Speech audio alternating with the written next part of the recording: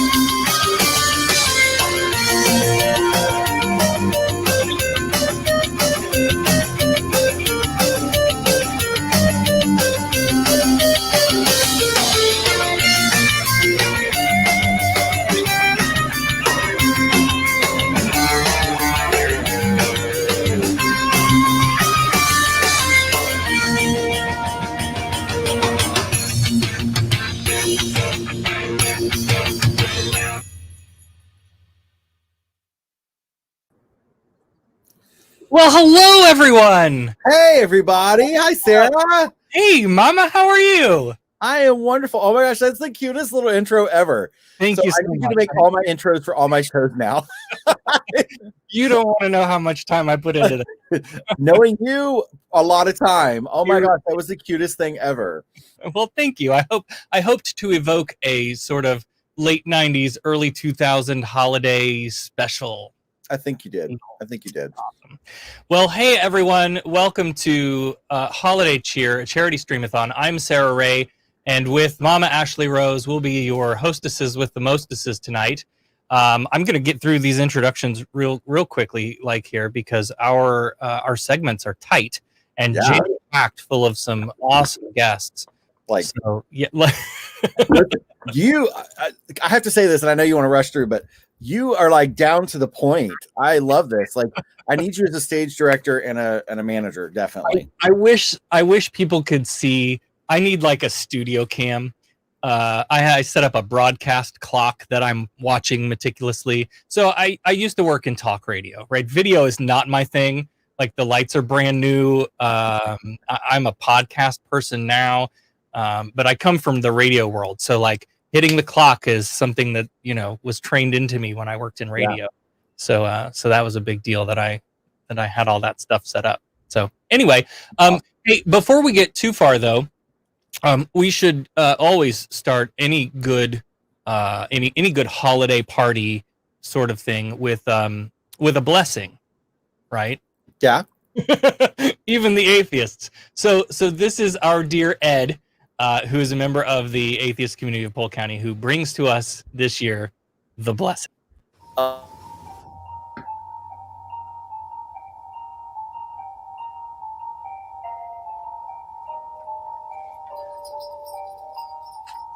Hello, I'm Sensei Claus, and I'm going to read the Pastafarian prayer.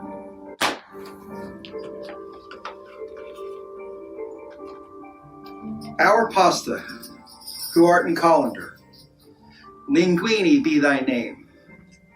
Thy boiling done, al dente one, on plate where it is in kitchen. Give us this meal and a side of bread, and forgive us our belching, as we forgive those who belch among us. And lead us not into heartburn, but deliver us some Tums. For thine is the meatball, the noodle, and the marinara, forever and ever. Ramen.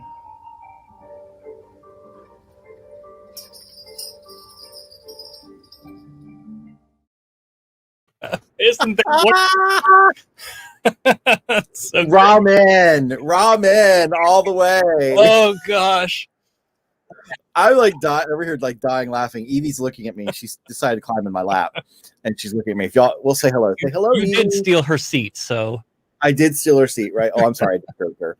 Oh my gosh, that was the greatest ramen. So, yes. So the brief introductions are that I'm Sarah Ray. I am one of the founding directors of the atheist community of Polk County here in Florida. And gosh, we've been in operation for almost 2 years now. We do a lot of community service type events and activism. And so doing a fundraiser for Foundation Beyond Belief was just such a no-brainer.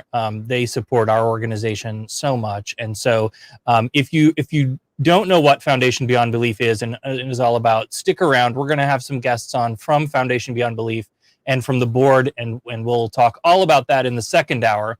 But so for the first hour, we're going to just get this party started. So that's who I am. Mama Ashley Rose is the head queen bee of the Rose Dynasty Foundation. Do you have a fancy title, or is that it? Just I'm the founder and president, I guess. Okay. Is the officially unofficial. I'm the face of Rose Dynasty Foundation. Excellent. And that is for those who don't know, an organization that works with LGBTQ youth. And just I love those kids so much. They're just so wonderful, and I'm so glad that they have you and your organization to to be there for support. It's just Thank so you. great. I love them. They're my buddy. I don't know what I would do without my kids. I love them so much. Yeah. Oh, Mama, somebody's at the door. Well, let's see who's here. Who's here? Oh my gosh, it's Mandisa Thomas Hey. and McCool. Hey, y'all. Welcome, everybody. I'm confused. This was not the Gilmore Girls Christmas family reunion. I don't know where I am. Didn't you see me on that show? Maybe. Maybe. Quite Hello, possibly. ladies. How are y'all doing this evening? And how's everyone out there in the webland? Yes. Oh, the comments are coming in great. There's a lot of people watching. We've got quite a few people. So before we get any further, down at the bottom of the screen, follow that ticker. You can make a donation. Start right now. Go to make a donation to Foundation Beyond Belief. You can text Atheist Holiday to 44321 or go to the bit.ly link that's too long for me to read, but it's going to come up on your ticker there. So great that we've got Mandisa and Marissa to kick this thing off tonight. So Mandisa, you were a former board member from Foundation Beyond Belief. Is that right? Yes, I served on the board for Foundation Beyond Belief from 2013 to 2016, so about 3 years. Awesome. And Marissa is a atheist trans activist. She's got 73 books out now, and 74. God, I didn't sign up to be undersold. Come on. And how many podcasts? I'm not even going to make up a number. Yes. All the podcasts. Wow. So it's so wonderful. I haven't talked to Marissa. I haven't talked to you in a long, long time. Well, whose So fault it's is good that? to see you again. Oh, it's definitely my fault. Of course it is. So thanks for not holding any grudges and saying yes when I called. Well, I've seen Mandisa recently, back when we were actually allowed to, see people in person. That was nice. We Yeah. opened for Lucian Graves. That was fun. Oh, that's cool. I miss getting together. I kind of thought of this as a, we really missed out on all of the getting-togethers this year. We had to cancel all of the conventions or convert them to online formats, and that's just not the same. So it's frustrating. COVID is what COVID is, right? Yeah, but it's good that we can do these things and still try to, like I said, raise some awareness, support some organizations like this one back here as well. But primarily this is for Foundation Beyond Belief. And for those of you who don't know, I am the founder and president of Black Nonbelievers, which is based here in Atlanta. And even though we can't be together in person, it's just great to be here with you all right now. Absolutely. Hey, so I know that you had been preparing a little something for us. Do you want to kick us off with some energy and get us all excited, Mandisa? Absolutely. So for those of you who cannot see what I have on vibes, because this is what I'm about to give to you right now. So I'm going to ask for y'all to kind of help me along here, to just kind of get this party started a bit. For those of you who are watching and who don't know, I do sing a little bit. I know that there's a lot of talent and entertainment this evening, but I'm going to try to kick it off for y'all right now. So let's get ready to sing along, and hopefully y'all can hear We this. practiced this, so hopefully it'll work. Yes. Yes. So hopefully you can hear that right now. And we're going to get this started. So come on, let's clap your hands. Can y'all hear me? Nope. I got you, but no music. Hold on now. Love those Hold on. technical difficulties. I actually clicked share audio when I Oh, here hit we share screen. So Here let we me go. stop. Now, yep, restart it, and I know what we need to do now. Thanks for hanging out with us during the technical glitches, though.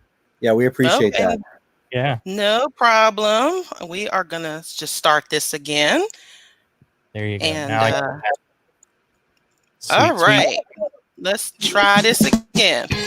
All right. How's that? There we go. All right. All right. Can they still see me? I mean, if anything, they should be able to hear me, if nothing else. All right, here we go. We are getting ready to get this started. Woohoo! This is celebration.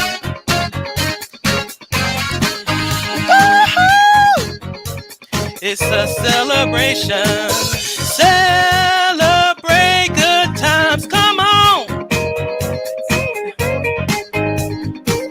Celebrate good times. Come on. Let's celebrate. There's a party going on right here. A celebration to last throughout the years. So bring your good times and your laughter too. We gon' celebrate your party with you. Come on now, celebration.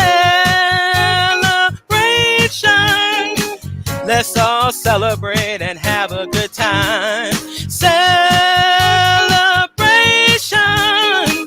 We gon' celebrate and have a good time. It's time to come together. It's up to you. What's your pleasure? Everyone around the world, come on! Woohoo! It's a celebration. Woohoo! It's a celebration. Celebrate good times, come on! It's a celebration. Celebrate good times. Come on. Let's celebrate. There's a party going on right here. A dedication to last throughout the years. So bring your good times and your laughter too. We gon' celebrate your party with you. Come on now. Celebration. Let's all celebrate and have a good time. Yeah, yeah. We gon' celebrate and have a good time. It's time to come together. It's up to you. What's your pleasure? Everyone around the world, come on.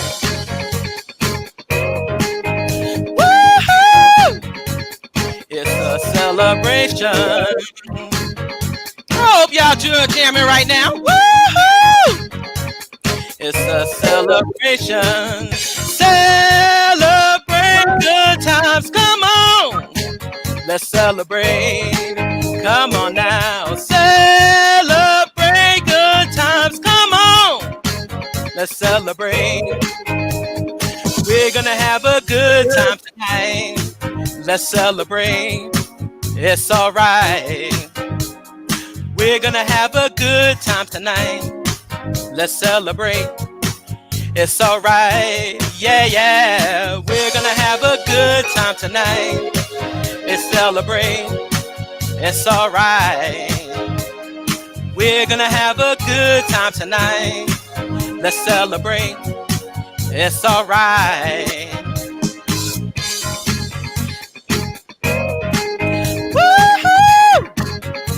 It's a celebration.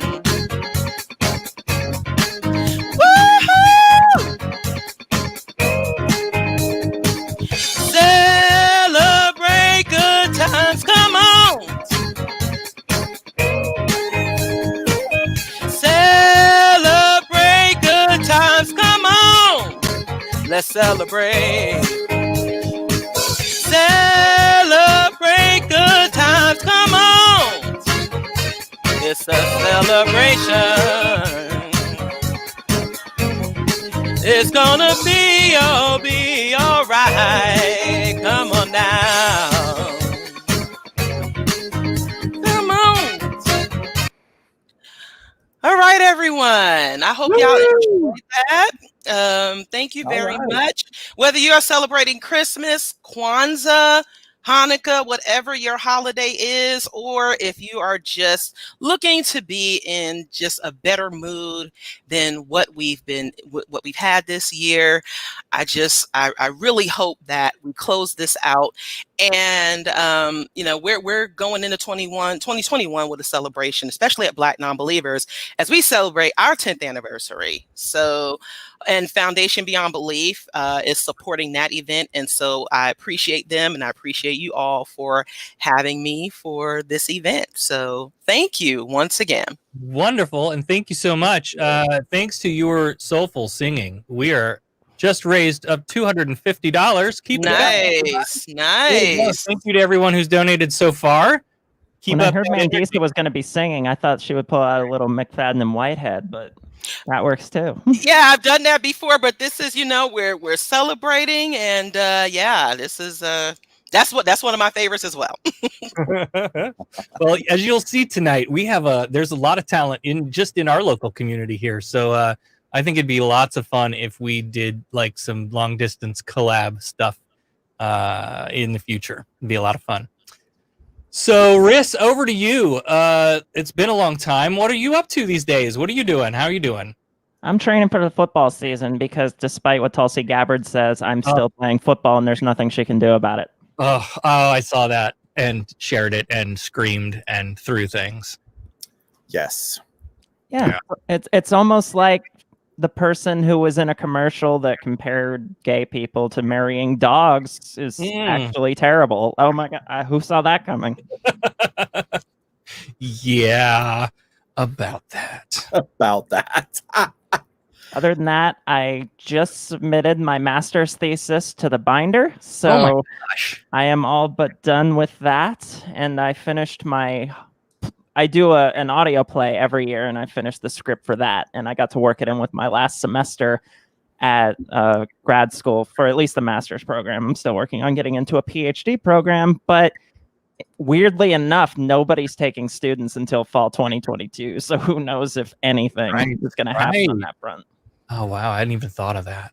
Yeah, but they were nice enough to take the admission fee or the application fee before they decided that. So.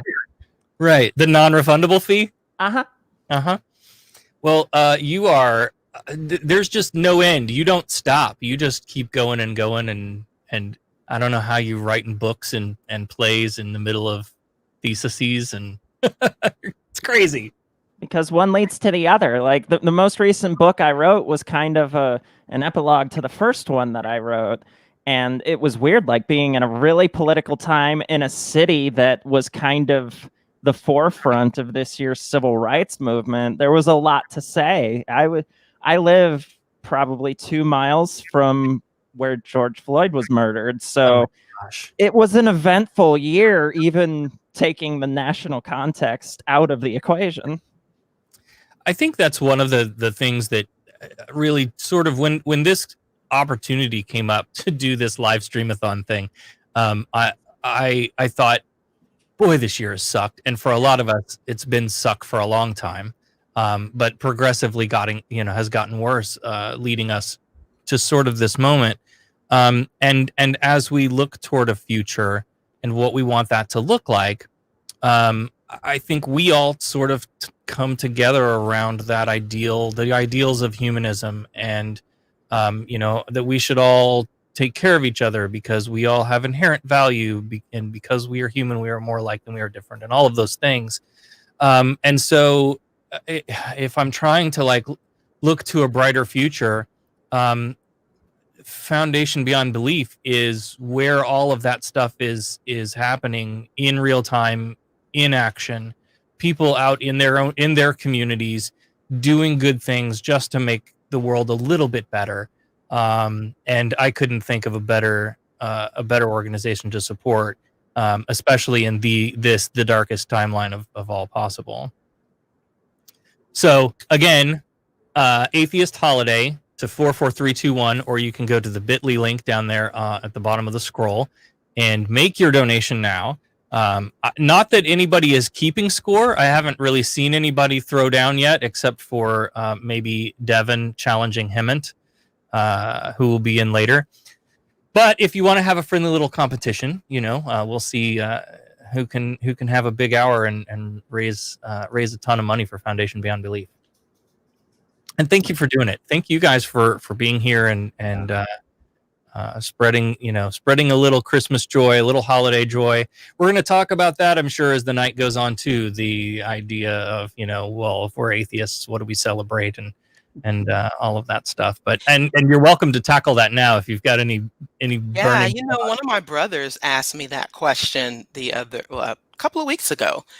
He said, "Oh, what do you the atheists celebrate?" I'm like, "We celebrate holidays not just like everyone else, but for those who aren't aware of the origins of Christmas, for example, it is a pagan/secular holiday. It is not. There's nothing about Jesus. Nothing about the birth of Jesus." It's important to be informed with what you celebrate, so that when people ask why, and you can give them some knowledge along with that. One thing I've said is that reason and evidence are not the enemies of celebration. It is not the enemy of having a good time, and it's important for us to be aware, especially in this day and age now, where we're having to remain safe and keep ourselves aware. There's a balance to all of this, and I think it's important for us to remember that. Yeah, absolutely, Riss.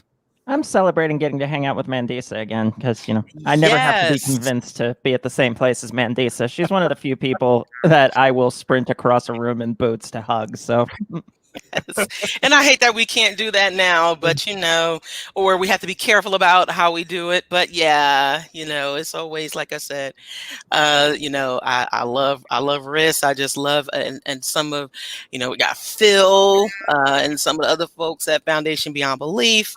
Andrew, who's coming up. I mean, Hemant.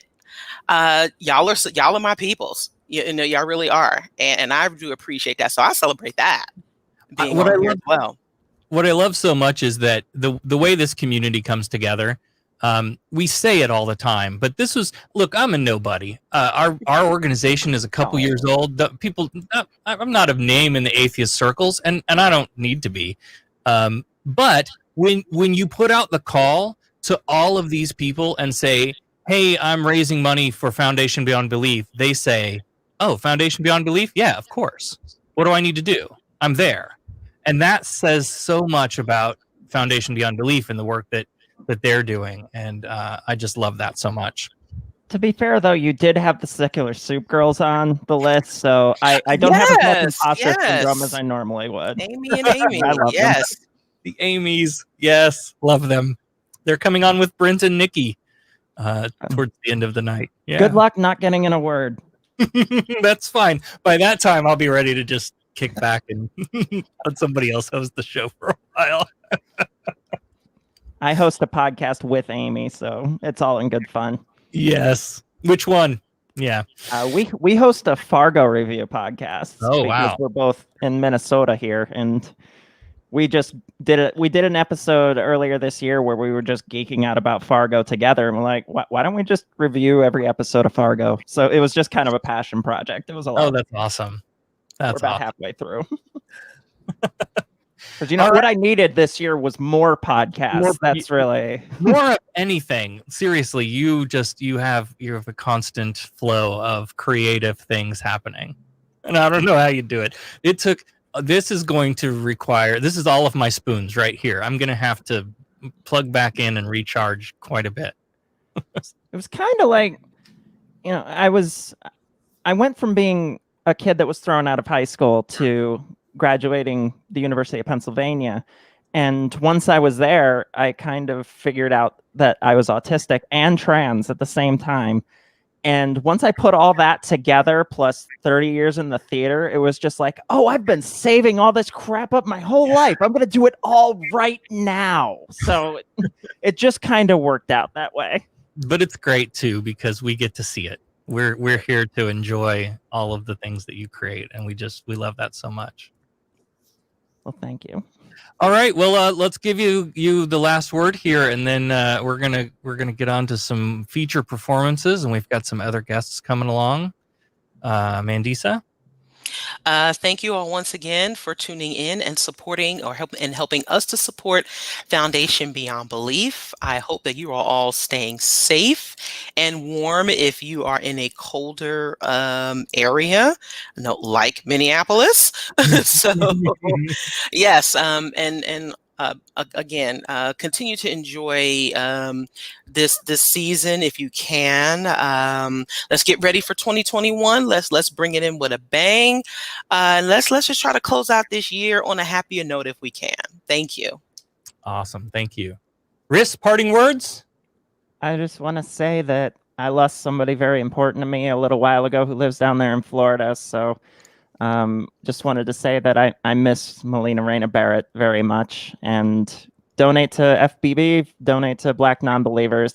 If you want to see any of my work, I'm not hard to find, Marissa, McCool, but those are the people you should be focusing on right now.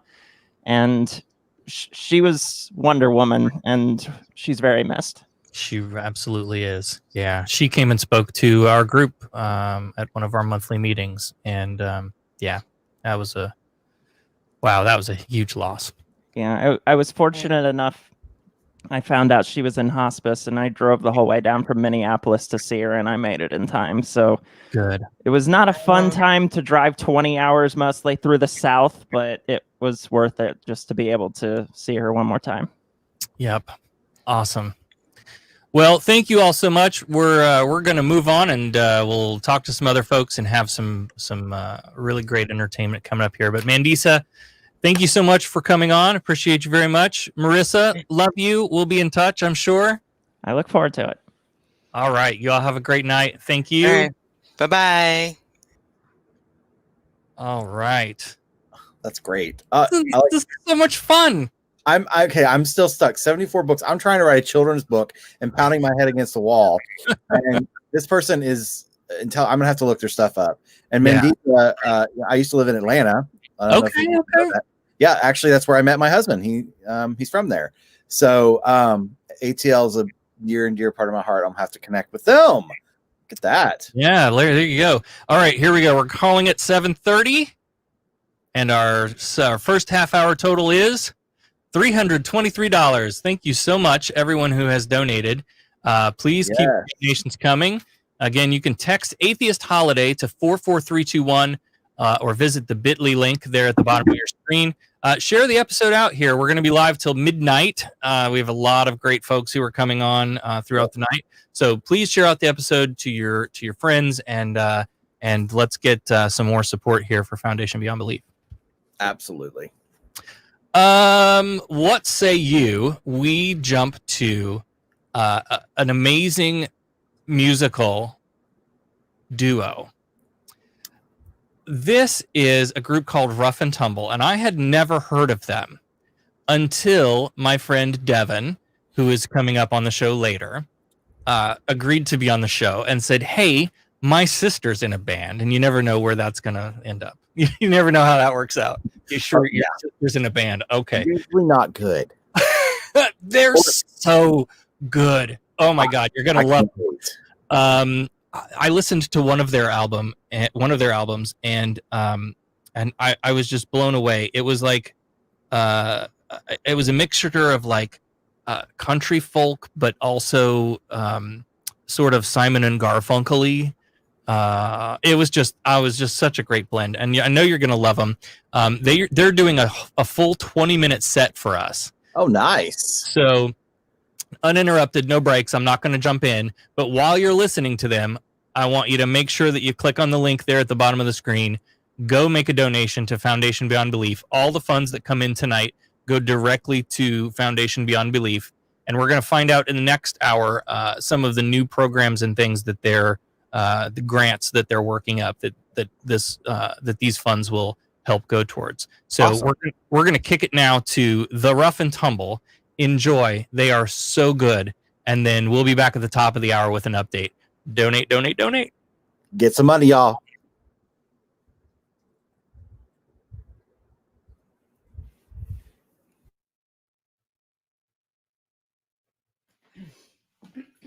All right, here we go. Hello, everybody. Hello, everyone. We're the Rough and Tumble. I'm Scott Tyler. I'm Mallory Graham. This is not our third take. No. We're so happy to be It is here. wonderful to It be is with you. wonderful, a delight, a surprise, not a surprise on account of the fact that we were invited and so are you. Thank you for having us. Thank you to Sarah and everyone at the Polk County Atheist Community for having us. Yes, It is so good to be here with It's you. great to play music. We, for a second, wondered if we still knew how to do that on account of 2020 happenings, but we do know how, and We do. thank you for reminding us.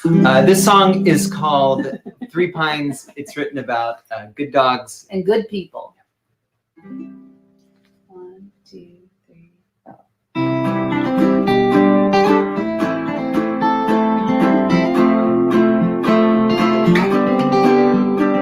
I guess if you wonder where you came from, you can wonder how I've been.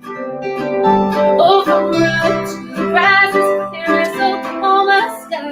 I know everyone's a good dog under these 3 pines.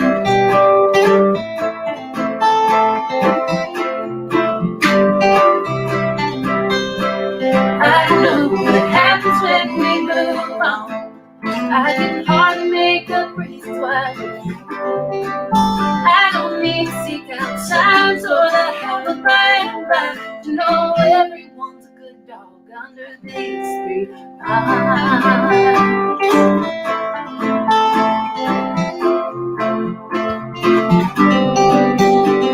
Chasing a dream or chasing a rabbit, I don't care what it is, I'm just happy to have it. I've been chasing mountains from the prairies. I've been humming songs that I don't know.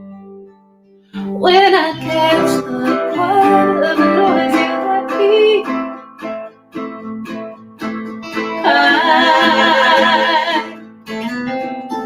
I know everyone's a good dog under these 3 pines.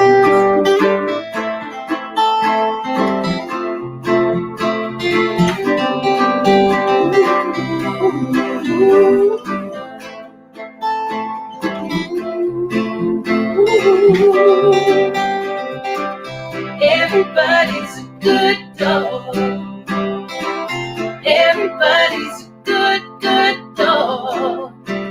Everybody's a good dog. Everybody's a good dog.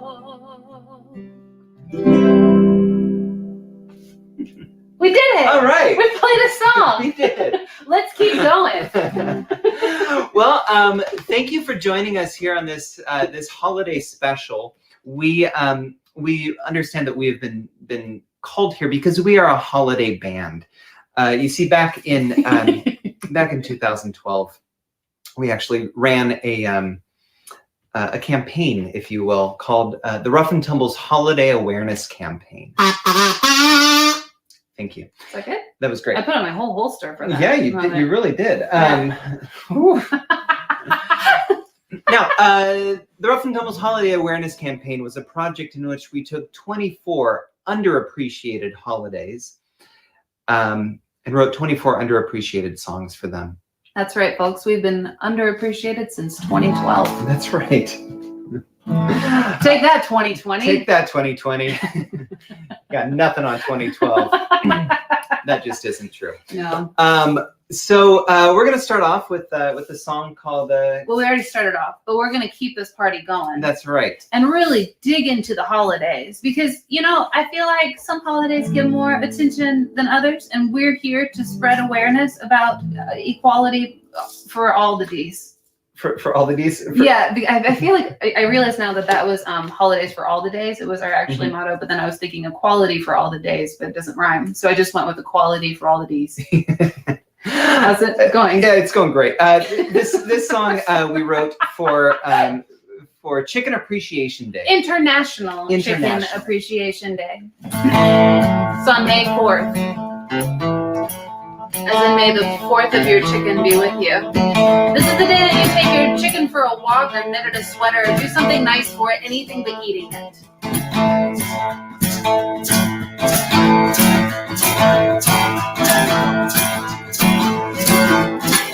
on, drive me down this city. Come on, chicken, drive me down now. Come on, chicken, drive me down this city. Come on, chicken, drive me down now. What's this place got?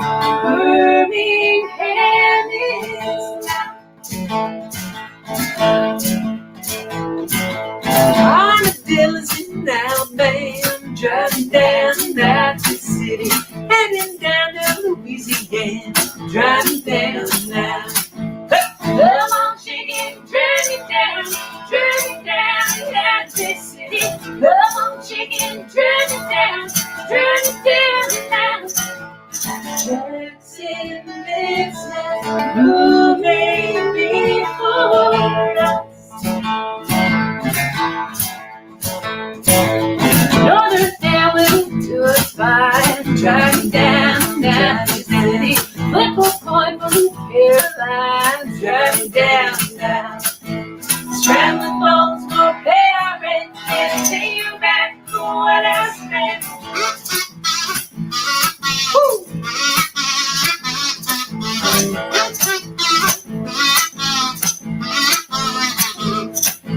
Come on, chicken, drive me down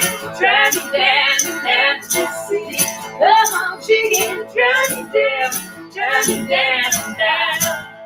Come on, chicken, drive me down this city. Come on, chicken, drive me down now.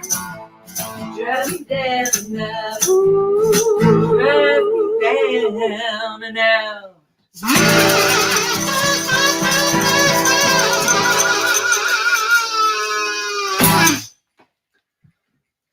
I usually don't do that because it was the closer, and I felt like, well, I think it was more festive. Than I would usual. say, yeah, nothing says festive like a red kazoo. You think so? Solo. Yeah, I do think so. Moving on, let's move on to a holiday that takes place December 12th of every year. Oh my gosh.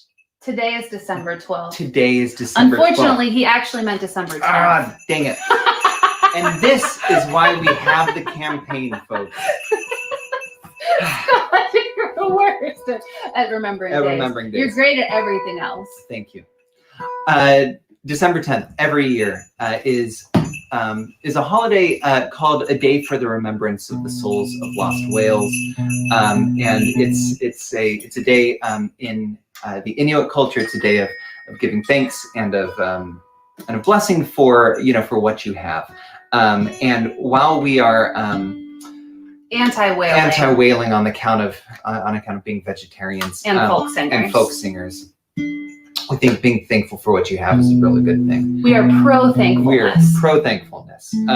So this song is called A Day for the Remembrance of the Souls of Lost Whales. It was written for A Day for the Remembrance of the Souls of Lost Whales. I think we're really driving home the holiday point. December 10th. Here we go.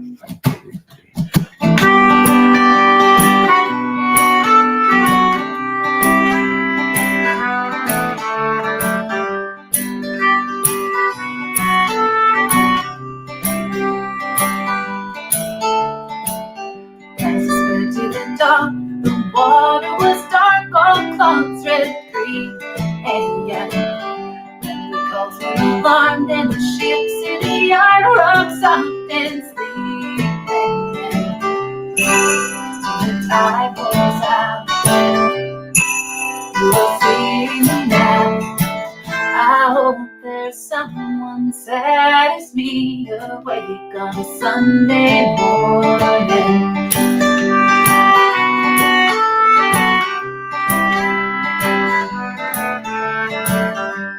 Binocular eyes so that I'd catch your smile spread wide past miles and miles. Words just simple, just songs so that I hum along like sailing inside this morning cloud. As the tide rolls out, who will reach me now?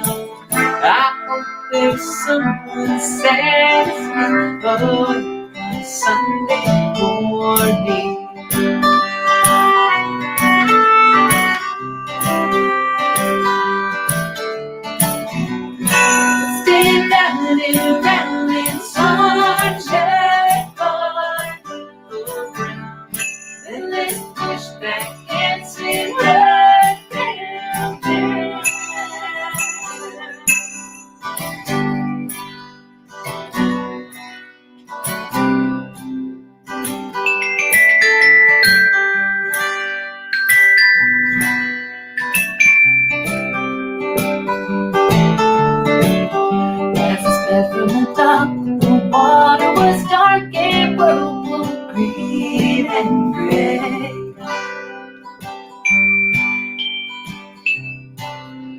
tide rolls out, and the tide rolls out, and there was someone sad asleep. Wake on Sunday morning.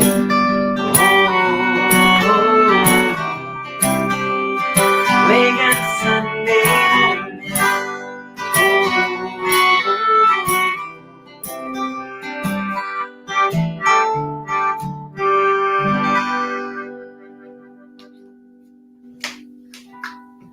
Cool. All right.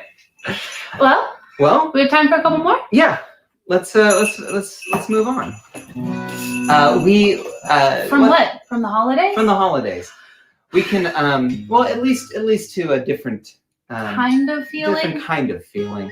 Do you like how I'm leading the witness? Very much so. Well, again, we are the Rough and Tumble. We have a new record coming out in February. Mm-hmm. It's called We're Only Family If You Say So. And what a foreboding title that is. What a foreboding title. I know that it's been a strange year. For some people, a strange 4 years with their themselves and their families. Mm-hmm. And we wrote this album kind of as a way to navigate the strangeness that happens in families, yeah, and particularly in my own family in this case. But I think that the holiday season, as commonly referred to, not the real holiday season, which as the Rough and Tumble knows is all year long, all year round. But this holiday season, I think, has some strange places to navigate as well, and sometimes that comes with a lot of feelings of being left out as well, yeah. As this feeling of needing things to be like they were, and also trying to forge new pathways in our minds to not be wildly depressed at this time of year. For some of us, not saying any names. So this song is kind of about going back to those old places and reclaiming them, and going there not alone. Yeah, the song is called "You're Not Going Alone."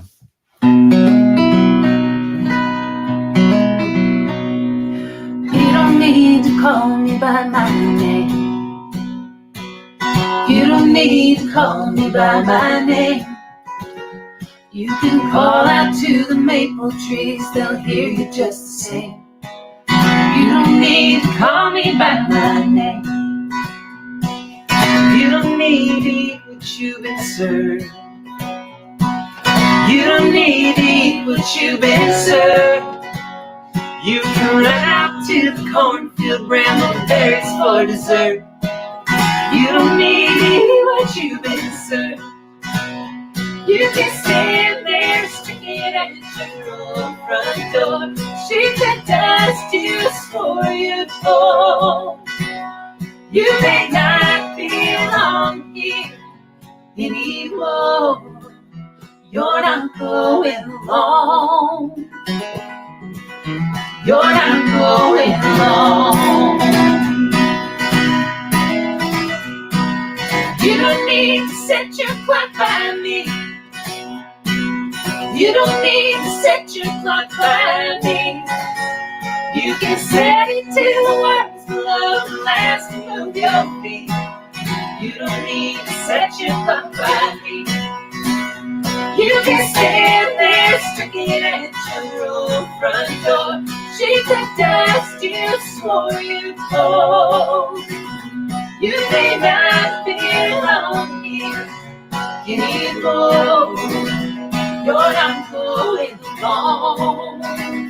No, I wish I were an orphan sometimes with a white sky and fierce lightning and a cocktail leaning over, wide eyes and a long feather gray and tail lights. You don't need to run and hop that train. You don't need to run and hop that train. You can keep on walking, you're bound for glory just the same. You don't need to run. Don't just stand there sticking at your old front door. Shake the dust you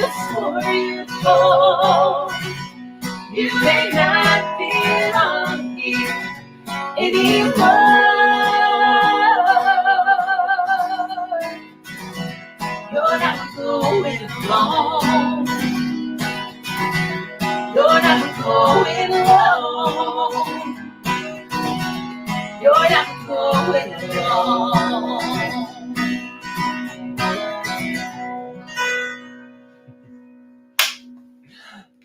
As we were singing that song, I got to thinking about how difficult this year has been, and how That's all we ever think about. 2020 has been terribly difficult. And if you have been having a difficult time, we just want to say that you're not alone. But I also want to point out that maybe these COVID restrictions here at during the holiday season are really good for atheists, because this year you don't have to fake a stomach ache to get out of going to the Christmas Eve service at your parents' church. That's a good point. You know? Yeah. I kind of stopped faking the stomach ache, though. That's true. It's probably. Which is why we wrote an album called We're Only Family If You Say So. Thank you all so much for joining us. Thank you for letting us join you as well. We love being here with you virtually this year. And we hope to see you someday in real life. IRL is what the kids call it. We're going to close with the song that we wrote a few years ago when we thought we had the hardest year we've ever had. This is called Howl at the Moon. We found after we had a series of losses, we lost our dog and our best friend and all kinds of things all at once. And we found that to ease the strain, we would begin howling. Like we would just like let back while we were driving and howl. And our dogs sincerely hated it, and we sincerely felt better. And so we found that it does alleviate a lot of stress. So if at any point, boy, this is a real downer of an ending for a holiday thing. We're like, if you're sad, if you're having a hard time, if you're lonely. Well, but even if you're happy, I think it goes a long way to howl and to just kind of put that out there. It'll make you feel better. It'll lighten your mood, even if it's already light and cheery. That's right. Okay? So this is called Howl at the Moon. Feel free to howl along from home. We can't hear you. It would be really weird if we could, though. It'd be fun. It would. Here we go.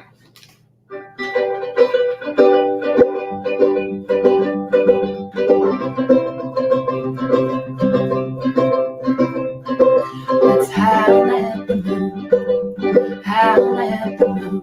Don't you want to? I stop at the moon, starring the sun and stars and planets and the clear blue too. Maybe what else could keep us from the path we picked to go and all along?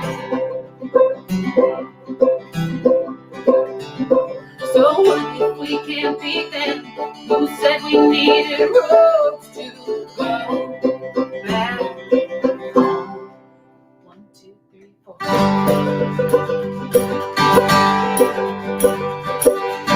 Start moving soon.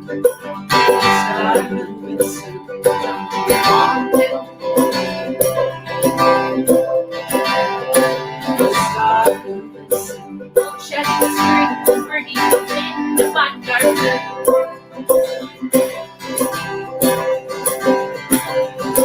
The gods have kept us from doing what it is we want to do.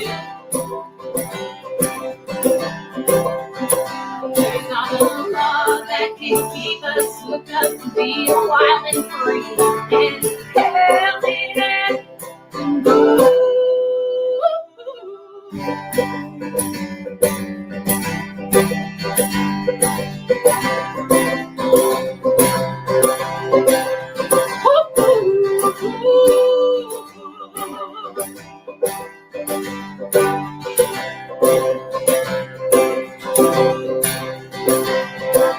Let's make a rift between the page and let's be grifters, let's get low.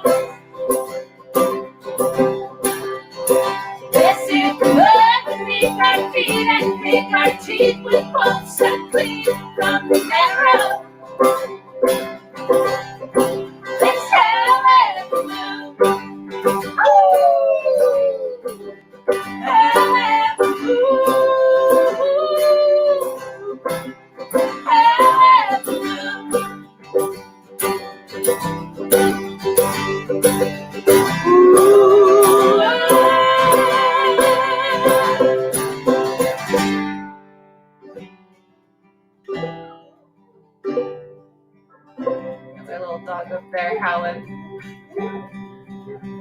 Let's howl at the moon. Howl at the moon. Don't you want to? Let's howl at the moon. Howl at the moon. Don't you want to? Oh! Thank you all so much. Thanks so much. Happy holidays. Happy holidays. We are the Rough and Tumble. Thank you for hanging out with us. We like you so much. We really do.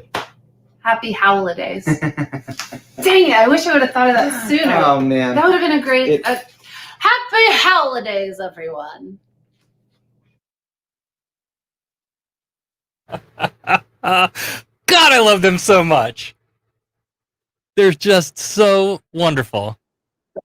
That's the great. Oh, I was howling. No. You didn't hear me. I was like, "Ooh!" Oh my gosh, that was so. Oh. I love that. And what a great idea, huh? already. Hal, just get it out.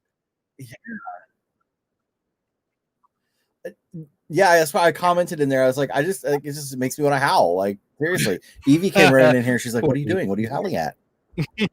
Like, I'm just howling. That's the best. What a great set. They made me want to get out every instrument I had as a child and play it.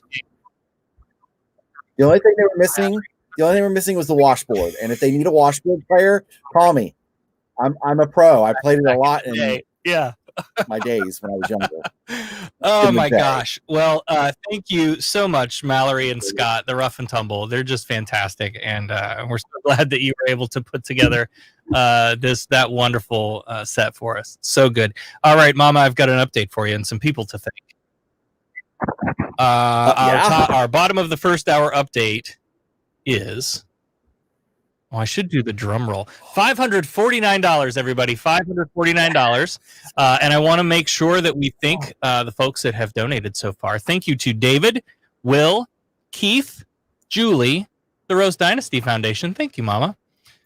Devon, Terrence, Justin, Crystal, Cindy, and Jolie. Thank you all so very much for making this donation to Foundation Beyond Belief. Yes. Stick around. We're going to find out a whole lot more about that organization and exactly what they're going to do with your money. I promise you it is some incredibly good stuff. They're making a huge difference out in the world, and we're just thrilled to be a part of it. That's so exciting. You all right? You okay there? Yeah, my laptop decided to say, "Hey, I'm not plugged in." So I'm like, "I gotta plug it in. If not, I'm going to disappear." Oh, goodness. Well, we've got a whole lot more show for you all tonight. There's a whole bunch more friends that are going to pop in and say hi. We have more folks who have recorded some things to show for you. That is the only like full-length segment that has been pre-recorded. Everybody else is coming on live, and then the pre-recorded stuff is a whole lot shorter than that. But I guarantee you're going to love it. We have some people from the community. You saw Ed earlier do the the prayer to kick off the event. Ed's wife, Carol, is coming up later in the show. She's going to read us a holiday story, which is quite possibly the most contentious of holiday stories that exists. So that'll be interesting. I'll let you stew on that and ruminate and see if you can figure out what that might be. What we're going to do now, and this at the top of each hour, we're going to take a moment to listen to a dramatic reading from Tracie Harris. Now, a lot of you know Tracie Harris from her time with the atheist community of Austin. And she was a regular co-host on the Atheist Experience and Godless Bitches, and now she has a new podcast that she's going to tell you all about. And she did some readings from Dickens' A Christmas Carol, and stick with us through the whole show, because once we get to that final reading, she ties everything so well together of what we're all doing here in the broader question, but also how all of this fits in with the mission at Foundation Beyond Belief and the work that we're doing to help raise money for them. So stick around for that. You're going to love it. So let's kick it now over to Tracie Harris for our first reading from Dickens' A Christmas Carol. And then Mama and I will be back for more.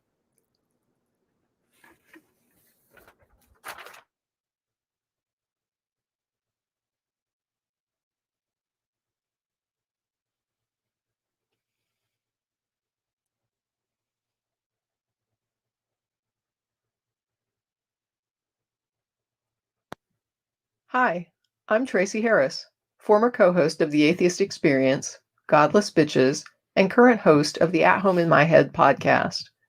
I was at home working on preparations for a Zoom holiday event when I received a text asking if I would be interested in participating in an event to benefit Foundation Beyond Belief. I was told some folks were participating live, while others were recording participation with poems, music, and readings. I immediately thought of Charles Dickens' holiday classic tale, A Christmas Carol. The story has had such an impact on the culture that even the surname of the protagonist, Scrooge, has become synonymous with stinginess and indifference to suffering and need. Scrooge became a reflection of the worst of human attributes, who is broken one Christmas Eve by the ghost of his business partner, along with three spirits who come to offer a chance at redemption while Scrooge is still alive and able to influence the course of events in the world of the living, to do his part to alleviate human suffering through charitable action. A common question in secular communities is, are there secular charities? And how can I be sure they're credible? Foundation Beyond Belief has become the organization people within the secular community turn to fill this need. In a year when there is so much need, and at a time of year when people are often reminded to donate to charitable causes, I thought that a few readings reflecting service to humanity from this Dickens classic would be appropriate. For the first reading, the scene begins in Scrooge's place of business directly after Scrooge has gruffly declined an invitation from his nephew to attend his holiday event. As his nephew is leaving, two gentlemen enter the office, solicitors for a charitable cause. They were portly gentlemen, pleasant to behold, and now stood with their hats off in Scrooge's office. They had books and papers in their hands and bowed to him. "Scrooge and Marley's, I believe," said one of the gentlemen, referring to his list. "Have I the pleasure of addressing Mr. Scrooge or Mr. Marley?" "Mr. Marley has been dead these 7 years," Scrooge replied. "He died 7 years ago this very night."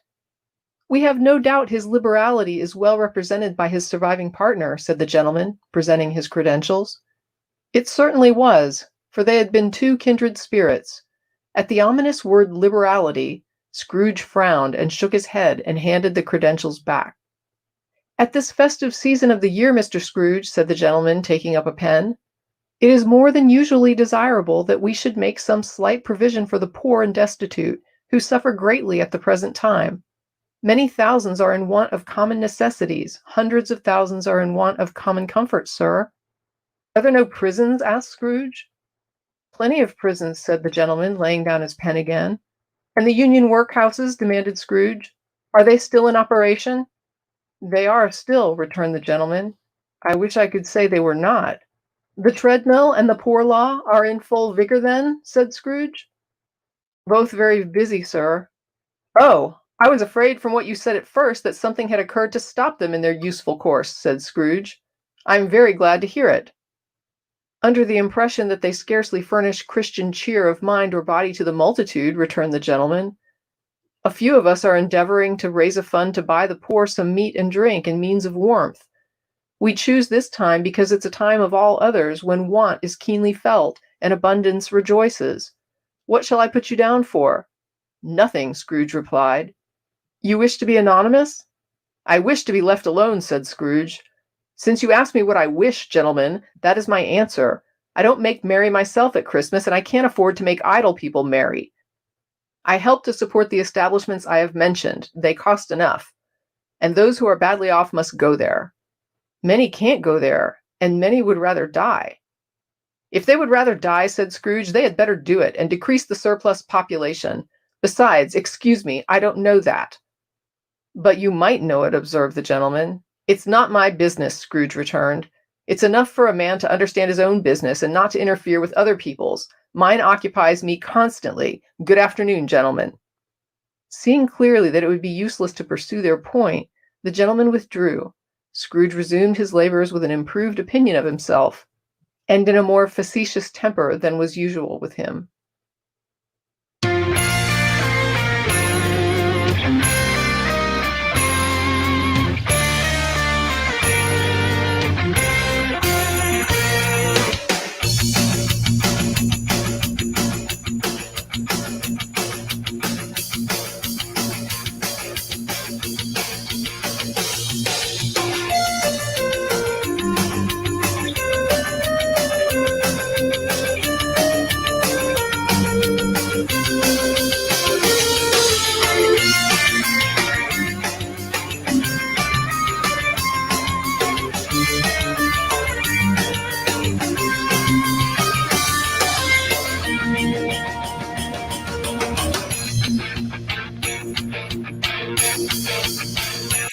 All right.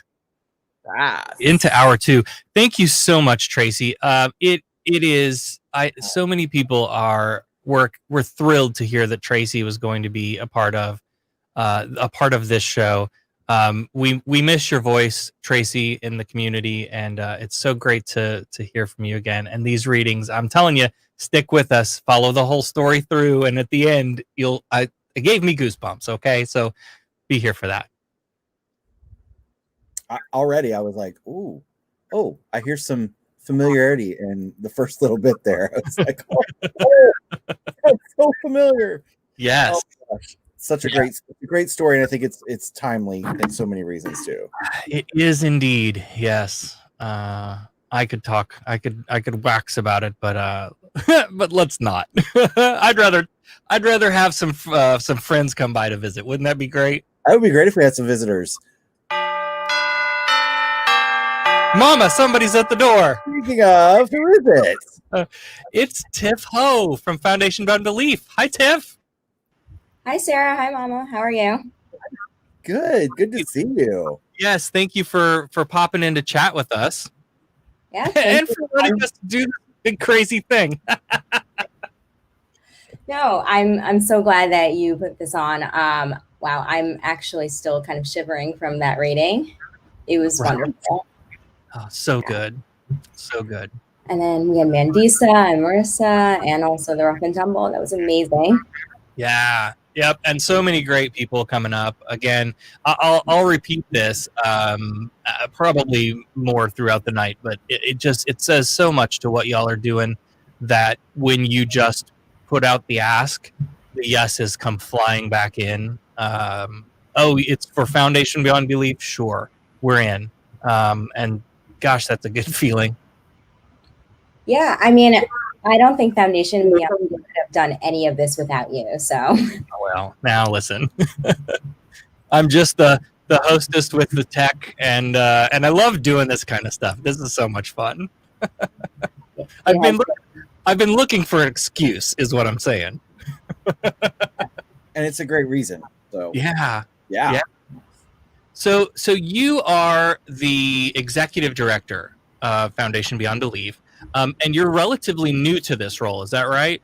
Yep, I came in at the end of September, and then I've just been here for a couple months since. So it has been amazing. Foundation Beyond Belief has an amazing team. I believe Sarah and Eric, I saw them on, and then Clare and Bill, our board members, are coming on later on.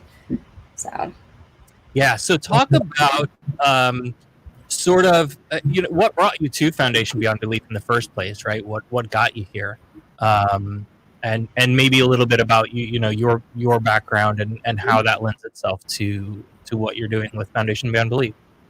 Yeah, so I came up from a very Buddhist family, and a lot of this was just cultural. But what really drew me, I'm sorry, you hear my dog in the background? I have 3 of them. Aww. Oh, I see one. I will bring them up for an introduction. Oh my goodness. This one here is Knuckles. Oh and my god. Yeah. So say hi, Knuckles. This is hi. Yeah, what drew me to Foundation Beyond Belief anyways is just I grew up in this Buddhist family, cultural, and a lot of it was just this idea of humanism. So, one of the things that we really speak about across religions, across, whether you're atheist, you're religious, monotheistic religion, or polytheistic, is this idea we're all humans. And that's something that I was really drawn to. And as I got older, a lot of it, a lot of what kind of turned me against religion was people trying to press their ideas on other people. And I saw a lot of this, just a lot of really inequality going on. And so I found Foundation Beyond Belief, and I've been here for the past 2 months or so. Yeah. Awesome. That was so one of the things, I'll talk about a little bit about our organization and how we very quickly got hooked up to Foundation Beyond Belief. So We are, for those of you who are watching from outside of the area, welcome. Thanks for tuning in. We're a very rural sort of red blob in between Orlando and Tampa. And so when you think about, gosh, even just basic services, we're one of those places that's church on every street corner. Everybody goes to church, right? So there are so many people here who have the experience of being a non-believer and feeling alone, feeling like there's no one else like me. I'm the only one. There can't possibly be any more. This is such a churchy place. And so we created this organization a couple of years ago, and people quickly gravitated towards us, looking for that community. And that's just, that's been a huge success all on its own. But also, with that, we wanted to really change the narrative, to correct the misconceptions that people have about what an atheist is. And in Red Blob Bible Belt South, it's a real negative image, right? So we said as a board, we want to be known as those people who show up when they're needed. We want to be those people who are working on, issues surrounding homelessness and food insecurity in the environment. And so we started creating programs to try to, address some of those issues in whatever little small way that we could. And bless our folks, they just jumped right in head first and are doing that hard work. And so as we were looking at other organizations to associate with, Foundation Beyond Belief came across the radar, and it was just such an easy fit, a perfect alignment of what our mission and vision statements are together, and the work that we want to do. And so being able to partner with you all and have a resource that's a little bigger, that's a global entity, that can help us think bigger than our county border and do more, was just such a no-brainer. And so I'm thrilled that we get to work together in the little ways that we do, and I'm excited to do more. So thank you for that. No, thank you. One of the greatest things about Foundation Beyond Belief is our network, our Beyond Belief network, and ACPC is one of those teams, and we do our best to support those teams. I know you've been working with preventing suicide, you've been working with feeding the homeless. So there's just so much that we have done, and we wouldn't be able to do that without working with other organizations. So FBB has been working a lot with that. We're just trying to make sure that we're all supportive of each other, and we do that, through grants. Humanist Grants is one of our biggest programs, Compassionate Impact Grant, and the Beyond Belief Network. And I believe ACPC has won an award this year. Yes, we did. I think it's hanging on my wall up here. Yeah, it is. Rookie of the Year. Yeah. So it's been really wonderful just being able to be a part of this. And I'm really hoping, with 2020, it's been such a rough year for so many of us. One of the programs that Foundation Beyond Belief has had is in Ghana. We have a vocational training school, and we had to shut that down because of COVID. But with the support of a lot of the organizations around and donors, we were able to transition that into COVID care packages for beneficiaries. Oh, great. Yeah, and we're able to give out a lot of grants just because of donors as well. So we're really happy about that. So the volunteer network then is really just lots of local groups spread out all over, who are out in the community doing the hard work of making the world a little better. And then you have the program in Ghana. Talk a little bit then about the disaster recovery that FBB does. Yeah, we've been working with All Hands and Hearts, and in the past we would deploy volunteers. However, with the pandemic, it's been a little bit difficult. What we have been doing has been raising funds for them. this year, it's just been an unprecedented hurricane season. There's just been so many hurricanes there. So we've really been working towards that.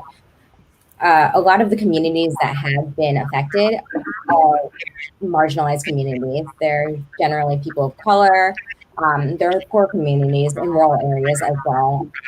Louisiana, you have Florida, you have Texas. And so we try to make sure that those communities are being helped, not just in the aftermath of disaster relief, but also through the recovery, trying to make sure that efforts are put towards sustainability, and really rebuilding, making communities stronger so that they're able to withstand hurricanes, withstand other natural disasters later on. So that is our Humus Disaster Recovery Program. It's a great program that we've really been trying to work towards. So All Hands and Hearts is our partner organization in that as well. Awesome. And I know we're talking so much about pre-COVID and then how things have changed in COVID times. But when you think about we're here in Florida, and so it's hurricane, and they're getting worse and more frequent due to climate change. And so, that's something that's on our radar too. We're I don't know, far enough north and enough mid-state that the storms usually weaken by the time they get to us, and it's not too bad. But that also puts us in travel range, to go and do some work after a storm to help some folks recover and rebuild. So I know I will speak for all of us that that's something we definitely would love to be a part of going forward. One of the things that I know that y'all do in that is it's sort of a training program to help people who are going in to do this work understand what they're getting into, understand the psychology of what's going on and the people that they're going to be working with or helping and dealing with. Do you want to talk a little bit more about like what that training looks like in pre-COVID times and post-COVID times? Yeah.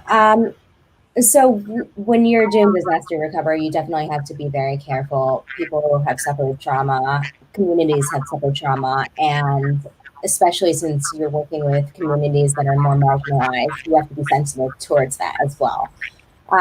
One of the things that we have, FBB is a small organization, and because of that, we partner with All Hands and Hearts. They provide a lot of the training, and we connect volunteers with them in order to deploy. This was, like I said, pre-COVID.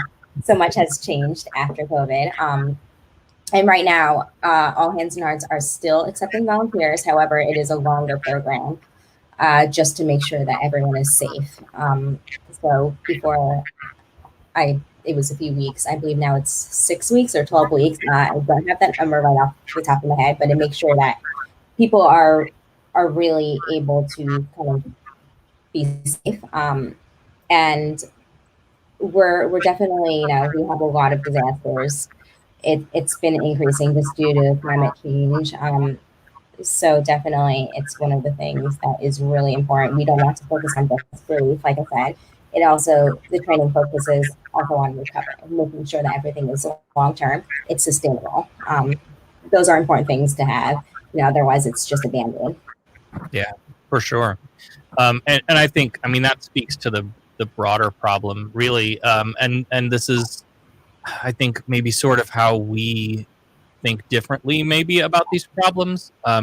Is that we're not just trying to patch it up and then, everything's great now, go on about your lives, right? Like it, even beyond, if you're someone who's lived through the worst storm and it's the first time you've ever gone through it, right? There's a trauma that comes with that too. Like it's just so much more than a busted up house or whatever is my point, I guess. And so I think all of us have that dream bigger spirit, if you want to call it something, where, I would take care of all of the problems if I could. How on earth do we get to taking care of more of the problems? And I think that's sort of the goal that we all drive ourselves toward, and why we all work so well together. Yeah. And I'll tell you. No, go ahead. No, I was just saying that you summed it up really nicely, how well we work together just to create this better world for everybody, a more equal world, a world where people don't have to worry so much about these things. And we're able to do that because there's a community that we've built right here. I'll share a little bit about what we have been doing for the folks who are tuning in from the outside. We started several new programs in the wake of COVID as a sort of response. We started a program called It Takes a Village, which is a community coalition organization. Rose Dynasty Foundation and the Atheist Community and Planned Parenthood and the Unitarian Universalist Church and Red Tint and a whole bunch of organizations came together to address issues of food insecurity. Right, we had seen people lost their jobs during COVID or were housebound or whatever their situations were that changed, and food insecurity in this county is a big problem to start with, and then you layer COVID on top of that, and it was just really bad. We were getting inundated with calls from social workers saying we're swamped, we need some help, please. Yeah. So we all kind of got together and created this thing to help address that. And it's growing and growing and about to become a permanent. It's a novel. I call it a novel food pantry for the novel coronavirus. In that we don't want you to come shop at our store because we don't want anybody getting sick. So we put you on the list, and we have volunteers. Mama, you might be able to tell me. I don't know how many people we have now, but anywhere between around 250 families, 250 families. Yeah. So volunteers go out and they take routes of up to 10 homes and deliver these parcels of food to these families who can either not get to a food pantry, a proper food pantry for one reason or another, or just in really hard times. So that's a thing we did. And there's a school backpack program that we're doing where, the number of students in this county, it's staggeringly disgusting. The number of students that go their last meal is Friday at school at lunch, and then their next meal is Monday morning at school for breakfast. And so Rachel and Keith and their crew have been working real hard on this program that provides food to students and their families over the weekend, so that there's some food going on there. And so all of these things that have just kind of grown and taken on, and the community has embraced and jumped in and pitched in and said, yes, we're going to take care of people because it's the right thing to do. No questions asked. Where you don't have to fill out a whole bunch of forms. We're not asking for your life's history. We don't want your last 20 years tax statements. Like we're all hurting. Let's just help people however we can. And I don't see that stopping with COVID, right? When COVID goes away, the need's still going to be there. And so all of the Foundation Beyond Belief Network groups that are, I know I see the newsletters. There are so many great groups that are out there doing things like this, that are addressing those needs. And that's just going to continue on. And I hope that this night, that this conversation that we're having and that we're going to have in the next half hour with some folks from the board will inspire people to get involved. Whether it's as an individual or find a local group, if your local group is not part of the Beyond Belief Network, please get in touch. Let's get you set up and get you going.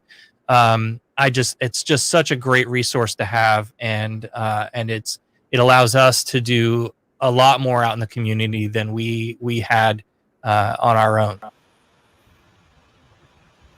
Yeah, and just jumping into that, adding on, a lot of the money that comes tonight, it goes towards supporting ACPC, other teams like Humanist Alliance, International Philippines, just a lot of these wonderful groups with Clare, Atheist United, part of our BBN program, and we're just trying to offer more support through grants, through really providing also supplies to help you continue your work, because like you said, it takes a village. it's just the community, and this is the community that we built. So really grateful for all the support that everyone has given. Now, you did announce recently that you're restructuring or launching some new grant program for the upcoming year. Tell us about that a little bit. Yeah, so we have the Compassionate Impact Grant, and previously it was part of our Humanist Grant, where once a year a single organization would get a bigger grant. What we are doing right now is we are restructuring so that it is $150,000. That's over 3 years, and I'm really excited about that because one of the things that we talk a lot about is making sure that organizations have ownership over how their money is spent. So this is an unrestricted grant, and it also really helps because it's long-term. We really wanted to focus on long-term sustainability, and being able to give money over 3 years, that's $150,000 is going to be really helpful, I hope, for a lot of smaller organizations. A lot of the BBN teams, they might be eligible to apply as long as you're 501c3. And so that's something that we really restructured. We've relaunched it, and applications are currently open. Awesome. And that's huge. One of the things I want to come back to that you said, ownership over the funds, unrestricted. Anybody who runs a 501c3 nonprofit that spends any amount of time looking for grants, my gosh, you almost need a grant to hire a person to be your grant writer to constantly be on top of the grant thing. Yes. Because my God, there are so many there's categories, and some are only applicable in a certain county of a certain state. And then it has to address this certain need. And then you have to write, oftentimes, there's a lot that goes into the application process for those grants. And so the more the money, the bigger the need to, make sure that there's a purpose, and it's going to be used in a way that's really going to get something meaningful off the ground. But one of the things that I liked about FBB when we got involved very early on was I'll call them micro grants that you do with Beyond Belief Network teams, and all we have to do is work for them. Right, so we have some community service events where we're out doing good things. We log those hours and the number of volunteers that show up and all of those things. We pass that information back, and that gets all calculated out. And once you reach certain milestones, then that opens us up to a small micro grant. And I'll tell you, you may not know, but how big a difference that really makes for a new little group like ours, to be able to go out and buy food for people. Like, as simple as that. We did the first micro grant we got was spent for the Hearth Project, which is a program here in our public school district that takes care of kids who are unsheltered and experiencing homelessness. And that was it was such an easy thing and made a huge difference in the efforts that we're doing. So yeah, there's so many great things to say. I could go on and on and on and on, but I won't go on and on and on. And so what we're going to do though, is we're going to get off the line with Tif here, and we're going to have some other folks who are deeply attached to Foundation Beyond Belief, to learn more from them about what got them interested and involved, and what their roles are and how they do them. But Tif, thank you so much for coming on and for enabling me to do my crazy things that I like to do, like this. No, thank you, Sarah. Thank you, Mama. And I just want to remind everyone, if you want to donate tonight, you can text Atheist Holiday 44321. But thank you again so much, Sarah. Thank you, Mama, and thank you for everyone for participating. Our pleasure. Thank you so much. All right. Wow. I learned a lot. Yes. Good. That was my hope. My hope was I knew we were going to have some folks who who knew what Foundation Beyond Belief is, and then we were going to have some folks who'd never heard of the organization and what they did. So good. I'm glad we covered those bases. Some questions rolling around in my mind I'll be asking later. Yeah. Well, we did talk a little bit about how Foundation Beyond Belief and the It Takes a Village coalition can do some work together. I imagine yes, that you have lots of questions. So yes, let's everybody go donate to Foundation Beyond Belief. They're doing wonderful work. They're very supportive of local atheist and secular humanist organizations who are out doing great work in their local communities, and it's great to have that support at a larger level.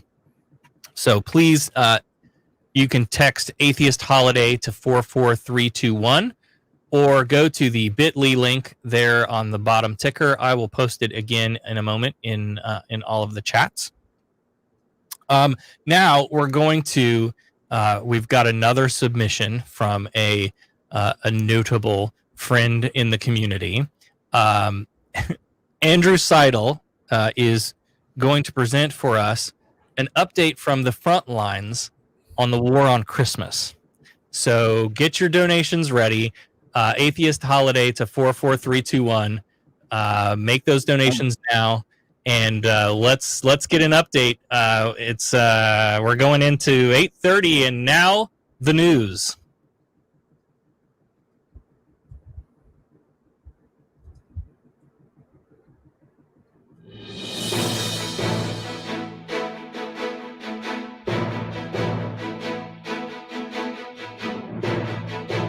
Hello, my friends. Andrew Seidel with the Freedom from Religion Foundation here, and I'm dropping into your holiday cheer charity stream-a-thon with a dispatch from the front. You may not realize it, but there's a war going on. A war on Christmas. Sure, yes, President Trump declared victory in the war on Christmas 2 years ago. We're starting to say Merry Christmas when that day comes around. Sure. It was May, and yes, this is the kind of pandering that we have come to expect from the farce that is the National Day of Prayer. But Trump was wrong. The war on Christmas is not over. Far from it. Now, you might think that I mean the Freedom from Religion Foundation's recent victory in Pratt, Kansas, that made national news. FFRF stopped the public schools' partnership with a Christian ministry called Operation Christmas Child, which is sponsored by Samaritan's Purse. The purpose of this shoebox ministry is to convert children in the developing world to Christianity.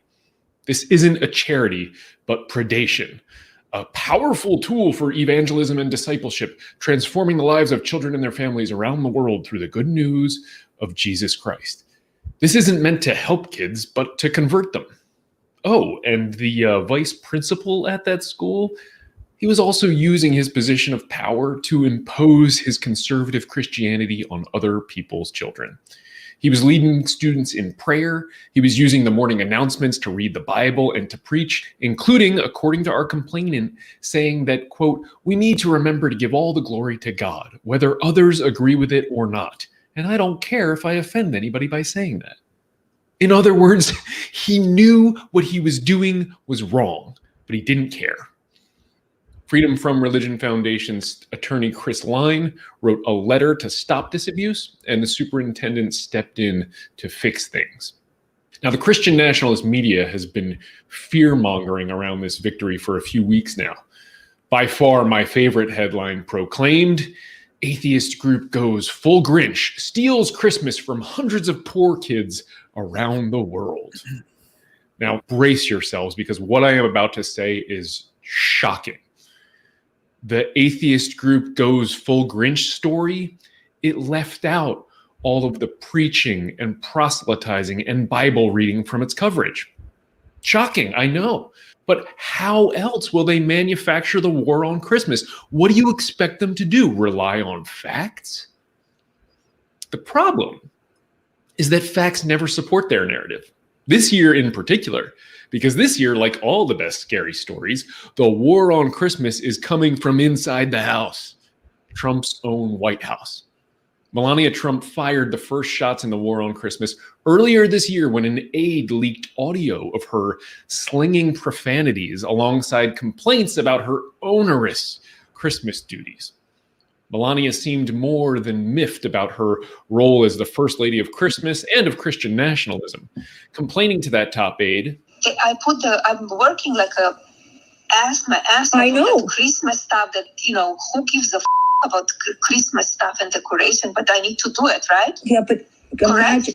That audio was recorded in July 2018, about the time she tweeted that planning is underway for this year's Christmas at the White House.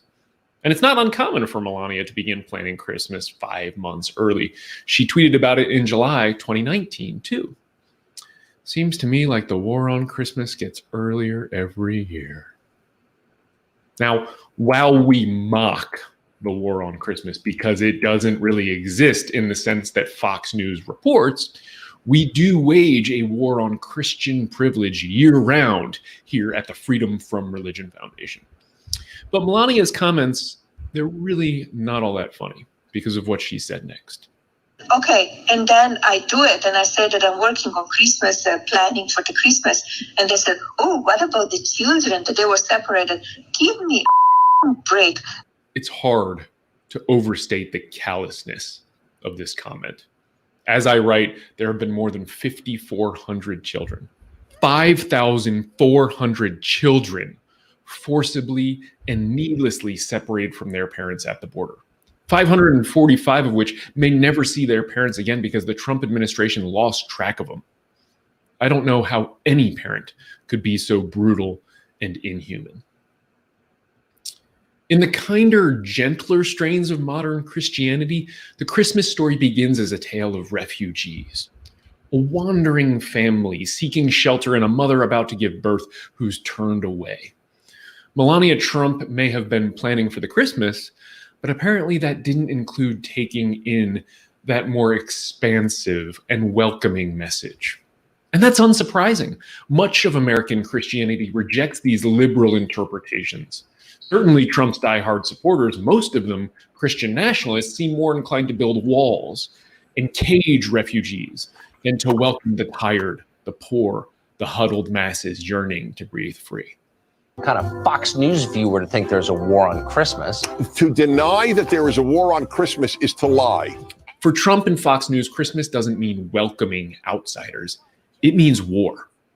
Back in October, Fox News television personality and frequent SNL target, Jeanine Pirro, made this clear when she told a crowd in Waco, Texas, I say Merry Christmas, and I say it a decibel louder now. And I stare them down, and so should you. They can scream and stare all they want, but it won't make the war on Christmas any more real. If they're looking for a battle to fight, for a wrong to right, they should start trying to reunite the children they ripped from their parents' arms. That would take a Christmas miracle, though, and we know there's no such thing. It's up to us to undo that damage, and it's up to us to undo the other damage that Trump has done to our courts, to our institutions, and to the wall of separation between state and church. As always, FFRF is there. We are the watchers on that wall. So please, this war on Christmas, join us. And we hope you'll contribute what you can to the Holiday Cheer Charity Stream-a-thon. Now, if you'll excuse me, I've got a mythical war to go win.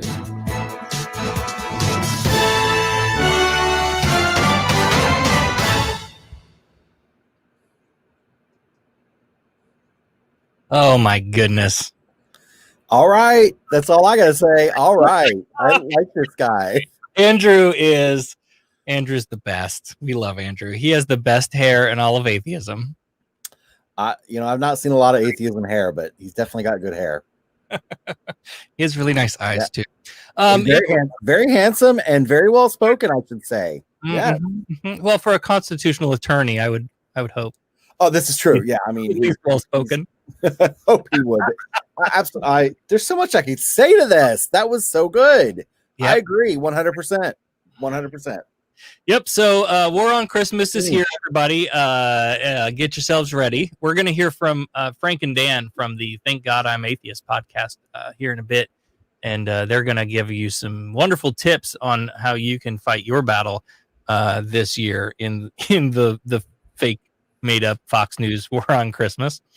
Let's see. Let's get an update. Where are we at? Oh, we're sitting stagnant at 549. Donate, everybody. Text Atheist Holiday to 44321 or go to the bit.ly link down in the bottom of the screen. Also, I've neglected to mention this up to this point. I apologize for that. We are also running alongside this a silent auction, and several members of the local atheist community and some other folks have donated pieces that you can go silent auction bid on. Right now, that's polkatheists.org/auction. We'll get you there quick and easy. And you can check out the great things that people are doing there. And that is all going to go to Foundation Beyond Belief too, because isn't that awesome? Yes. I love it. Check those out. They're wonderful, wonderful pieces of art. Oh, Mama, someone's at the door. Who is it? That'll never get old. Well, hey! It's Alix, Jules, Phil Session, and Clare Wuellner. Oh my! Hey, y'all! Hi! Oh my goodness! Oh, I love that, Clare. The whole family is here. All right. Oh my goodness. Welcome. Thank you all for being here. Clare, I'll start with you. Clare, at the end hour today, decided to donate some pieces to the silent auction so that you can all go to polkatheists.org/auction and check out some of Clare's wonderful artwork too. Thank you, Clare. You're welcome. My sound is quite garbly. I don't know why that would be, but if you wanted to, we could do an unboxing while I'm on air of one of the works for auction. Okay, yes, absolutely. That is awesome. Do you want to do it right now? Yeah, go for it. Okay, all right. Okay, so I do stained glass work, and I only use broken pieces. I don't cut anything. If a piece has been cut, it was by the person who put that piece into the scrap bucket.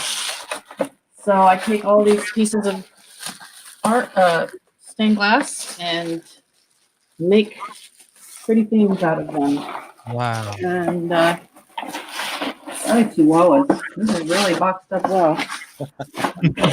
So. Well, I always thought it would be fun for our atheist group is hoping one day to have a physical, building to do our things in. Community somewhere. We'll have that, and I thought, wouldn't it be fun to, buy an old church? But I want to replace all of the churchy stained glass with some fun atheisty stained glass. I think So we'll that'd be great. You can see back behind me there. Yeah. That piece of stained glass I found in the scrap bin. It's a sheath, and it's from a church's stained glass window. I kind of liked it, so I framed it. Anywho, all right. So, this is gonna be hard to see. Maybe if I. No, that's amazing. There. It's a big fish. Jesus fish or something. And its name is Burgundy fish. And I love it. That's beautiful. Red wine and fish do go together. Yes. So, there she is. That's Burgundy fish. That's amazing. That is awesome. When I saw those, the first time I saw your art posted, I was just astonished at how beautiful those are. That's great.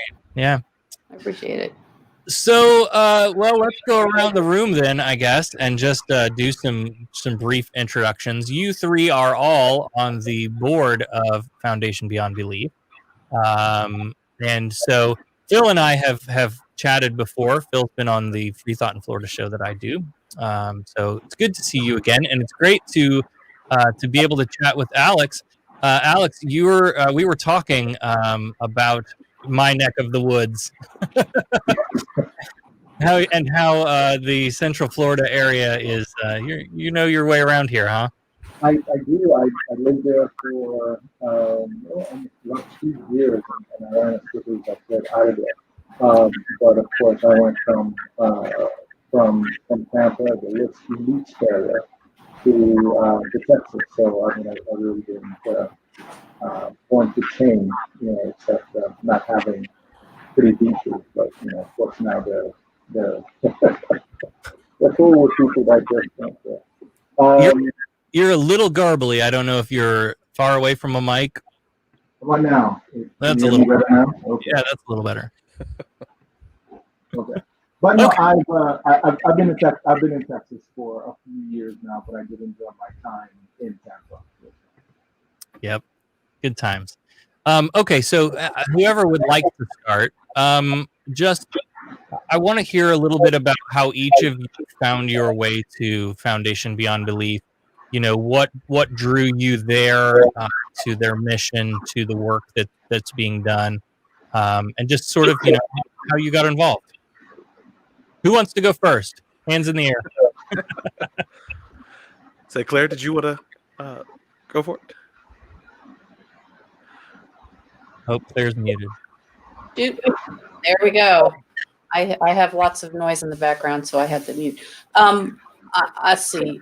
What drew me to Foundation Beyond Belief was Dale McGowan and his vision of what it would do. Years ago when he started this, now 11, 12 years ago, I wanted to be involved, and as soon as I could be on the board, I got on the board. And we've gone through a lot of changes. We've gone through a lot of growth. And right now, I feel like we're the strongest we've ever been. I'm really excited to see where we go. Tif has some amazing ideas. She has drive. She has all the things we need to go where we want to go. And I'm really excited about it. And one of the great things we have is a fantastic board. And I'm super proud to serve with the people that are on the board with me.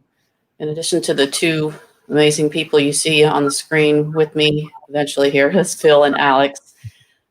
There's Alice Ashton and Allie Ashmead. We've got Alix, Allie, and Alice. That's a lot. And, that's a mouthful. yes, it is.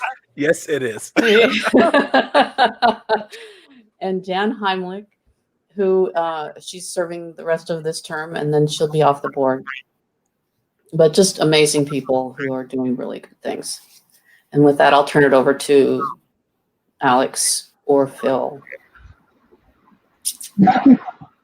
Okay, so I think what drew me to the foundation was very much what Claire said. It was Dale and his original vision of bringing humanism, or the fact that philanthropy and humanism aren't mutually exclusive. They can exist. I think several years ago when I heard Dale talk about it, that really got me engaged and very interested in the organization. I'm an activist almost by nature, so I did my stint with Black non-believers and other organizations, really trying to move forward the idea that compassion and humanism and atheism, can really very much coexist. In fact, I think they are often mutually required. And I recently joined the board. I guess it's been about a year now, and I am currently the student treasurer. And I'm excited with some of the things that are going on right now. Trying to get a lot of visibility for some of our initiatives and really bring the organization to the forefront as a more knowledge source of this. So I'm really excited looking at the next 2 years. So with that, Phil with the good hair. Phil with the good hair. Yes, the very freshly washed hair here. Is that how my camera? Let me adjust myself on my side. There we go. A little bit. Get my hair in full frame here. Well, Yes, you're giving. You're giving let it out. Let it flow. Oh my goodness. Oh my goodness. You're giving Andrew Seidel a run for best hair in atheism right now. That's what you're doing. You want?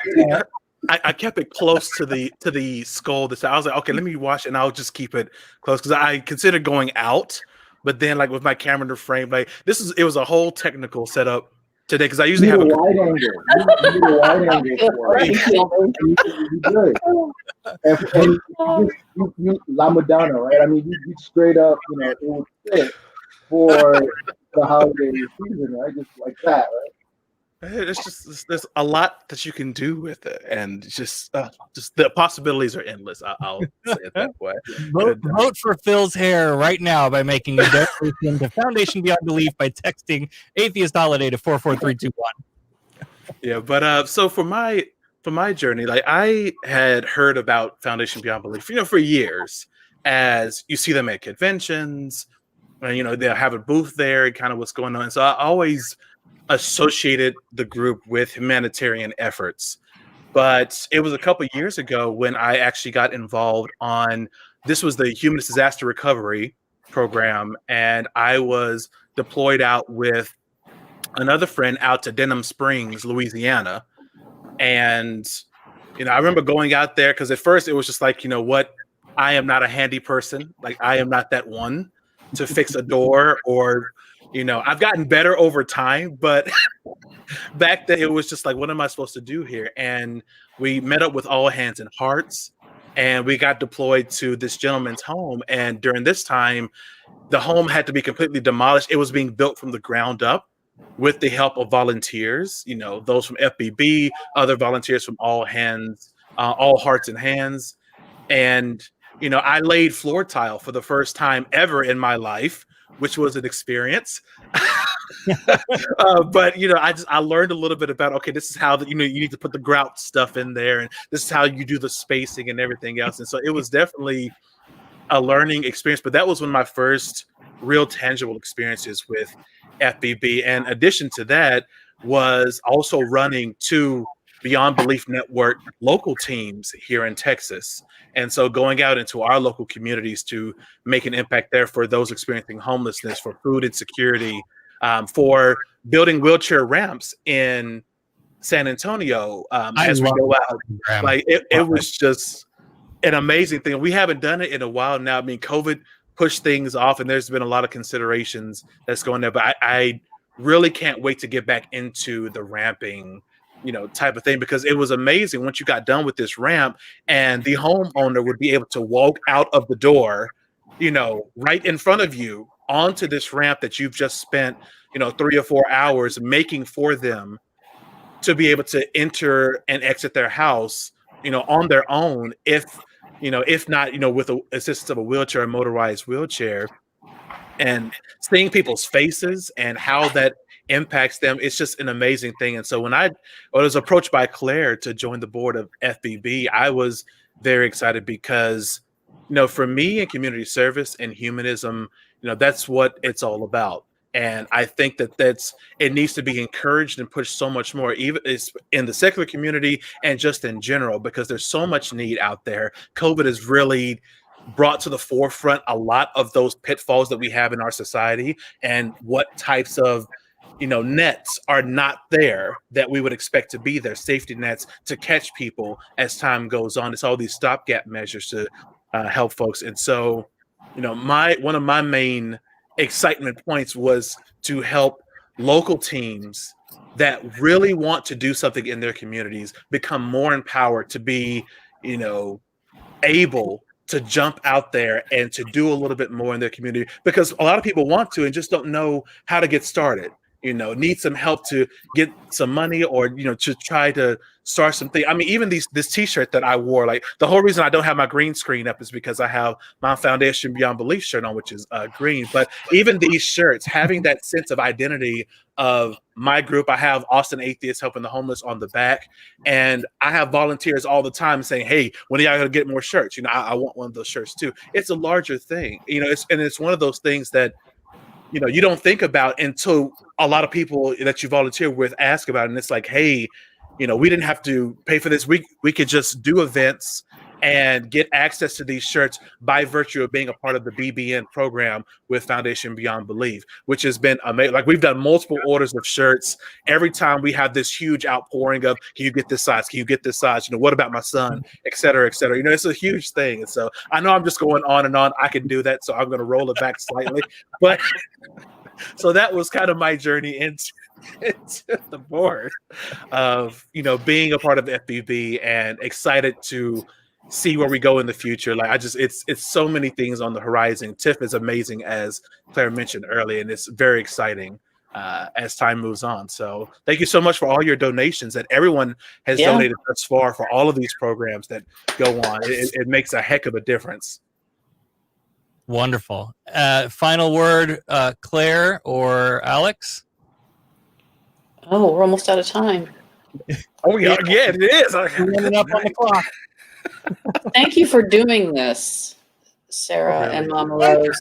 This was amazing to do this for FBB. I really appreciate it.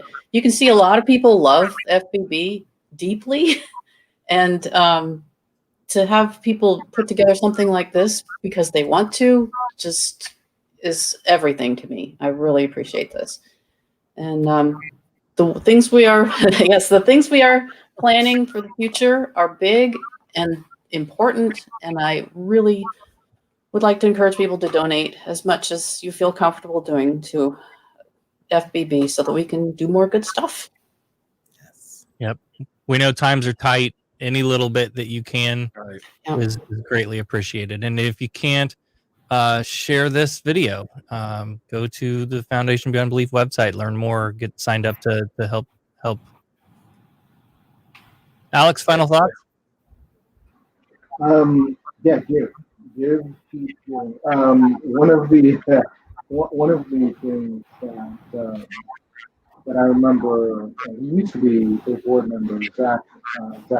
Zachary Moore, used to say, we used to talk about giving until it hurts. There's a point where you give until it feels good, right? Where you've given enough that you know that what you're giving is going to have a substantive effect or real impact on someone's life. I wish everyone could have the joy or the experience of seeing their dollars translated immediately. Sometimes it does have to work through the system, etc. And sometimes they look a little bit less tangible than what you may see on mainstream TV, but it helps. From what we've done with humanist effort with disaster relief, to what we've done in Ghana, and to what we're doing in the future, every little cent helps. But if you can afford to give more, please do. Give until it feels good. Thank you. Wonderful. I could do an hour with each of you separately. And so let's plan to do that. And for everybody who's on tonight, you'll get a follow-up email. We'll have you on Free Thought in Florida and talk more about all the things. But I thank you so much for giving us just a little bit of time tonight and chatting about Foundation Beyond Belief and why you love it and why you're so passionate and involved. And Claire, again, thank you so much for putting your artwork towards this great cause as well. Pleasure. Yes, we want everybody to go check out that at polkatheists.org/auction. We'll forward you over to the auction site. So thank you all so very much. Enjoy the rest of the show. Enjoy your night. We'll be in touch. Love you all. Love you. Right. Take good care, everyone. Take care of both of y'all. Sarah, Mama Rose, y'all take care of yourselves. I love that hair, Mama Rose. I love that. Thank you. Next time I'm in Austin, I'll have to look you up. Like my hair can get large. I'm not sure if I can do it like that. There's only so much spray in the world that. Honey, I can do it with Pump It Up, baby. I can do it. Oh, I want to see. Goodness, I haven't dressed up like that since Rocky Horror Picture Show, like doing like a huge wig. Oh my goodness, it's been a while. Now we can have fun. I love it. Well, I know what we're doing next year. Yes. Oh, all right. Wonderful. Have a great night, all. All right, take care. Bye. Oh, goodness. So wonderful. Glad they could all jump in. That was great. Oh, that was so great. And, you know, I just to add in, you know, I knew nothing about this organization until you told me about it. And of course, like we discussed, I trusted you completely because we both have the same vision for people and, you know, touching people and making people's lives better. And just hearing tonight a little bit here and there about it, it makes me so happy that there's other organizations out there in this country and around the world that are doing similar things, that have the same mindset of us as just taking care of human beings and taking care of your neighbors. So thank you all three of y'all and everybody on your board of directors that work so hard to provide everything that they do. Y'all, if you have a couple extra dollars, anything, listen, if we have 100 people watching and everybody gives $100, that's a lot of money. If we have 100 people watching, everybody gets $10, you know, anything, $20, $5, whatever, it'll add up really quickly. So I'm excited that we've raised what we've raised already, and we still have a couple more hours to go, but let's keep going. Let's keep giving. Absolutely. A little bit goes a long way if we all pitch in just a little. So here's your top of the hour update. Here, let me play the drum roll for you. Yay, drum roll. All right, we are at $624. Nice. $624. So everybody keep those donations coming in. We want to say thank you to Tiffany and Phil for donating during that last segment. So keep those donations coming in. Text Atheist Holiday to 44321 or follow the bit.ly link there at the bottom of your screen. And so now we're going to have another reading from Tracie Harris, the next piece of her reading, her dramatic reading of A Christmas Carol.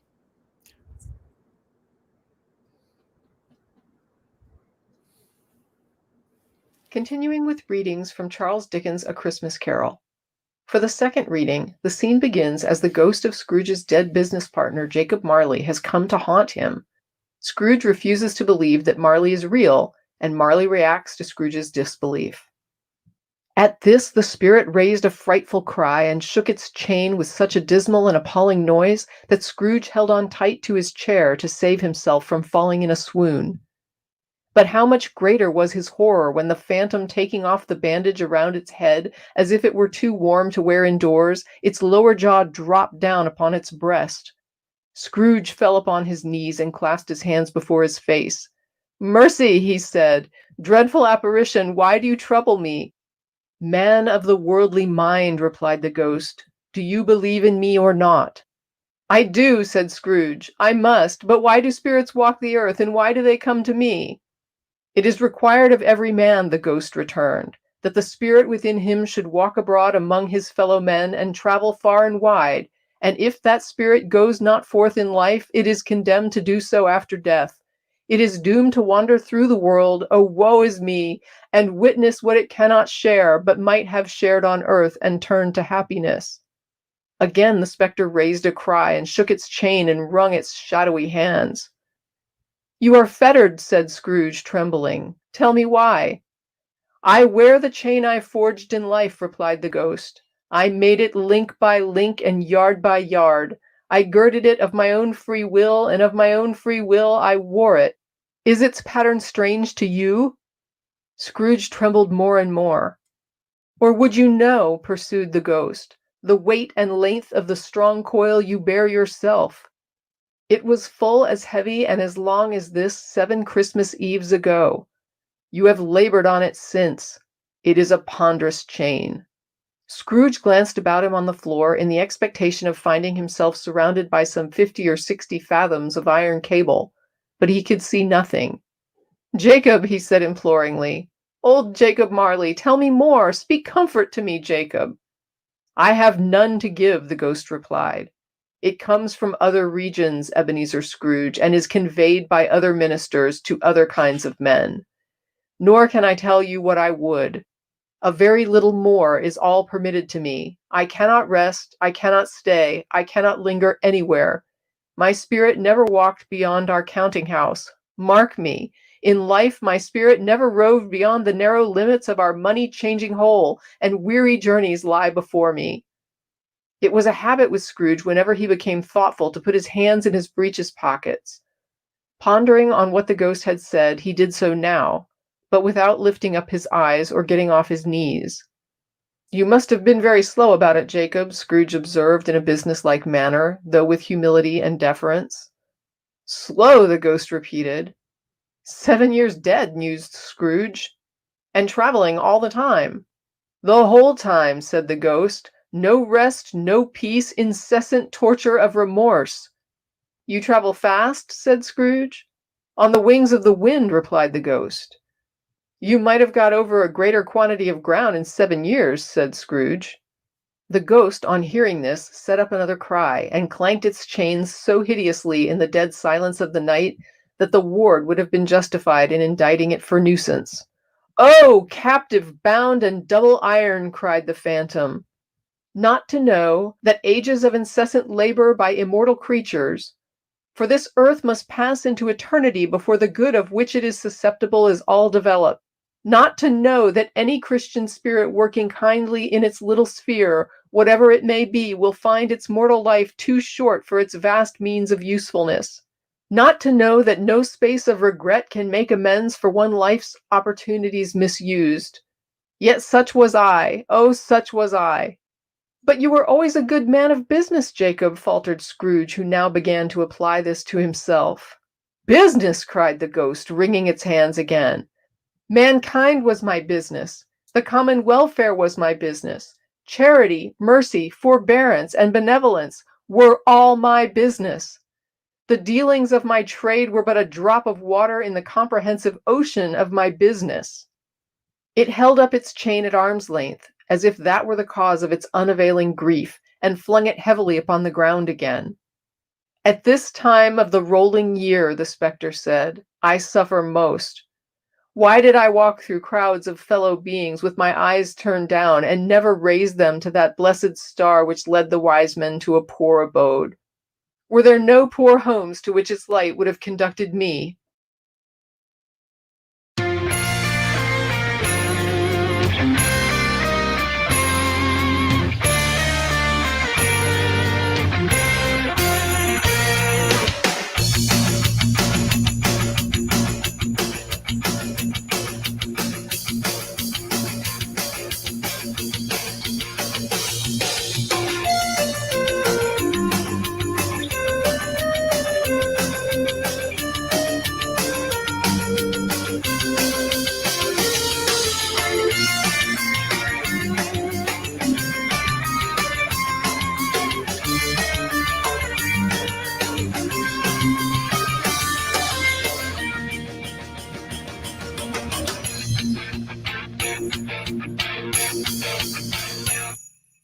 Welcome back, everybody. Oh, I'm talking. I'm like, I don't know. Thank you for muting me because I was probably like talking to myself in the background. I was saying I love that intro. Still, I'm like, I feel like it's a 90s sitcom and it's the holiday time. And Yes, welcome exactly. to the Mama and Sarah show. Or Sarah and Mama show. Mama's just looking pretty tonight. I may not be saying much, but I'm here. Hey, so everybody, thank you for joining us on this crazy adventure. We love you for being here and for donating. For everyone who's donated, thank you so much. We're at $624 and about to bring in the big guns. So we'll see how it goes here.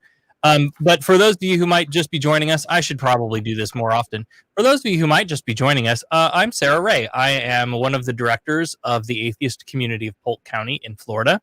And I host a show called Free Thought in Florida that you can find on YouTube and all of the podcast players and such. And my co-host tonight, Mama Ashley Rose, is the head queen in charge at the I should write down your title at the Rose Dynasty Foundation. I'll take it. I'm the founder and face of Rose Dynasty Foundation. Right. We are. Ultimately, we're a philanthropy group.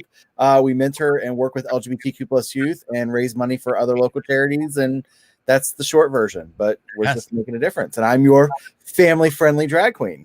The only, come on, you're the premier, the only. 100% family friendly. And I do drag story times every Sunday, y'all. Check us out on YouTube and Facebook, Rose Dynasty Foundation. Definitely do. Yes. Oh my gosh. I'm so excited about some of the next friends coming to visit. I know we're expecting some friends soon. So yes, we are. And again, make your donations. You can text Atheist Holiday to 44321. And I believe that gives you a link. You tested this earlier. It gives you a link so that's the easy way. Instead of having the bit.ly link that's scrolling on the bottom, just do the text.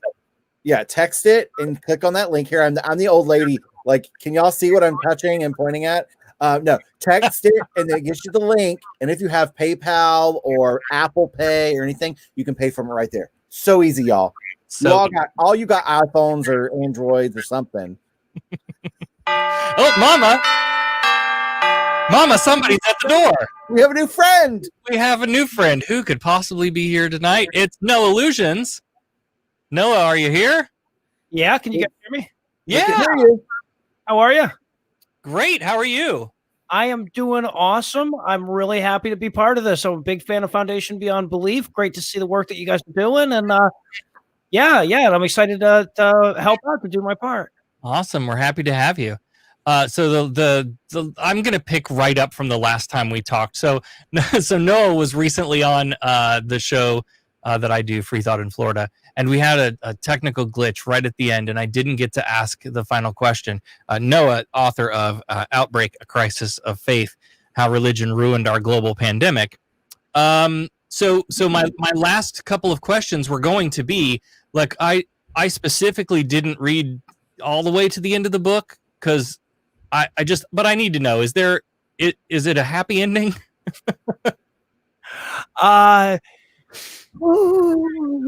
No.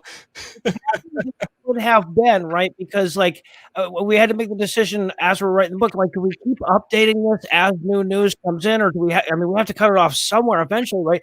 And we cut it off back when 1,000 people dying a day was the appalling number, and we never thought at the time that was the happy ending, but apparently it was. Oh, relative.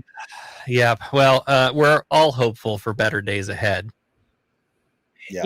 Well, 2021, it would be real hard to see how it's worse than 2020, right? Right, but don't tempt fate. I like to think that we're all non-superstitious here, and I can at least say that there's a pretty solid chance that nothing I say is going to affect the grand historical outcomes for the public. But yeah, it sure does. I know it does seem like I'm, the idiot at the third act of the movie, but it does seem like there's nowhere to go but up from here, right? It sure does. Hey, completely off topic, unrelated note. Congratulations on your 1-year quit smoking anniversary. Well, thank you. Yeah, I didn't realize when we first set this up, it didn't occur to me that it was going to fall on this day. But yeah, 1 year ago today, I smoked my last cigarette. Woke up in the morning, smoked a cigarette. Wasn't very good. Didn't enjoy it much, and went to the dentist. And I haven't smoked a cigarette since. I figured that'd be the right time, like have dental work. Quit smoking right then when you can't. So.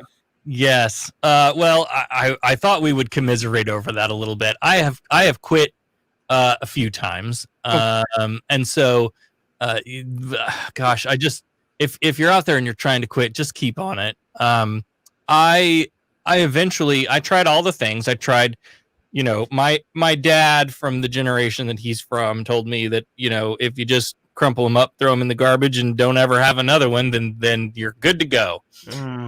Not a lot of scientific evidence backing up that claim. Yeah. Nope. So that didn't work. And I tried the gums and I tried the patches and I tried all the things. Ultimately, what worked was Chantix. I went to the doctor and said, hey, I've heard about this thing. I've tried all the other ways. Maybe this will work. And I'm telling you, man, within like 48 hours, the cravings were just gone. It short circuits that thing in your brain, the receptors that go, wow, yeah, I want that. And it just shuts them off. And it's crazy. I will say, gives you some real fucked up dreams. Well, I've heard that. Oh, I had, and like hyper realistic, like just serious. crazy dream. I'm kind of like, I kind of regret doing the patch now because everybody talks about how awesome these chanting streams are. I'm like, I kind of wish that hadn't worked and I'd had to go the next route down. You know, I mean, I guess you could still do it. Yeah, no, I guess I could just for the kicks. But yeah, no, but that's the thing. That's the key is to just keep trying until you find what works for you. Right now, what worked for me ultimately was something very similar to what we're doing right here. Right. So I quit smoking as a condition of a charity fundraiser we did last year. We were raising money for a charity that we found through Foundation Beyond Belief, as it happens. And I said, hey, if we can raise, a certain amount of money, then I'm going to quit smoking. And we raised that money. And that was way more than I thought we could. But damn it, if we didn't manage it. So I had to quit. I had no choice. And I'll tell you, there's something about having thousands of people who you kind of have already made that commitment to, especially, when many of those people are also your employers in a roundabout way. Right. That really motivates the shit out of you to go through with it. Yeah, for sure. I mean, I just, it's hard. And I think about when I first tried to quit, the struggle and the mental games that you play with yourself about like, oh, I'll just have one more and that'll be the last one. And just all of that stuff. It's such a psychology thing. That I think we've only brushed the surface of addiction in general. And how to properly treat and address those things. But man, I'm glad you've come a year. That's a big deal, man. That's great. Yeah, I'll tell you. I smoked for that was right around 25 years. Right by the time I quit. Yeah, well, I guess it was over 25 years. It was closer to 30, and it was long enough. And I apologize. There's an Armageddon happening outside of my home. I don't know if you guys can hear these sirens or what, but. Do you have your go bag ready? Yeah, well, I live in Georgia and Trump lost, so I've had my go bag ready and sitting right by the door for a while now. It depends on where you're at in Georgia, too. Yeah, I'm in South Georgia. I'm in the scariest part. I'm in the almost Florida parts of Georgia. I used to live in Albany. Oh, okay. All right. Yes. Famously the home of Kirk Cameron's Fireproof, one of the most famous Christian movies of all time. And this face was seen a lot in Albany. They saw Mama walking around a lot. Oh, right on, right on. I bet Kurt just loved that. So I'm glad that we could have a whole conversation about that family later. Oh well, so no, I live in Waycross, so I just a little closer to the coast than you, but yeah, well, yeah. I'm sorry, Sarah, I'm just taking over. No, well, let me just tell you about Waycross. I have a history there. I used to go there for camp meetings at church all the time growing up. Really? Yes. Yeah, the way so I know where you're at. I know them Pentecostal churches very well there. Yeah, see, so I've been to 3 churches in my life, or I should say I've been to church 3 times in my life, all different churches, and one of them was a Pentecostal church. There was a girl I was dating in a town like just outside of Waycross, whose mom would not let me continue to date her unless I went to church with him one time and got saved, and I'm like, yeah, I mean. We're fucking already. There's no way I'm stopping now, right? So, yeah, I'll get saved, whatever, So I went to the church, and they like I was such a fish out of water that when they called up at the end, they did the little altar call. I refused to come up, even though I knew that like potential sex was on the line there, and my relationship with her mom was on the line because it was so weird and fucking creepy. Like I had never been to a Pentecostal church. I had never seen all of the crazy speaking in tongues stuff and the falling over and whatnot that they did. I was terrified. I didn't want anywhere near that preacher. Oh Lord, it's probably some of the same churches I went to. We may know the same people. Yeah, probably. Oh yeah, Waycross, man. Well, Yeah. Waycross, Brunswick. All that down there. Yes. Yeah, it's absolute hell. It is. I always tell people who they look at the statistics and they're like, well, Georgia doesn't look that bad compared to, Alabama and Mississippi. I'm like, that's only because you're counting North Georgia, right? If you cut South Georgia off, right, or even the southern 2/3 of Georgia off, it would be the worst state in the union by any measure. Oh, this is crazy. Look at that. I made a new friend. 'Tis the season. 'Tis the season, right? See, here's I the want thing. this book. I want this book. I need to get this book and read it. You can borrow my copy. Yeah, you can have my copy. Or you can buy a whole new one from Amazon. You have all kinds of options. There are different ways that you can get it, Sarah.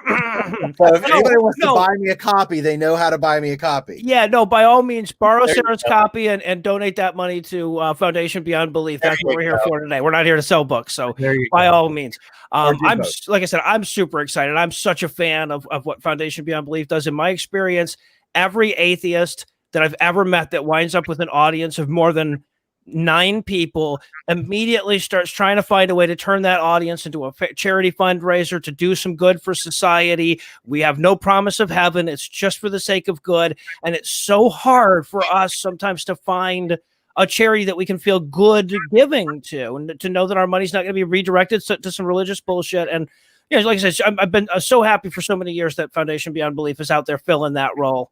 And I'm real stoked to help raise a little cheddar for him tonight. Yeah, absolutely. Again, they have just been instrumental in helping our little group get going and getting our little projects off the ground, and really growing them into something that's really making a difference here in our communities. They're instrumental in that. So it's wonderful to be able to do something to support them. Now, I got to tell you, everybody in the chat is dogging on Eli because he punked out on us tonight. Well, I invited him and Heath, and I told them I was doing it, and they're like, "Oh, really?" They're like, "When?" And I'm like, "Saturday night." And they're like, "Oh, Saturday night." I'm like, "Oh, come on, you're not. It's quarantine. You're not going anywhere." So, but I will give Eli a little bit of He's got a new baby. Yeah, he's got the baby going, and that's tough. So he's got a quarantine baby. I think he's like 6 months old, not even 6 months old yet. So. And locked in a house with a newborn. Oh my God. Bless his heart. Yeah, right.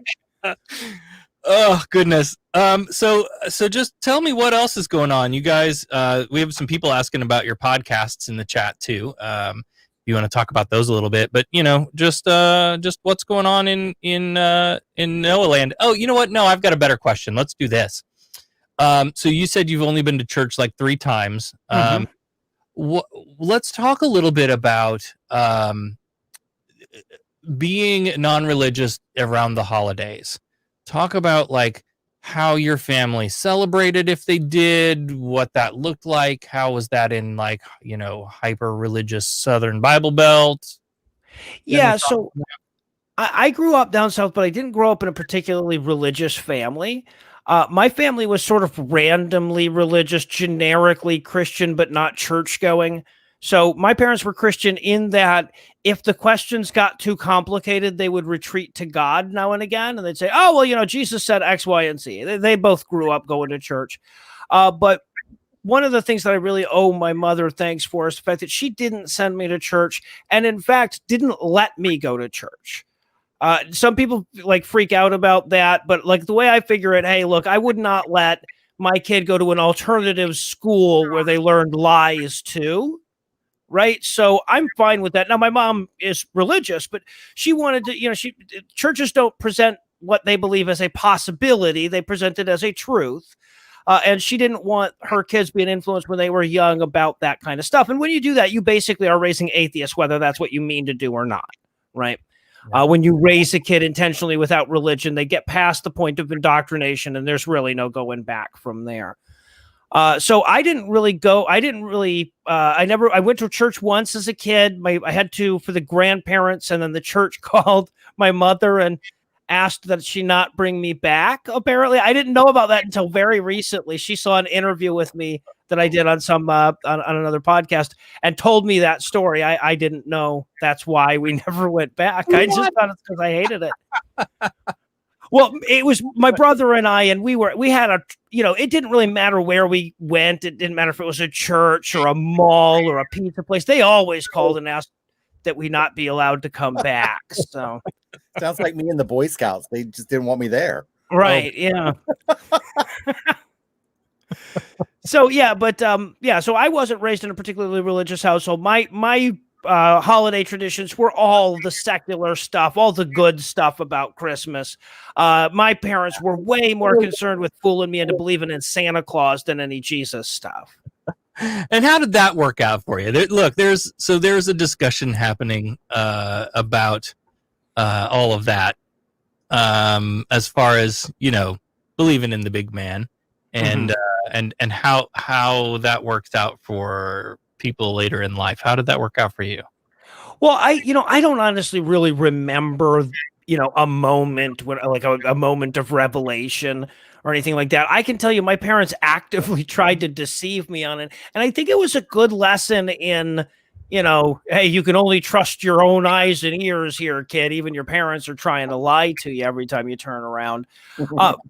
But like I don't have kids, so it's easy for me. I'm standing on the sidelines saying what I would do, right? But I think I feel like the way I would do it is use it as that for them. Use it as a lesson and proper skepticism, and not necessarily take a side. Say, well, some people believe in Santa Claus and some people don't, and because look, I've met too many atheists who use that moment of realizing Santa was bullshit as that springboard into realizing religion was the same. Yep. Yeah, that's the conversation around the house here now that I've confirmed that our 10-year-old is not watching right now. Oh, I see. I was trying to be a little cagey about it myself. I wasn't sure, but and apologies to anyone else who might be. But seriously, as a parent, like this is the thing that we're discussing right now.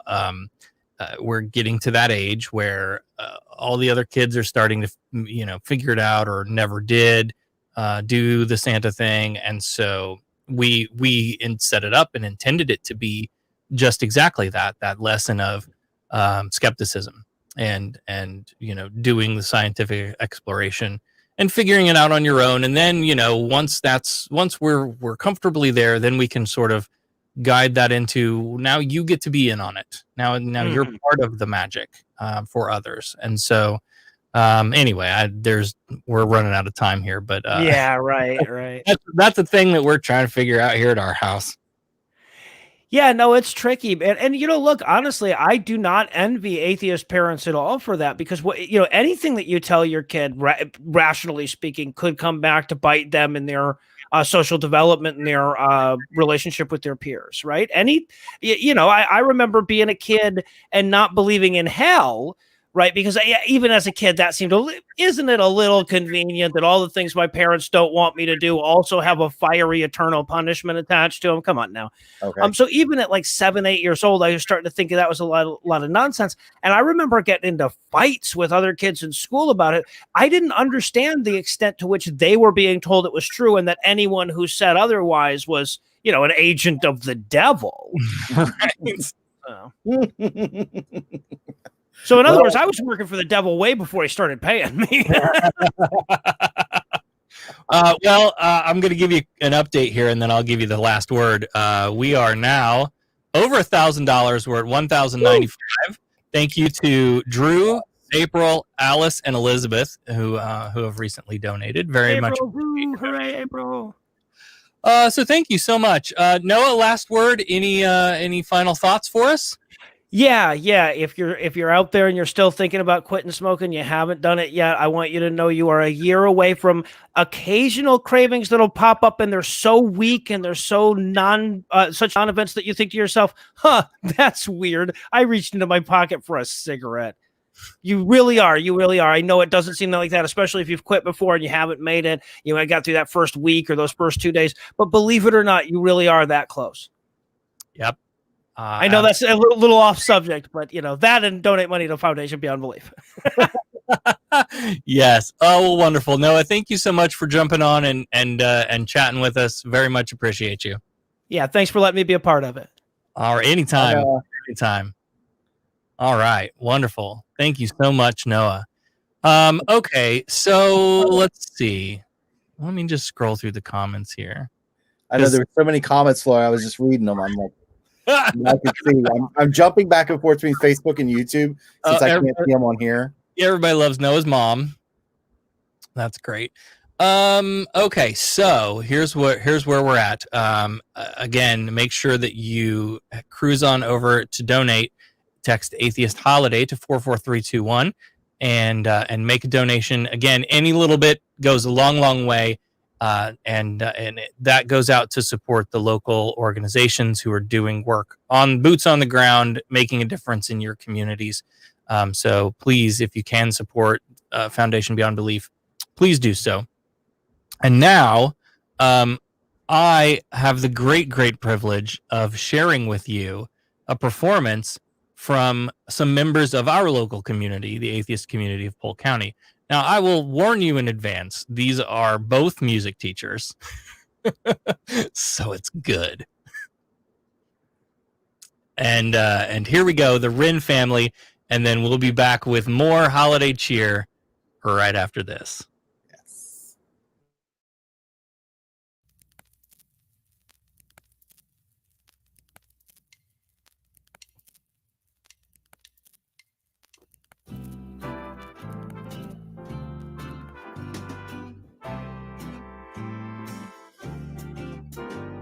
I really can't stay. Baby, it's cold outside. I've got to go. Baby, it's cold outside.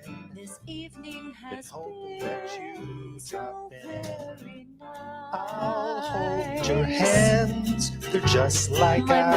mother will start to Beautiful, worry. what's your My hurry? father will be pacing the floor. Listen to the fireplace So roar. really, I'd better scurry. Beautiful, please don't Well, hurry. maybe just to have a drink Put more. some records on while I pour. Neighbors might Baby, it's bad out there. say, what's in this No drink? cabs to be had out there.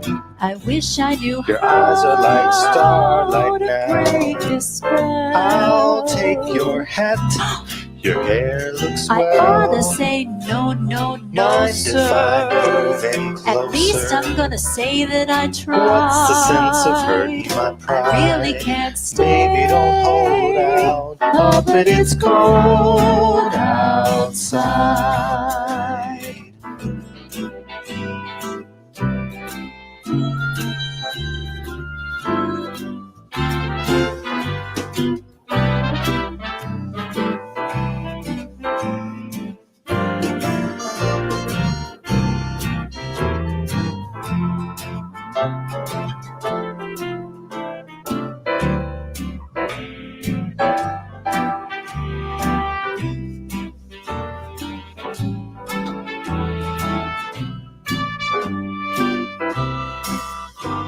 I simply must Baby, go. it's cold outside. The answer is But baby, it's no. cold outside. This welcome has How lucky that you been dropped so in. nice and warm. Look out the window at that storm. My sister will be Gosh, your lips suspicious. look My delicious. brother will be there at the door. Waves upon a tropical My shore. maiden aunt's mind is Ooh, vicious. your lips are delicious. Well, maybe just a cigarette more. Never such a blizzard before. I've got to get home. Baby, you'll freeze out there. Say, lend me a It's up to your knees out there.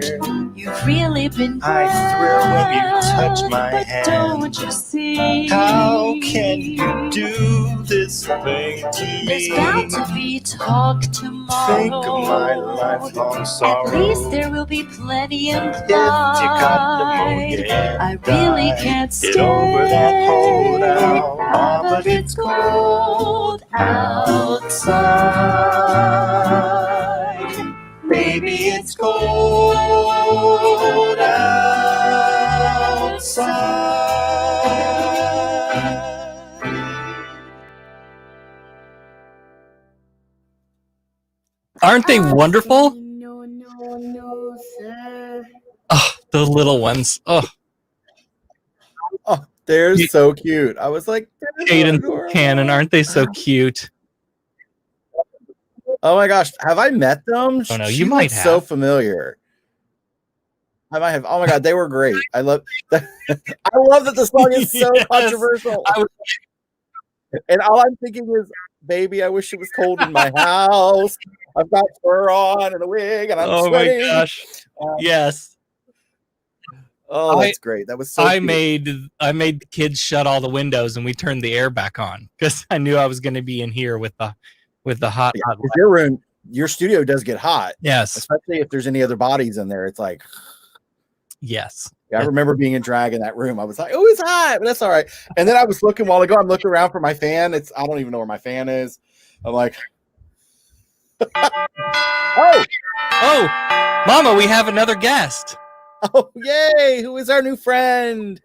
It's Anthony Hello. Well, hello, hey. Anthony. Welcome to the old family get together here. It's a very family friendly kind of atmosphere. I've been listening in for the last couple of hours. Can you hear me okay? Great. Yeah, great. Good. Thanks for having me on your show. Yeah. Or Hey, your fundraising broadcast. This is amazing. Yeah. Let's raise some money for Foundation Beyond. Yeah, Belief. let's try to do that. I'd love to be able to hit some goals here or something. You know, it's funny. This is great. This is extremely professional too. Oh, thanks. I'm not I a gotta video. say it. Yeah, like this is But I got you all fooled. it seems like it's going really smoothly. Did you Sarah, practice you're doing this? wonderful. Or sort of like set it up and just go, let's do it. One of those. So let me tell you about my She's friend. doing a great job. Hi- From what I hi, can tell. Hi, Andy. So my friend Andy is in video production. Like that's what she does for Hello. a living. And when I told her we would be doing this, we got You're on. lucky to have somebody like that helping you out. She's not. She was like, "How on earth are you going to be doing this all on your own?" She's not helping. I'm pushing all the buttons myself. Exactly. It's quite an undertaking. Well, being part of a nonprofit myself, we're trying to look for ways to raise money. So I'm here also to kind of take notes and see and learn from y'all. There you go. Well, when we set out to do this thing, I thought to myself, gosh, what should we set our goal to be, our fundraising goal? And then I decided Right, not that's tricky. to set one because this is unpaved turf for us. This is a road not taken. This is a thing I've never done before. So this kind of sounds like the strategy that we do when we go on vacation. We don't usually book too many things because we don't want to be set up for disappointment. Like, oh, we couldn't see the turtles, or like that restaurant was closed. So we usually just go and just kind of just make it happen, and it's usually fun. Like it kind of works out. Yeah. My friend John always donates to anything that I post. Thank you, John. I love you. But I will I'll do a Facebook friends like that, or I'll do a Facebook fundraiser for a thing, and I'll set my goal at whatever it starts at, $200 or whatever, and he'll come in and snipe that $200 away fast and be like, "You don't set your goals high enough." All right, John, I'm learning. How do I get John to become my friend? Right? Why is he following I'm us? usually trying to raise money for events too. Oh goodness! I actually have I've got my I don't know if you can see or not. I've got Oh, no, my hold on. Let my me zoom in. Oh, yeah. there we go. See, Very nice. I'm not wearing the flip flops today. Just the slippers. Although I'm going to kick them off because it's getting a little warm in here. Not the signature flip flops. Not the signature. No, well, it is December. Okay. To be quite honest, though, I was wearing them earlier today. I was doing some yard work and was wearing them. So thank you again for having me on and trying to raise money for this great organization. I actually remember Foundation Beyond Belief. The first time I encountered them was at the Reason Rally. I don't know if either of you went to that. This was back in the 2016 one, not the first one that had like all the people, but like the second one that had a good turnout. Okay. And there was a table for Foundation Beyond Belief there. Just walked right up to them and they explained to me what their mission was. And I'm like, okay, this is an organization that I want to keep an eye on. And it's been neat to see them growing and doing good things for the community over all these years since then. And likely before too. I just discovered them back in 2016. We got a really great connection with them at Free Flow last year. So the Free Thought Florida conference, I emceed that last year, and Foundation Beyond Belief had a table, and one of the people who was attending stopped and chatted with them, and then fast forward a week and we get an email, hey, there's this person in your area who's looking for volunteers to do some work, and so we thought we would be able to connect your local network group with this organization that needs volunteers. And we were like, hell yeah, what do we need to do? So it's Bach Tower Gardens, which is Boy, we could do a whole show on that. The guy that he had this rich dude, had a bunch of land, decided to build this giant freaking tower up on a hill with cross. Beautiful. Because usually when somebody builds something up on the hill, it's a big giant cross or something. But I take it that wasn't the case here. He was pretty crazy religious. And okay. There are some interesting books that have been written, but anyway, that's a long story. Mm-hmm. And so, anyway, the person who does the conservation program there has a couple of different projects where she manages a type of mint plant called Lekella's mint, and it's down over by the coast, Oceanside. And it is the only place in the entire world where this mint plant grows natively. And so they manage this endangered population of mint plants, pulling back love vines that grow in and kill off the plants and all of that kind of stuff. And so we got involved with them, and a few of us have gone and done that work with them too. So it's just so cool how just having a table at a thing can really make a connection like that. Those tabling efforts can pay off. You tend to meet a lot of people who have never heard of your organizations before, and then you make those contacts. Like, I think that's great.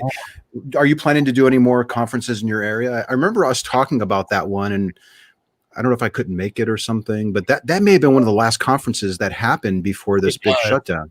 Yeah, it was. That's in November, I think. That was November. Yeah. So they do theirs. It's the Florida Humanist Association, and they do every other year free flow, and then in the off years in between, they do a cruise, Free Thought Cruise, which isn't happening this year. It was canceled, too, because stupid COVID. Because of COVID, exactly. Yeah. Right.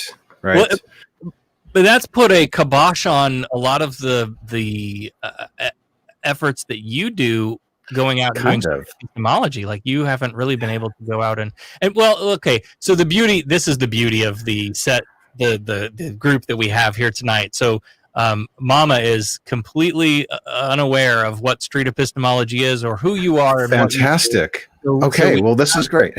We have the audience. And if you're inclined, Mama is also a believer, and Mama and I work together doing a lot of food insecurity and that sort of thing, addressing those issues.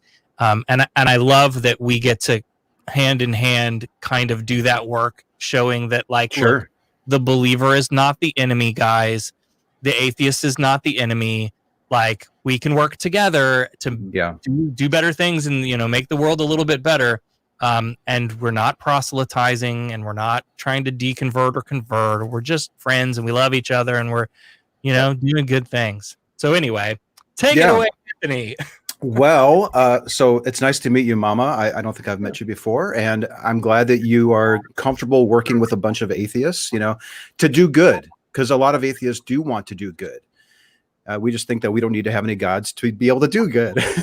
And we do a lot of projects here in the San Antonio, Texas area as well. But yes, one of my side interests, I suppose, or the thing that I've sort of dedicated a lot of my time to since 2012 or so has been going out and actually talking to people about the views that they have, whether God exists or some supernatural claim about my lucky rabbit's foot is protecting me, something along those lines. And I engage with them using this thing called street epistemology, which is just sort of like a fancy way of saying, asking a lot of questions in a way that helps your conversation partner think about how they form their views and why do I actually think that this is true? Do I have any good reasons for holding this view?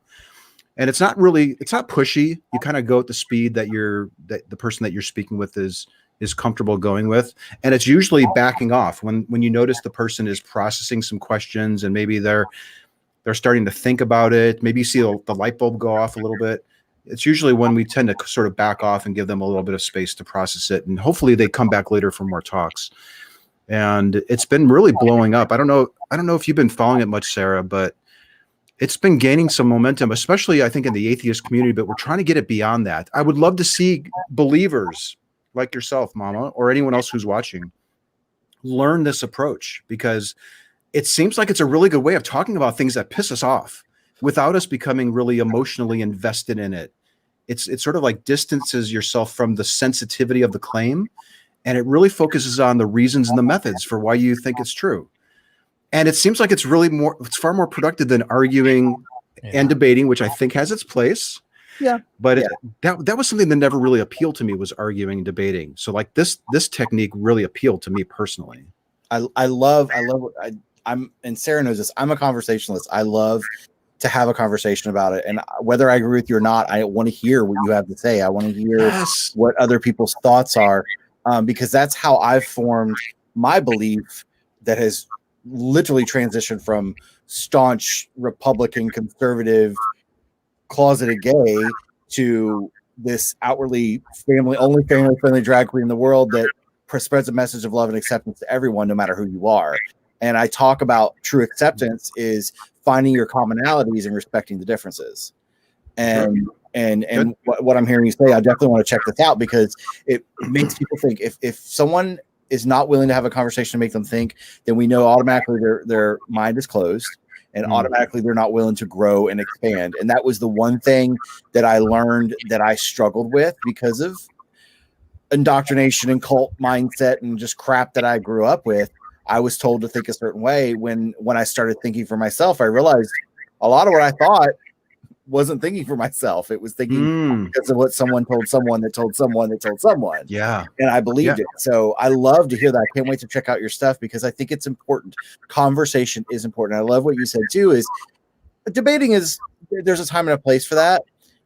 But I refuse to argue. I tell that to people, I don't argue. If I don't agree with you, I'm going to respect you where you're at, and we'll move on. There's other things we can talk about. I'm sure we'll find something common, So that's great. Very, very good. Yeah, that's cool. Yeah, I think well, you said so many good things there. I don't even know where to pick up on it. But like I'm glad that you like conversing with people, and you recognize, okay, this might be a person who's a little bit too closed-minded at this point. Let's back off, maybe find some commonalities. I think that's really good.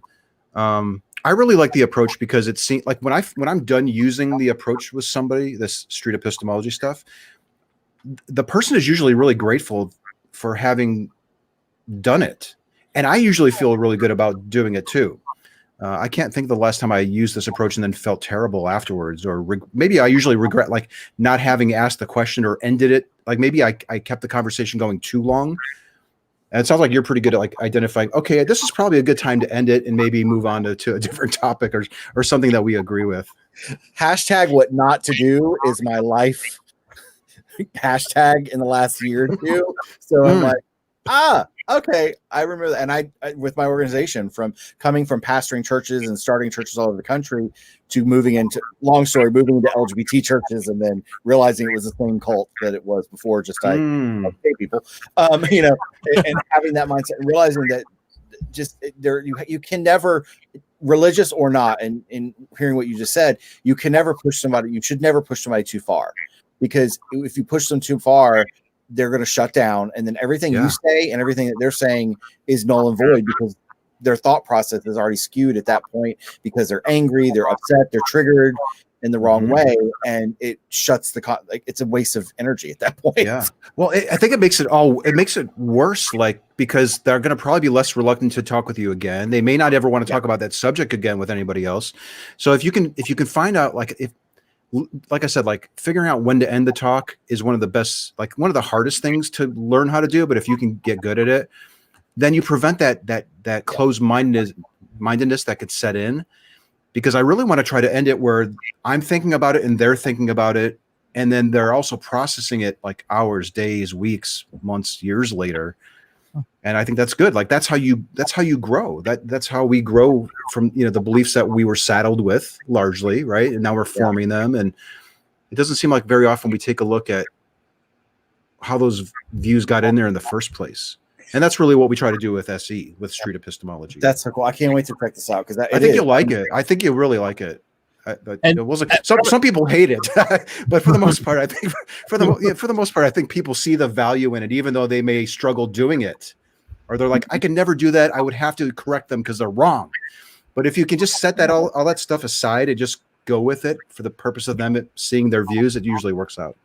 one of the things that you said early on that I'd like to come back to is the idea of this has been a big thing in the atheist community, and folks love to challenge God beliefs, but the method, in all different ways too. Oh yeah, but the method is so versatile, and when we're looking at a world right now, oh my God, where is right, science denialism, the half the country's not getting a vaccine, the election result denialism, this authoritarian streak. Our leaders seem like they've checked out. Where's the leadership? It's frightening. We're in a frightening moment of time. We absolutely are. I'm sorry, I didn't mean to interrupt you. No. But so the idea that this is a broadly applicable technique that we can take beyond the God belief. I get it. It's interesting to all of us. But also, we all have deeply held beliefs on a wide range of things that we probably haven't poked with a stick at all, if ever, right? That's right. Anyway. I'm glad you mentioned that, because I really would like to see this technique move out of atheism, and I think we're heading out of there. We back when you could table, we went to a couple of Republican, not strictly Republican, but we went to CPAC and we tabled there and we actually had people sit down at the table and let us ask them questions in this technique. And some of them went to God, because a lot of people, their political views are tied to their sense of morality. And of course that's tied to God. But we talked about immigration and drug control, and they were grateful for having somebody question their views. And I even had people say, like, you've really got me thinking here. Thank you. They really seem grateful for it. But yeah, we need to start talking with people across the political divide and about science issues, but in a way where you're listening to what they have to say and what are their reasons, not just giving a reason because we think that they'll find it convincing. We have to stop doing that. We have to figure out the reasons that are really propping up their views, and then figure out how they determine that those are real, that those are true. And that's largely what we do in SE as well. Yeah, active listening is such a huge component. Like, we had an issue recently with our school. Is we're going through this whole, they're pressuring people to send their kids back, and this teacher is going back to in the classroom, and this teacher is going to be remote, and we're going to be moving kids around from teacher to teacher, and all of this drama and nonsense. And so Becca called to express a concern to the leadership at the school, and it was very obvious that she was listening to respond. And man, that'll get you. Does it bug you? Because they're just waiting for you to finish so they can say what they want to say, and they're missing all the detail that would make the conversation so much better. Yep. But it's it's something that we all kind of do. Why do we do that? Yeah. I think we're fighting for airtime, basically, like through our daily conversations or something. I think old term human nature.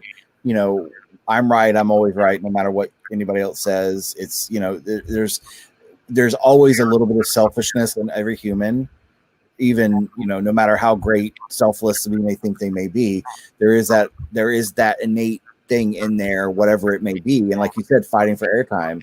I mean, I have people in my family that'll ask me how I'm doing, and before I get a half a sentence out, they're telling me how bad they are. I'm like, it's so funny you say that. I'm like, can I? I'm not even going to talk now. Okay, I'm not going to tell which family member that is, because I had that conversation yesterday. I was like, okay, yeah, I'm listening. That must be so frustrating when that happens. and on top of it, I guess a little bit of a pass, like maybe they're not even aware that they're doing it, I suppose. Yeah, and I think, but even if you call it to people's attention, they may still keep doing it. I was saying, we actually started finally creating a course to teach people how to do street epistemology, and we're in the midst of designing the structure of it and some sample dialogues. And one of them is about building rapport, and specifically pointing out this idea of when somebody says something, that's not your opportunity to then match it with something that's going on in your life necessarily. you can actually just build off of what they said. And a lot of people really appreciate talking about the things that are troubling them, but, or what's on their mind or what they think is true. But how often do we really allow it to happen? Not very often, it seems. That's deep. Yeah. Right. See, now we're thinking. I'm just thinking. I've got some things. You and I'll have to be in touch. I love this concept. I love this. Well, I don't know if I'm going to. I don't want to plug all my stuff, but there's plenty of resources out there for street epistemology and communities, and I'd love to have you there for sure. Yeah, let's talk. See, we'll definitely connect. I think it's Cool. great. Sarah, I just, honestly, I laugh when we talk about me being a believer and where I'm at, wherever I'm at in my life, and like if you would have told me 10 years ago that I would be doing what I'm doing today, forget the bad part. Right. I'll raise my hand to that too. I'm like, it's been a wild journey. It really has. And I wouldn't trade it for nothing. Like I wouldn't even trade the things that I was taught and believed, because it's really, again, hashtag what not to do. Like I say this a lot because I try to keep that mindset of not going to go there, mama. Not even going to think that, not going to say that, because I know that's the path that I don't need to be on, because God only knows where I'll end up. Is part of that like for mental health reasons? Because like sometimes I'll avoid a conversation just because I just can't take it anymore. I need a little bit of a break. I'm going to opt out. I think a part of it is that for personally me. And secondly, like I was saying earlier, sometimes it's a waste of energy. Why am I even wasting my energy on this? Mm-hmm. Yeah. Right. Is this the battle that I want to fight? Maybe something like that. Yeah. Yep. Yeah. Oh, this is great. Y'all this is so lovely. Oh yes, donate. My goodness. Donate. Foundation Beyond Belief is a great cause. I think it's amazing that you're doing this show to raise money for this group. 44321. That'll get you to the link. Yeah, donate. Who doesn't want to end poverty and hunger? My gosh, let's try to make this happen. Yes. Right. I noticed that you had. Oh, sorry. No, we're having the political segment of the show here, I guess. But like, God, if we're not going to create programs and fund it with the populace's purse, then we have to get out there and do it ourselves and raise the funds ourselves. And maybe the government program isn't the answer, the end all be all. But we've certainly tried the leave it to the churches and the charities, and people are still struggling and hurting. And so, gosh, we have to do more. How do you keep up? I mean, look at how many people are unemployed. What's the percentage of people that are struggling to make their rent from month to month? Like, it's pretty high. And here's what I was thinking too. I was actually talking with some friends the other day, and we were looking at like the steady decline of religious believers. No offense, mama, but it seems like it's actually happening. And what's the obligation for the non-believers who are growing in numbers and supplanting the charities and the nonprofits that are out there that don't profess to believe in any higher powers? We probably have an obligation to step up and start filling that gap. And organizations like Foundation Beyond Belief are filling that role. But we need other people to support these organizations. So we have to step up as non-believers to fill the gap of these declining religious organizations, I think. Absolutely. I think we're going to run a bit long here, but I want to get that last point in. In our local organization, I tend to think of some of the work that we're doing is pastoral. The idea that, people who have come out of religion are often hurting for various reasons. And we need to help people heal and then help them take that energy and put it towards something good. And so I call that the bridge to humanism, right? What good is atheism without something to do with it? And that's where humanism comes in, where, great, we don't believe in God. Okay, but now let's go do work. Yeah, we're growing in numbers, and atheism only gets you so far, right? And it answers the question, do you think that there's a God? No. But what do you do with that? Yeah. Look around. People are hurting. We are growing in numbers, and we have resources to try to make to make a difference, not just try. We literally can make a difference, and we have. There are groups in my hometown, and I noticed Phil was on earlier talking about a lot of the good things that we do. Now that's been curtailed because of COVID, but we can still do things, and it's great to see, a group like yourself championing an organization like FBB. It's great. Well, we're out of time, Anthony. I could talk to you for hours. You know this. We've done it before. We need to. Let's do it after party fundraising breakdown or something. I'd like to talk with you some more. Yeah. Let's do it. That'd be great. All right, Mama. It was very nice to meet you, and thank you for having me on, Sarah. You too. Thanks, Thank Anthony. you. Great night. Bye-bye. All right. Oh, right. Anthony's so good, and just the street epistemology method that a lot of people are learning how to do. It really is. It's just all about having polite conversations to poke with a stick a little bit and see why do we believe the things that we believe. So it's great. I do want to mention a thank you to Todd. We are now up over the $1,100 mark. We're at $1,105. So keep those donations coming. Yes. Text Atheist Holiday to 44321 and get your donations in. And we're going to take another top of the hour listen to Tracie Harris reading from Charles Dickens' A Christmas Carol. And then directly after that, we have a performance by none other than Mistah Aphrodite. One of my drag children. One of your children. So enjoy these performances and make your donations, and we'll be back with more wonderful guests and all kinds of fun and frivolity right after this.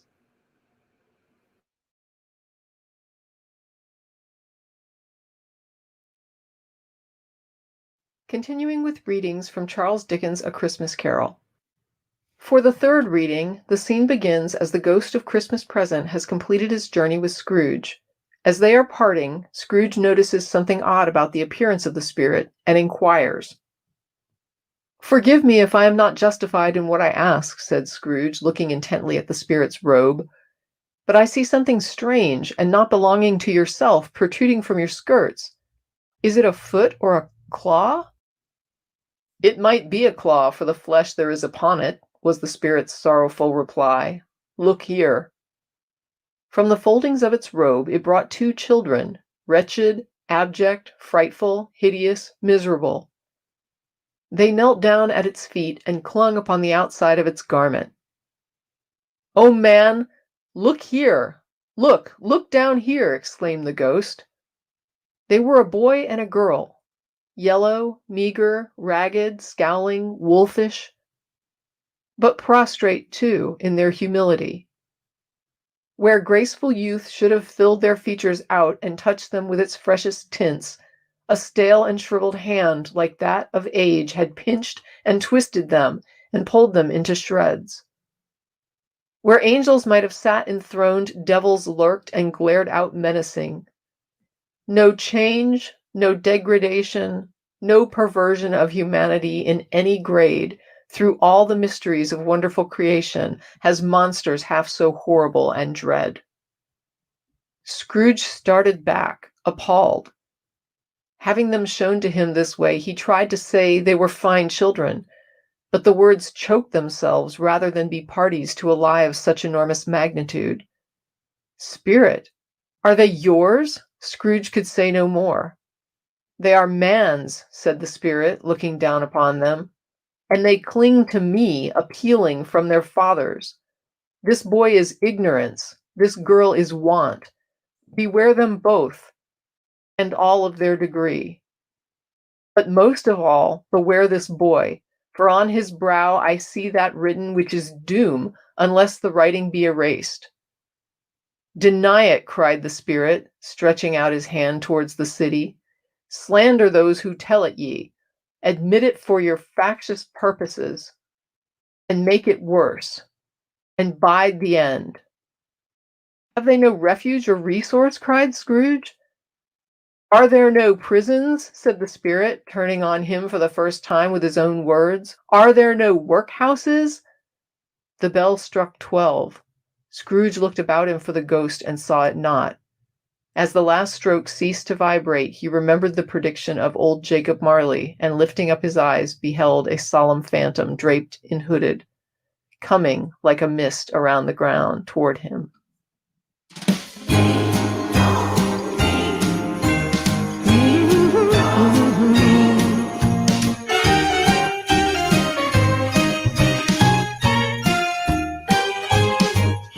Have a holly jolly Christmas.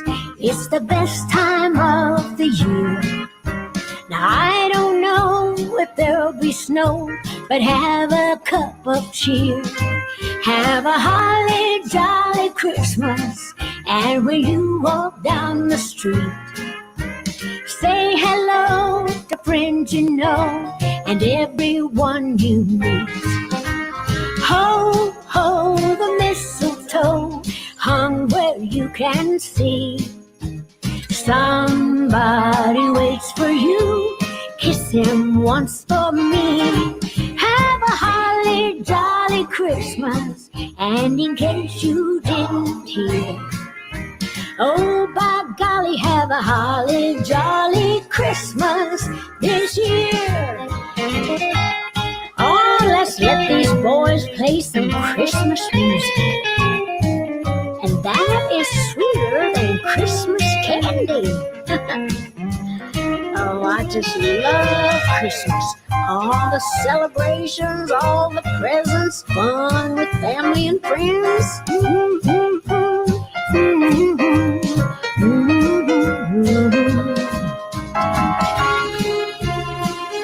Oh, every year I love singing this song, and I thought, well, why not just do a whole album called A Holly Dolly Christmas?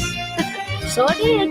Have a holly jolly Christmas, and in case you didn't hear, oh, by golly, have a holly jolly Christmas this year. Have a holly jolly Christmas, it's the best time of the year. Now I don't know if there'll be snow, but have a cup of cheer. Have a holly jolly Christmas, and when you walk down the street, say hello to friends you know and to everyone you meet. Ho, ho, the mistletoe hung where you can see. Somebody waits for you, won't you kiss him once for me? Have a holly jolly Christmas, and in case you didn't hear, oh, by golly, have a holly jolly Christmas this year. Oh, by golly, have a holly jolly Christmas this year. Ooh, yeah.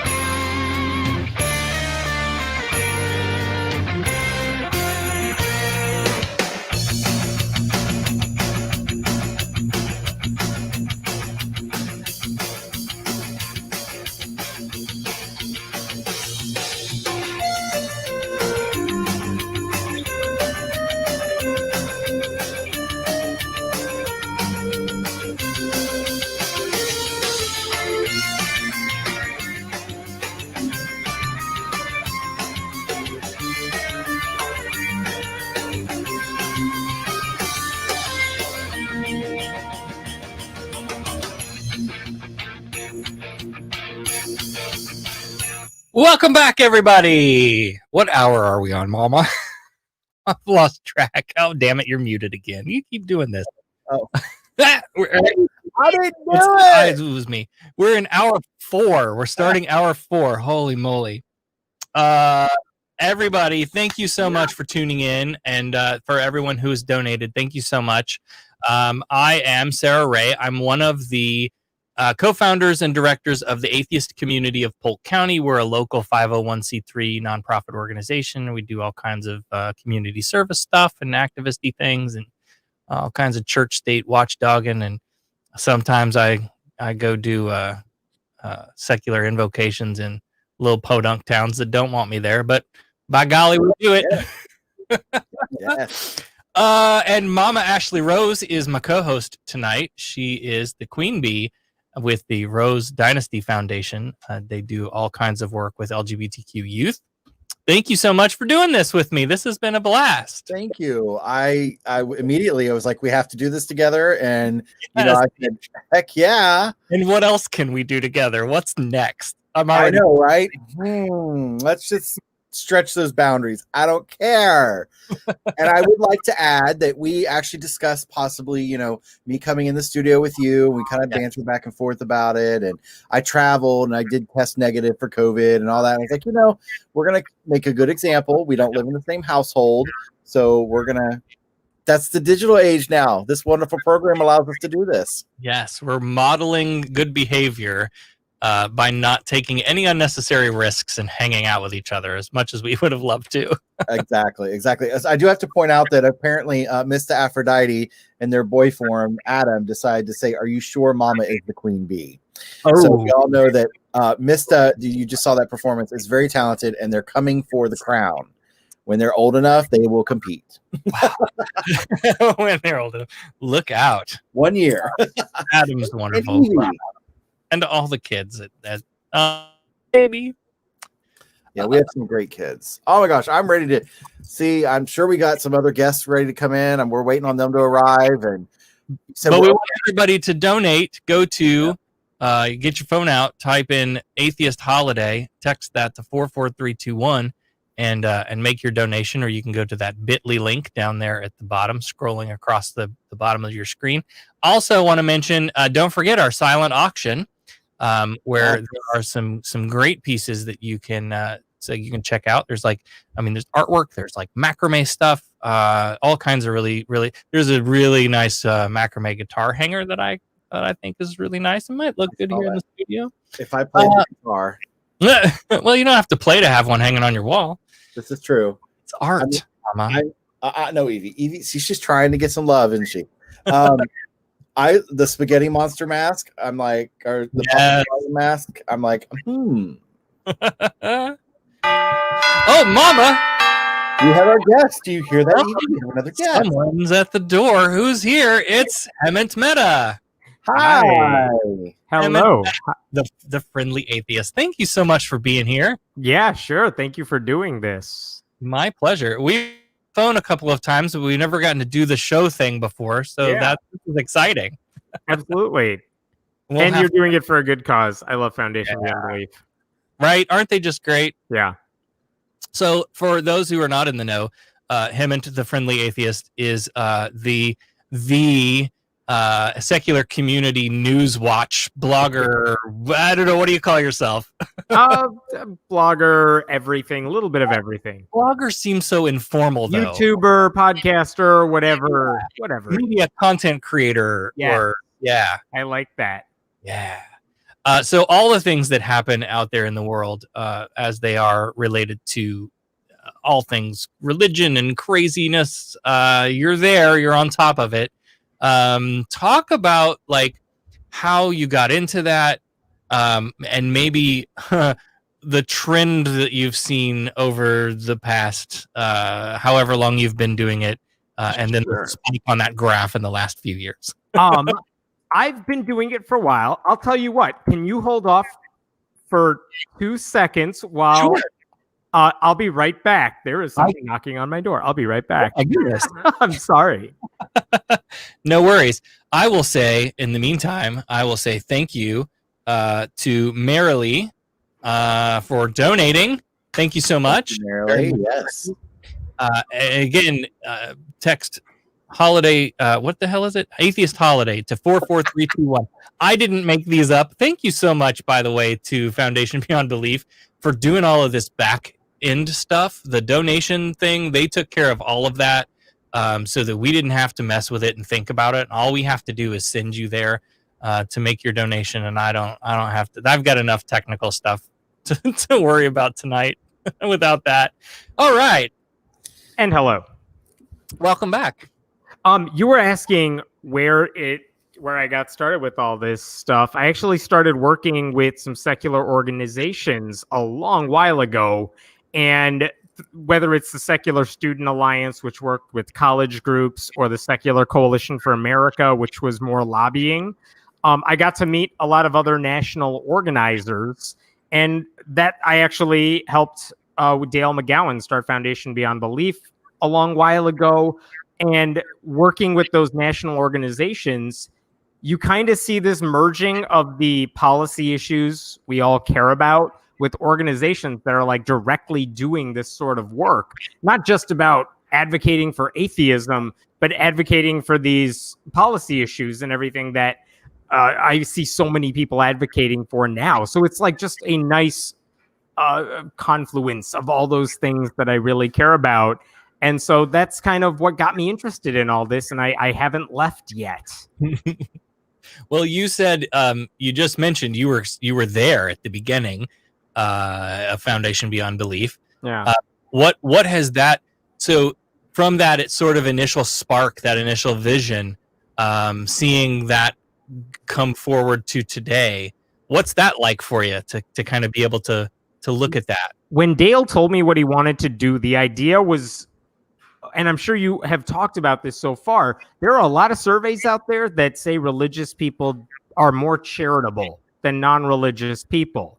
And the reason for that, I don't think, it's not because they're nicer. It's not because they want to give more. We are no less generous, but they definitely have opportunities to give through their churches, through their religious communities.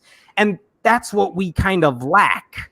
I mean, we don't necessarily have those local organizations or any peer pressure in a good way to encourage us to give. We may do it on our own, but we don't necessarily do it as a group. So his idea was, why don't we just encourage people to give to good, secular, not atheists, but just non-religious charities in a variety of areas. And if we can tell them, look, we vetted these groups. They are good, reliable organizations. They may not be the ones you're all familiar with because there's a handful we all kind of know about already, but these are good groups doing work in education, women's rights, name your broad category.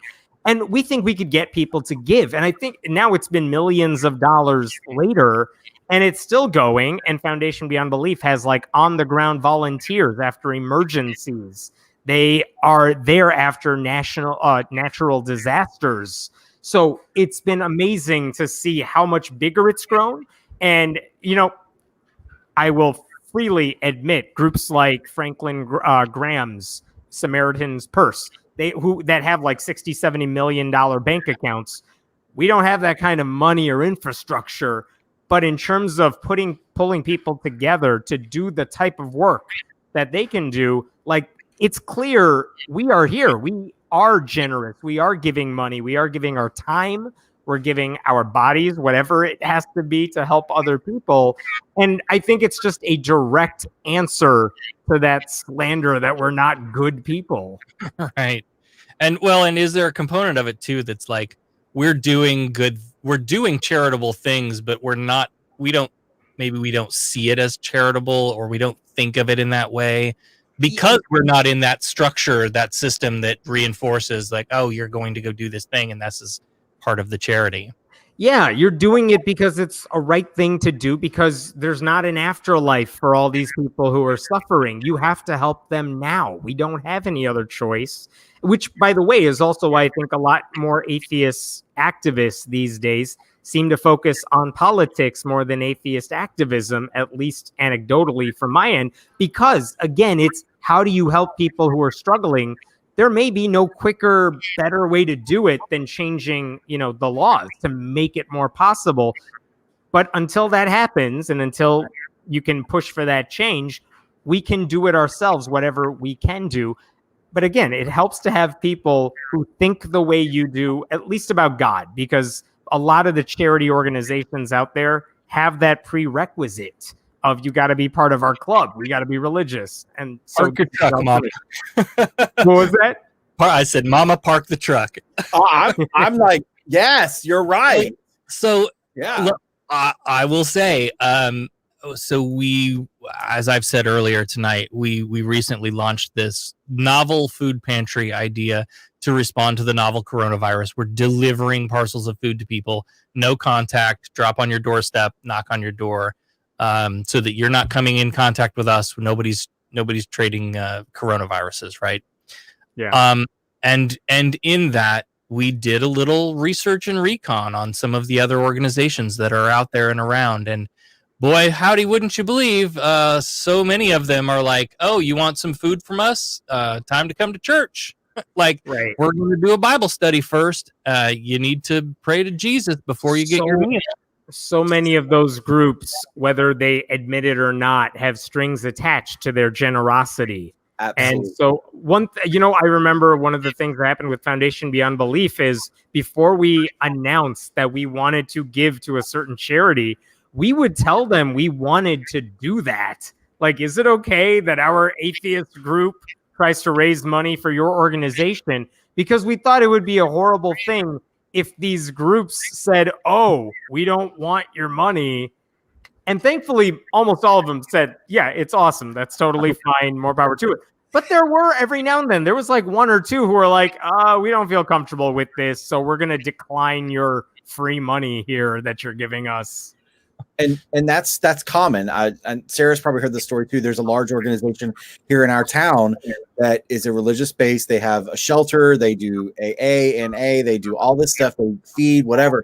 And our organization, Rose Dynasty, we raise money for whoever needs it. So as a challenge, I went to them and I said, "I'm an LGBT organization. I'm a family-friendly drag queen, and we want to raise money for you." And their answer was, "We don't want your money." Right. So of course I was like, "That's fine. There's plenty of other places that do, but you just confirmed my thought." And there have been groups, like sometimes there are churches that run soup kitchens, which is great, like good for them. And I've seen atheists say, "Well, can we work with you on Thanksgiving to help the people who need it? We'll do it through your organization or through whatever charity that's ostensibly secular. But, we do want to wear our group's logo or whatever, just like everyone else here is doing." And they balk at that. And it's like, what is it that you're so afraid is going to happen? I will say Foundation Beyond Belief does not proselytize atheism when they help these other groups. Right. And you have to wonder why a number of Christian organizations have like, "We're only hiring our own people. If you even want to volunteer with us, you have to sign this faith statement that says really horrible stuff." It's not just the Jesus stuff. It's you have to hate the same people we hate. Oh, yeah. Yeah. I've never seen that analog anywhere else. Yeah. No. It's so frustrating. And again, like that, just the organization that we created here, and the values that we see in the mission and vision at Foundation Beyond Belief. Like, again, the stars aligned and we were like, "Oh yeah, these are our people." Like, it was just so, I keep saying it's such a no-brainer, but it was like, yeah, this is absolutely the organization we want to be involved with. And so when we do go and do our programs, we look at groups like with the It Takes a Village that we helped create. Again, it's us and the Unitarian Universalists. It's kind of, we like to call it the what did I call us, Mama? The outcast, something or other like that. Yeah. The misfits. I don't know. Right, but it's us and the UU and Planned Parenthood and the Rose Dynasty Foundation and Red Tent, and there's all of these different organizations that when we come knocking to help at another organization, are probably not welcome. And so we just found each other and created it. But then we put that into the stew of what we do and how we do it, in that if you need food, I don't care who you are. I don't care what you believe. I don't care. Do you need food? Have some food. And it's so easy to do that. If I can add one thing to that, here's a selfish component to that I think is not totally irrelevant. There are atheist groups out there whose mission is to advocate for atheism. There's nothing wrong with that. But it's also, if you're religious and you think there's something wrong with atheism, it's very easy to demonize those groups. But how on earth, if there is an atheist group doing charitable work without trying to push atheism onto everybody else, how do you criticize that? Or if you do, like, that backfires immediately. And so another reason I like the organization, not just the work that they do, but they've created something that's really hard to make look bad from critics. Yeah. That's great. And I don't know, it's just such a culture of giving and caring and the no strings attached bit, like Yeah, I'm loving this. I'm loving hearing all this, learning about this. Yeah. Mm-hmm. Misfits. I was right. People are mad at me now. I've seen a lot of groups though do really similar things, whether it's like Satanists doing like hygiene products, or other local groups giving food to the homeless and doing it the right way through whatever permits they need and whatnot. But like I've seen a lot more organized acts of charity more recently than not. Like it's just awesome to see. And again, like the challenge has been the structure didn't exist, right? We're to herd the cats together and put us all into individuals might do it. An organization might do a one-off thing like you are doing tonight, which is awesome. But there is no long-standing organization that only exists to do this sort of work. Yep. And one of the like one of the discussions we had is we have to keep ourselves going, but we don't want to. This isn't for overhead. This isn't for us. So how much do we keep to make sure we're running administrative things? And we wanted to make sure that was as little as possible. And that's also different from a lot of charities. Yeah, absolutely. Very true. Well, we're running low on time here, and listen, I'm telling you the same thing I tell everybody else. Come on back. Let's do a full show sometime. Yeah. But we'll give you the final word for Foundation Beyond Belief, and take it away. Look, if you're looking for an organization to give to as an atheist, trying to help other people, not about promoting atheism, if you're just an atheist trying to do good work, there are a limited number of options for groups that care about collecting atheists and giving them a vehicle to make the world a better place. This is one of them. And it started like a decade or so ago. And it's grown to a group that gives millions of dollars to other charities, not atheist groups, like other charities, and works with religious groups that care about interfaith cooperation to help the people who actually need the help. That's what you want to see. So if you're asking yourself, especially as we get to the end of the year, like what sort of group should I be giving to? Where should I make a charitable contribution? This is a good place to give it. I'm saying that I get none of it. I'm not getting any kickbacks or anything. It's just a good group. You are helping people who truly need it. And it has the added benefit of saying, like, if you care about just one issue, you can always give to a group that advocates for that one issue. Foundation Beyond Belief advocates for a whole bunch of different issues that help so many people that might be outside like your range of organizations that you care about. I know a lot of atheists care about, LGBTQ rights, reproductive freedom, and we know about those groups. There are so many more that are kind of off our radar as far as news coverage goes, and people talk about it on YouTube and whatnot. But Foundation Beyond Belief covers those too. So if you're looking for a place to give it to this group. It's a good one. Awesome. Thank you so much, Hemant. I'm so glad we got to connect and have you on tonight. Thank you guys for doing this. I really appreciate it. I'm sure all your fans and followers appreciate it too. Our pleasure. Yeah. Thank you so much. Have a good night. You too. We'll be in touch. All right. So donate, text Atheist Holiday to 44321 or go to that bit.ly link. I'll post it again in the comments here as we go to another segment. Now we're going to hear from our friends Frank and Dan over at Thank God I'm Atheist, the podcast. And then we'll be back with more fun guests and performances and all kinds of fun and frivolity right after this. Hey, everybody. Hi, guys. Well, it's Frank and Dan here from Thank God I'm Atheist, and we would like to thank the atheist community of Polk County for inviting us to come out and say hello to y'all. Yeah, what a fun thing awesome. that is. So we thought, since this is the holiday season, the Christmas season, we thought that we'd do a little thing. Look, there's this war on Christmas. I don't know if you guys have heard of it. It comes around every year. It happens every year. It's the most wonderful time of the year. There's a whole song about it. I've got like this whole Advent calendar for it, actually. Yeah. Yeah. Cool. Yeah. So we thought, because here's the thing. The war on Christmas has always just been a them thing. We weren't doing it. It was always just a one-sided war. Only like they were the only ones fighting, but boy, were they in the trenches about the whole thing. Yeah.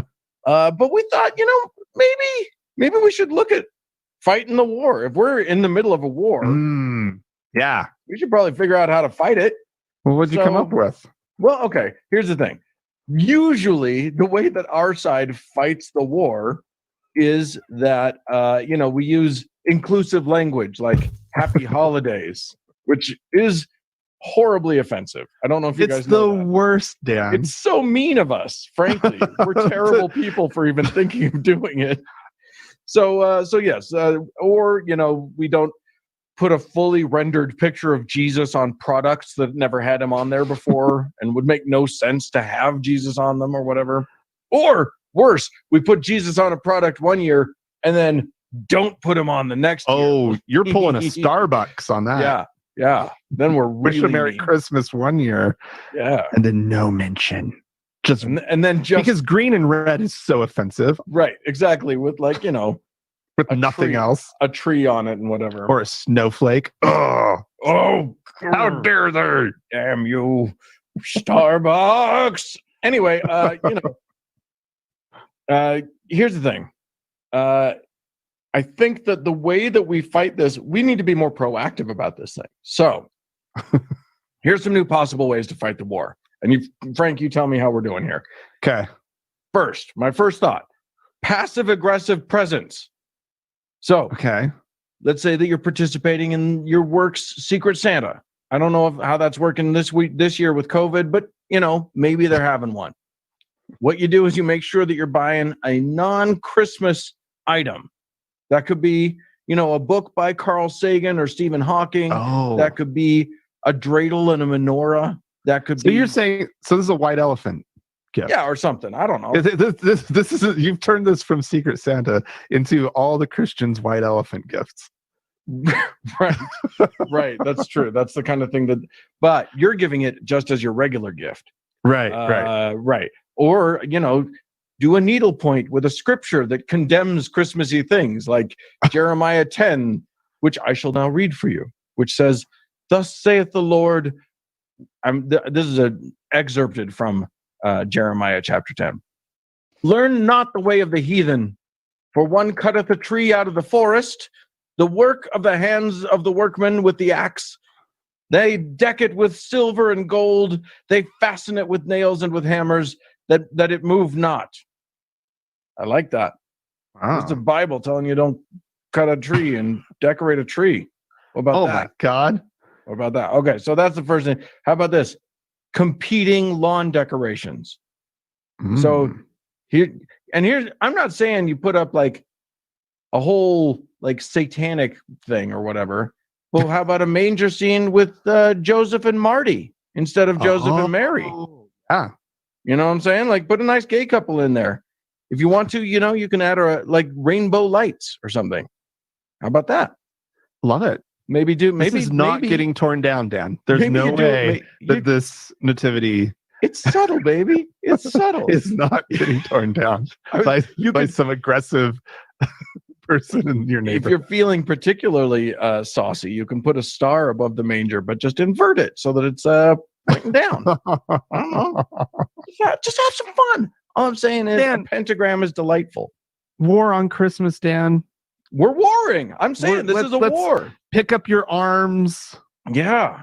And go be on the offensive, everyone. That's Be right. offensive. We haven't been fighting this war the whole time, and they're the ones who saying they're thinking that they're defending themselves. So we got to give them something to defend themselves against. I love it. Well, anyway, we should probably wish these good folk the very best on their fundraiser. And well, here's what I'm going to do. I'm going to give one more. I'm going to give one more thing. Okay. Because I came up with a whole bunch of things, but this one's a good one. You know how there's always like bell ringers with their kettle out in front of the store for the Salvation Army?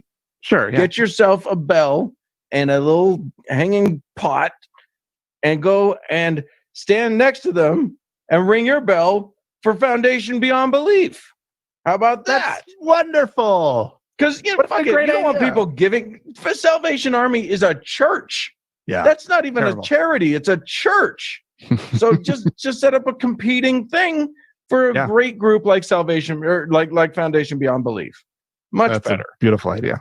And if you don't want to do that, which of course you don't actually want to do that, then just donate here. Thanks so much to the Polk County folks for throwing this shindig together. What an amazing thing you guys are doing. Fantastic. We appreciate you.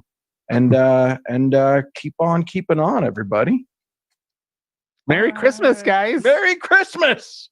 Happy holidays. Yeah, exactly. Thank you, Frank and Dan. Wonderful to hear from you, and appreciate you sending in those wonderful tips about War on Christmas.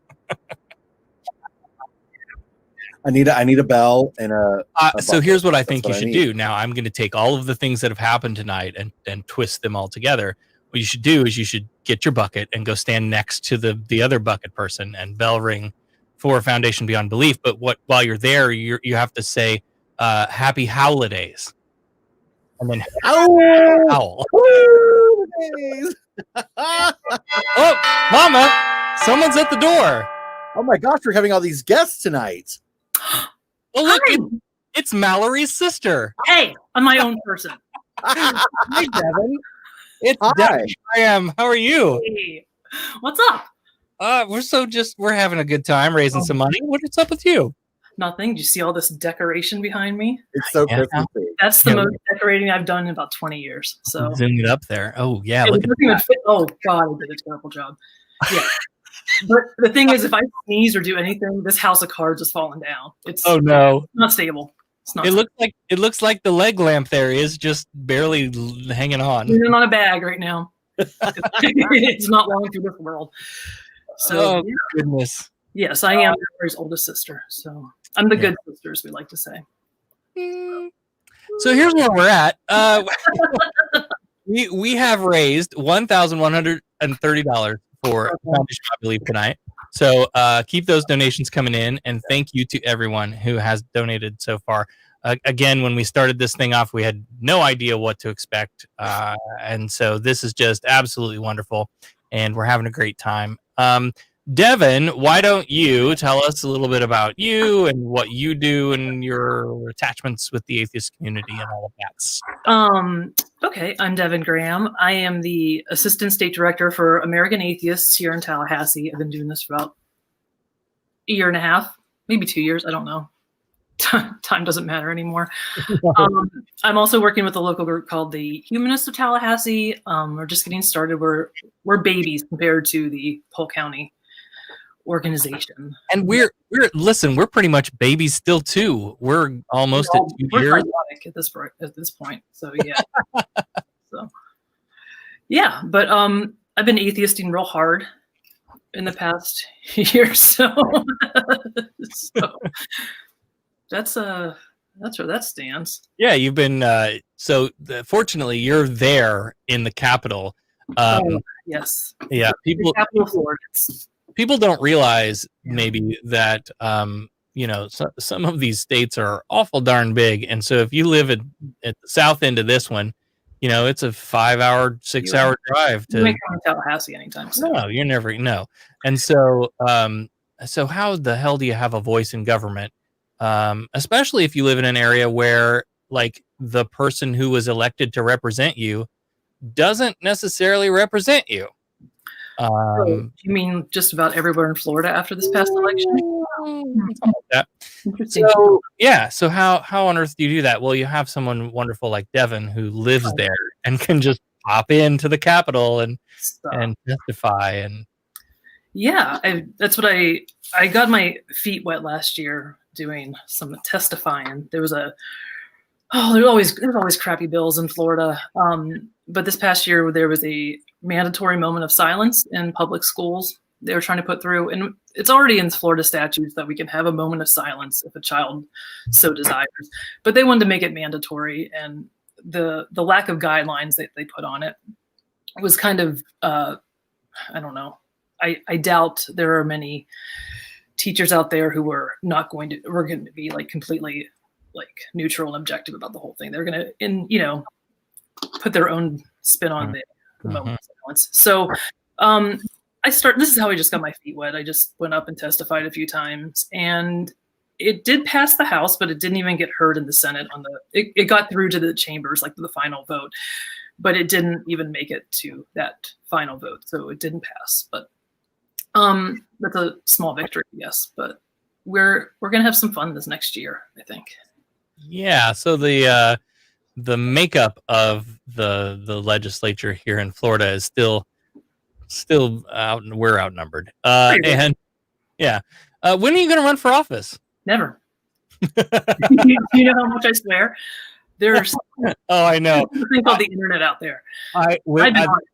There's a presentation I do on Project Blitz, and one of the things I say is, like, you should, to the audience, you should consider running for office. Look, if we, and thank goodness she's not representing us anymore. But we at one point had elected a self-proclaimed demon buster to the House, and a giant toddler to the highest office in the land. Like, you've got a chance at this. You should run. No, I couldn't, because I've done podcasts where I swear way too much. I'm right there with you. There's too much content out there that they would drag me in the media with. I did get 6 votes for the U.S. rep position. Oh, so I feel like I should have been up. Start. It's something to build on. I'm almost there.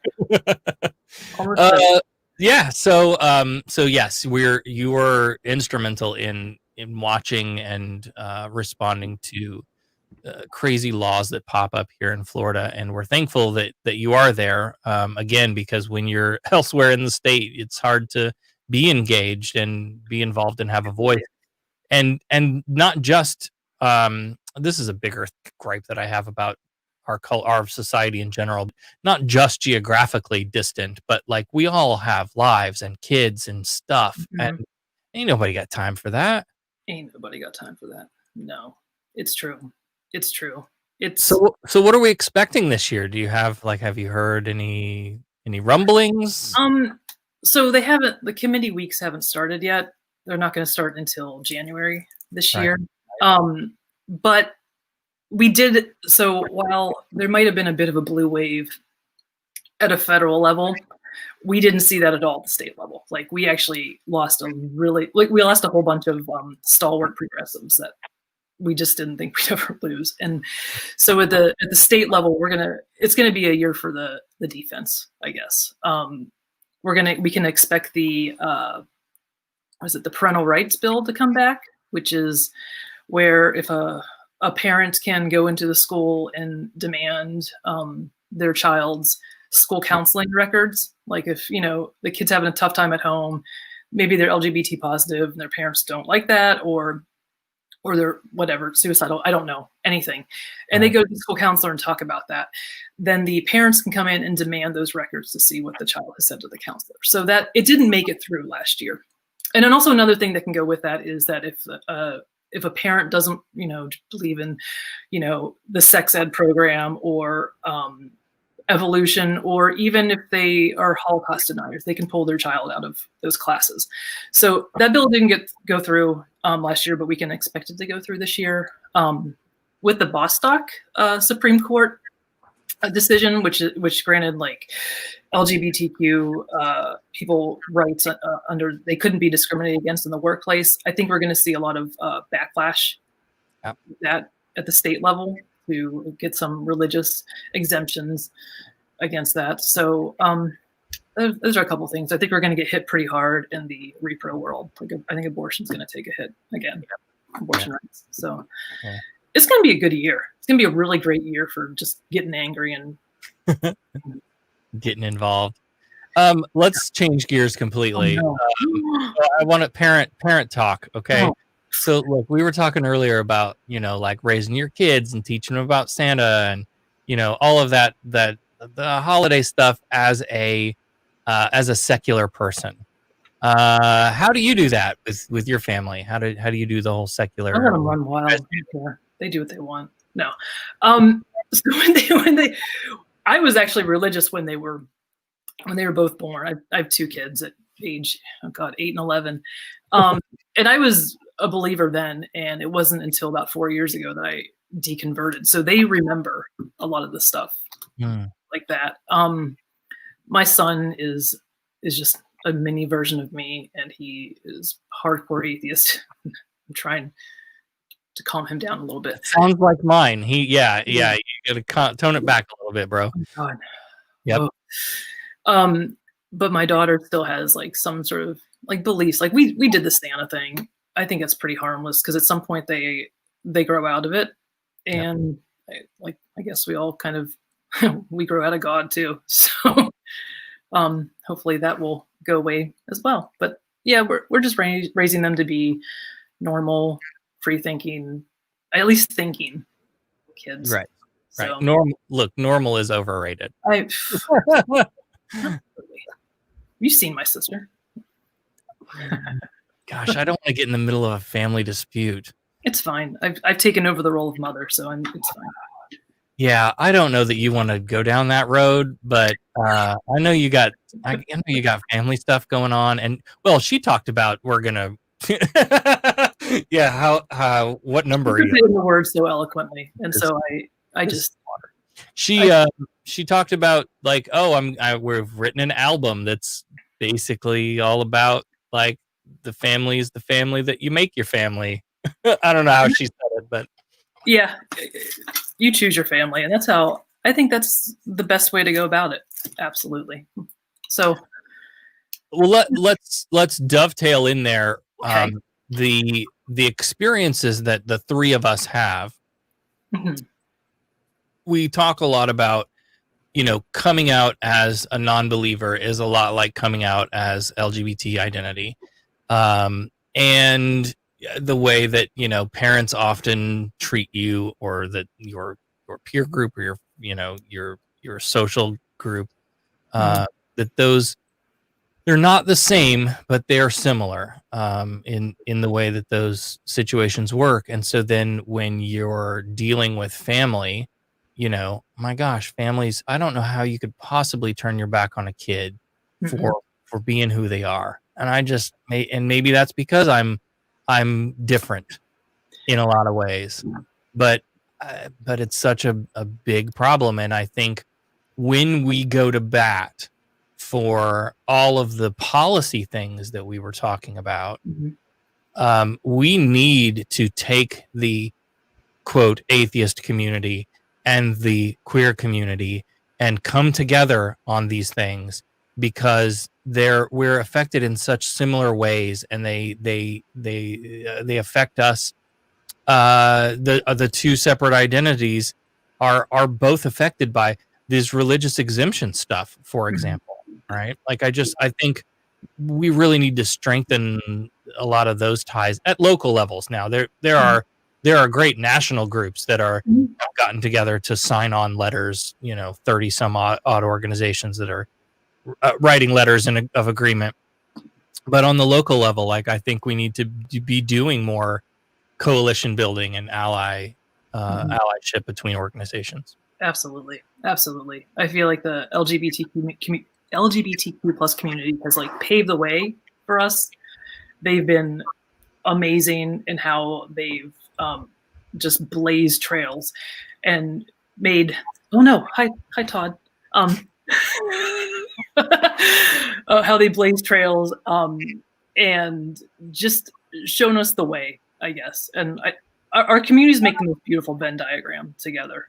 Like, really, we do. And so I try to ally myself with a lot of the LGBTQ plus organizations, and it's just a great relationship, I guess. So. Yeah, absolutely. And there's so many more of them than us, and the way they've normalized who they are, and we need to normalize who we are, and just come up from there. So yeah, there's a lot we can learn from each other's experiences and movements, and how how things have been done. But non-believer friends, that's going to require you sometimes to step out of that Angry Atheist box Get your and sweet ass out there. hang out with people that you didn't think you were going to hang out with, like there are, and I know as atheist people, it's so hard sometimes to think of the existence of a queer Christian. I know that that's hard to like wrap your brain around, because all these arguments, and this argument, and this says this, and that the Bible doesn't really this, and like I get it, that's all in your head, but you've got to we have to be able to set aside our differences when it's time to set aside our differences and work together for the things that matter. And so that's a thing that we do with our organization and the other organizations that we partner with locally and with Foundation Beyond Belief. And that's something that I think we can take from the community service model and apply to the policy fight, that's the issues that we're dealing with. Totes. Absolutely. I do want to add in that, like, I'm completely agreeing. I mean, as a queer believer, it's that's unicorn enough as it is. And I have this discussion even recently with several other queer believers who think it's asinine that I hang out and associate with atheists. I'm like, well, they're doing more good work for humanity than you were, so I don't want to hear it. You're not the worst. My God, my atheist friends are amazing. Sarah knows. I mean, I'm calling them out all the time of like, I love you all. And I do have to plug this is the Polk County Atheists of Polk County, they've joined hands with Street Warriors, right? Mm-hmm. And Street Warriors is, I remember when it started, it was a faith-based LGBT, queer faith-based outreach. And as soon as I heard that was happening, to me, that exploded my heart, because that's what it was about. When we started that organization 10 whatever years ago, that was the goal. It's not about religion. It's not about, come to my church, I'll feed you. It's about, I'm feeding you. You're a human being. You need that touch. And the fact that the Atheists of Polk County have joined together and doing that and feeding people on Sundays, it's amazing.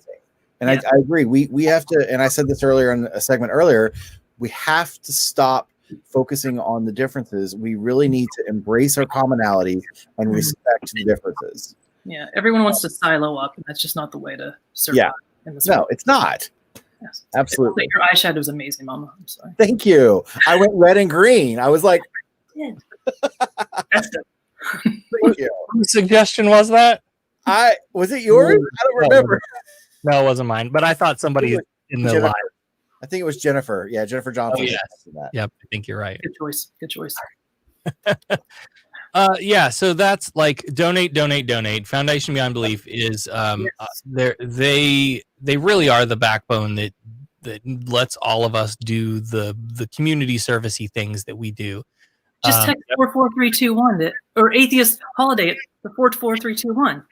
Yes, I did it, and it works. You did it. I did it. Mama tried it. It works. Yes, and every little bit helps. Again, if you missed the discussion earlier, they have grant programs that go to local organizations and that we receive as the atheist community of Polk County that help us do the community service stuff that we're doing and growing and building. And we want to, if you want to do more, you can't do anything without money, right? Hashtag capitalism is killing us. Okay. And so there are, thank goodness there are organizations like this that are there to support us in our missions and what we're trying to do locally, boots on the ground. So yes, please donate. Thank you to Todd and Will for making donations. We're at 1,182. Thank you so much. Everybody keep those donations coming in. They're very much appreciated. And you can rest assured, know that all of your donations going through Foundation Beyond Belief are going to help people who need help in a number of various ways. But, COVID has just struck us all. People are hurting, and we're trying to respond the best we can. And so if you can donate to Foundation Beyond Belief, that will help bolster those local communities to go out and help people. Yeah, I think Hemant said it. Like, By the way, thanks Hemant for opening for me. But there aren't many places that atheists can, or secular people, non-religious people can donate to where they can feel actually good about it. So I think FEB is amazing. Yeah, we just walked out. We were at the grocery store today at Publix, as my daughter calls it, and I could hear the ringing bell like before we hit the exit. I was like, oh God, just pretend you're deaf. Just be deaf for like 10 seconds till we get out. And she's like, what's that? I was like, just a bell, you know, whatever.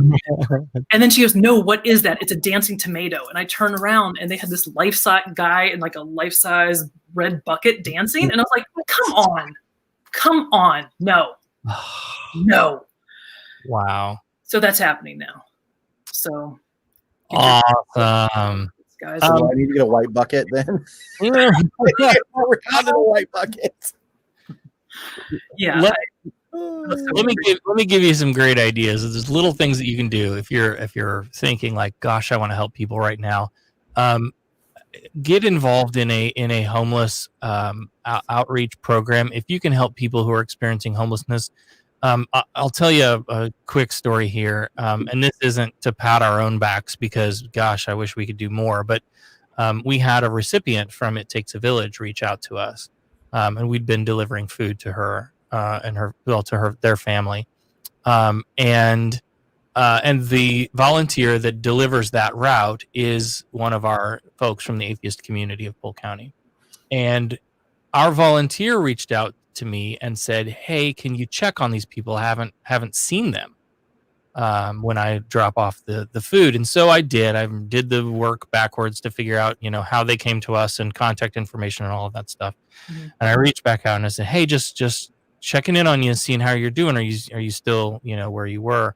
And no, they were not. That they'd had to leave. And so you have people who are who are surfing from place to place, unable to, you know, make rent. And so we put our heads together, the team, and you know, invested a little money in this one family to, you know, make sure that they weren't going to get evicted in the middle of winter. And I want to help all of them. And this is what's so frustrating about being, you know, a small, poor group. I want to do more. I want to house people. I want to feed people. I want to do all of those things. And we wouldn't be doing it at all if it hadn't been for Foundation Beyond Belief being there with that initial, you know, like I said earlier, those little micro grants that you get for logging your service hours. Like, it's that simple. That really, you know, gave us a good start and got us going. So if you can donate, again, it goes right back into programs in your communities for people that are really needing help right now. You won't pat yourself on your back, but I'll pat you. Okay, thanks. Okay, Devon, we're up on time. Last words? Any final thoughts? Do you want to sing anything? Do I want to say anything? Happy holidays, everybody. I don't have anything to say. Don't ever put me on the spot. Do you want to sing anything? I don't want to sing anything. No, not in public. Absolutely not. Oh, goodness. That's a long story. Well, hey, thanks for connecting us with your family. They're freaking great. They are. Yeah. Talented. I mean, they may be terrible people, but they're really talented. They're what? I don't know them. They may be terrible people, but they're really talented. We let them park their camper out in our driveway for like 4 months a year, so they're not bad. Okay, well, can you put a good word in if they need a washboard person? I know the washboard. Mallory is a washboard person, but you're in. We will be our group will be having a fundraiser for charitable organization later this year, and they will be performing because they're right. So yeah. So I will keep everyone posted on that. I might have to drive to Tallahassee and stand like 20 feet behind them, masked, doing it. Don't you think I won't? Absolutely. You're here. You can stay here. All right. Devon, thank you so much. No problem. We'll talk to you again. Love you, girl. Bye.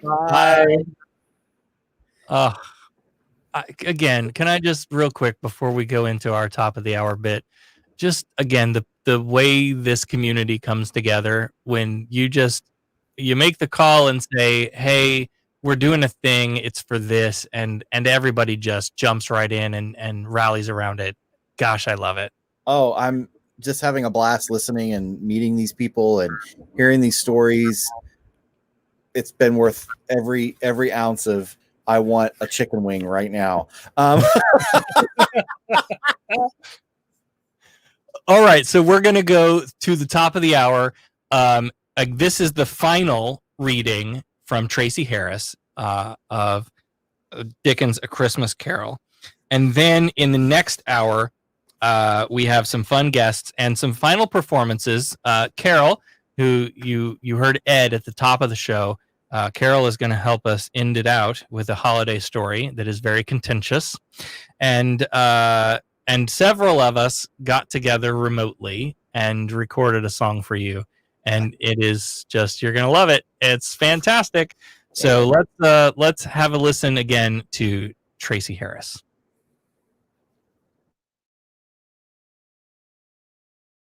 Continuing with readings from Charles Dickens' A Christmas Carol. For the fourth and final reading, the scene begins as the ghost of Christmas past has shown Scrooge his own death. At this point, they stand before his tombstone. The spirit stood among the graves and pointed down to one. He advanced toward it trembling. The phantom was exactly as it had been, but he dreaded that he saw new meaning in its solemn shape. Before I draw nearer to that stone to which you point, said Scrooge, answer me one question. Are these the shadows of the things that will be, or are they shadows of things that may be only? Still the ghost pointed downward to the grave by which it stood. Men's courses will foreshadow certain ends to which, if persevered in, they must lead, said Scrooge. But if the courses be departed from, the ends will change. Say it is thus with what you show me. The spirit was immovable as ever. Scrooge crept towards it, trembling as he went, and following the finger, read upon the stone of the neglected grave his own name, Ebenezer Scrooge. Am I that man who lay upon the bed? He cried upon his knees. The finger pointed from the grave to him and back again. No, spirit, oh no, no! The finger still was there. Spirit, he cried, tight clutching at its robe. Hear me, I am not the man I was. I will not be the man I must have been but for this intercourse. Why show me this if I am past all hope? For the first time the hand appeared to shake. Good spirit, he pursued, as down upon the ground he fell before it. Your nature intercedes for me and pities me. Assure me that I yet may change these shadows you have shown me by an altered life. The kind hand trembled. I will honor Christmas in my heart and try to keep it all the year. I will live in the past, the present, and the future. The spirits of all three shall strive within me. I will not shut out the lessons they teach. Oh, tell me that I may sponge away the writing on this stone. In his agony, he caught the spectral hand. It fought to free itself, but he was strong in his entreaty and detained it. The spirit, stronger yet, repulsed him. Holding up his hands in a last prayer to have his fate reversed, he saw an alteration in the phantom's hood and dress. It shrunk, collapsed, and dwindled down into a bedpost. And this ends my readings. In the end, Scrooge is able to redeem himself. He's able to find within himself the spirit of charity and humanity. And as he changes, so does the course of events around him. Through his nurturing and goodwill, the family of his clerk, Bob Cratchit, improves their access to resources, which positively alters the fate of his disabled son, Tiny Tim. All of us, through charitable giving, have that same opportunity to alter the fate of someone else, to help someone in dangerous or stressful circumstances, to make changes in this life and in this world for the better. Foundation Beyond Belief is there to make this effort as simple as possible, and I urge everyone who can support their mission of charity and humanity, not only at the holidays, but throughout the year, to do so. Wishing you all the best.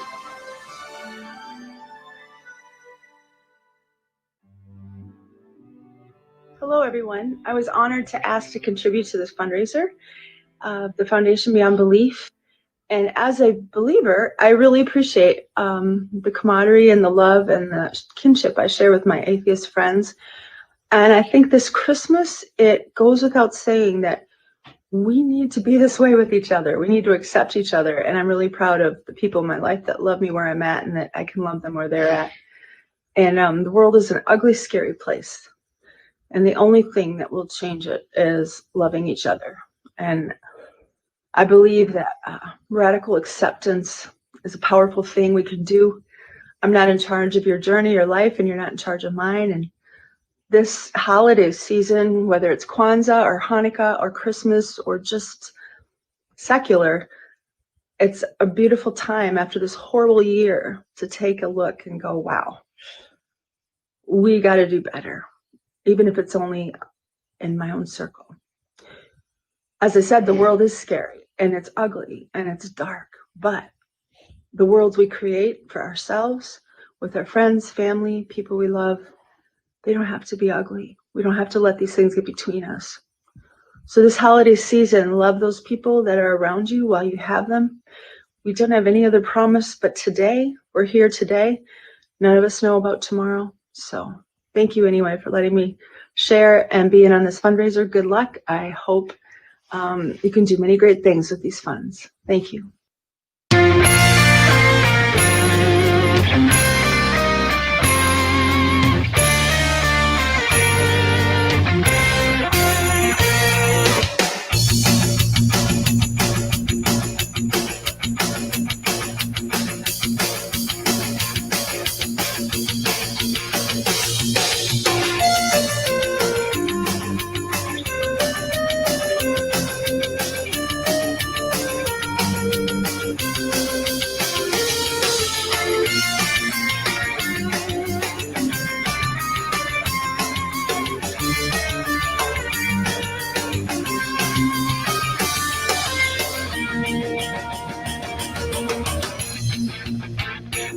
Welcome back, everybody, to the final hour.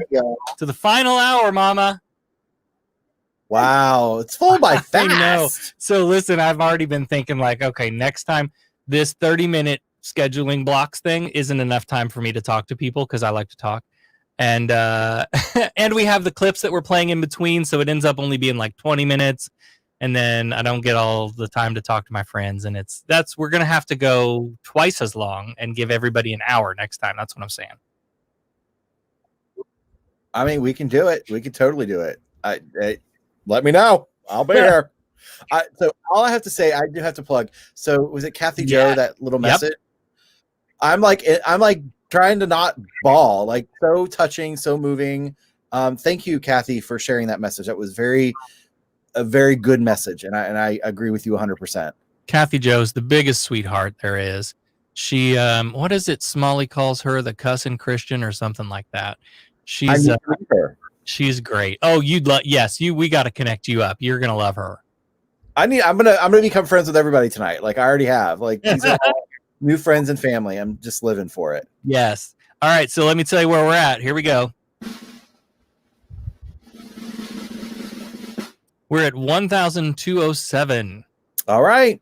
So look, let's get us to 1,500. Can we do 1,500? I don't want to do my auctioneer voice, but no, I'm not going to. So you have a drag queen that's saying we can raise another $293. Did I do that math right? Sure. I think I just did. So another $293 or $393, whatever it is. Let's do this. Let's get to 1,500. I think it's very possible. You guys have been amazing and overly generous, and I love it. I love it. So let's do this. A drag queen telling you what to do. Pretend I was standing in front of you, lip syncing a song that I didn't really know, going watermelon, watermelon, lesbian, and then what you do is you're throwing money at me. So just text Atheist Holiday to 44321. You got it. Now. I also want to say thank you to Carlo, who donated recently. Thanks, Carlo. Haven't thanked on the air yet, so thank you so much. Yes, everybody text Atheist Holiday to 44321. go to that bit.ly link. I've been sharing it in the comments on both YouTube and Facebook so that y'all can find them. Let's see. Anything fun going on in the chat? Love that people are including Kwanzaa. Yes, absolutely. All right. So we have a few more guests lined up, and then we have. I don't know. Did you see that in the beginning of that segment? The ACPC family band. We're gonna do a song. Oh boy! I can't wait to see that. Get ready for that. That's really good. Oh, Mama, somebody's at the door. Now, I'm just going to have to warn you right now that this is going to be a hot mess. It's Brent, Nikki, Amy, and Nikki. Hi, I love that you preface us that we're going to be a hot mess. I appreciate you just getting the word out. Hey, everybody! The pre-show is over. The party's begun. I feel proud. You just get us. Do I need to go get mine? Yes. I love Everybody has a crown. Oh, it's so bad. I have a glass case. Yes, Sarah. I love it. There we go. That should have been on the whole night. That's nice. They don't really fit on my head very well with the headphones, but there you go. You just wear it. You gotta put it in front. We just go with Hey, it. This crown hurts, but I'm wearing it anyway. So come on. Yeah. Headdress is required. Whenever we're on camera, we always have headdresses. It's just it's showmanship. Okay. Yeah. You gotta show up. There you go. Own it. So how the heck are y'all? Excellent. I mean, it's past my bedtime. I'm gonna be real. But for charity, anything, especially humanist charities. That's right. Right. Amy? We're trying to be on our best behavior. We promised Brent exactly we would try to be on our best behavior, and we're going to try hard not to swear. It's going to be difficult. That's going to be the toughest. Yes, Brent is trying to wrangle us because whenever we're all on a show, we just talk. Yeah. Who needs to pause to hear what people are saying? Just talk. It turns into It's Always Sunny in Philadelphia really quick. Where you just As long as you each get your 12 listeners to come to the live stream and make a donation. Our collective. Yes, 12 listeners. Yeah, right. And now $10 each of those. Yes. I mean, really. Beat our goal. Exactly. That's it. Yeah. But $1,200, that's awesome. Yeah. That is awesome. You could do something with that. Right? Absolutely. That's awesome. And putting out calls all over Facebook in the groups. Just There to you go. get Awesome. people off their butts to donate. Money. Just give us money. It's pretty much our whole show is just telling Give people to money. give us money. Right. So this is right in our wheelhouse. Yes. The Amy's are the best banter in the biz. So you should be giving them money anyway. That's it. They just deserve it. Just give them It's money. banter for pay, dude. Yeah. That's what it is. Amy with an crown. eye, this is the quietest you've ever been in the longest I've known you. What is told her going where you on? at? She's trying so hard.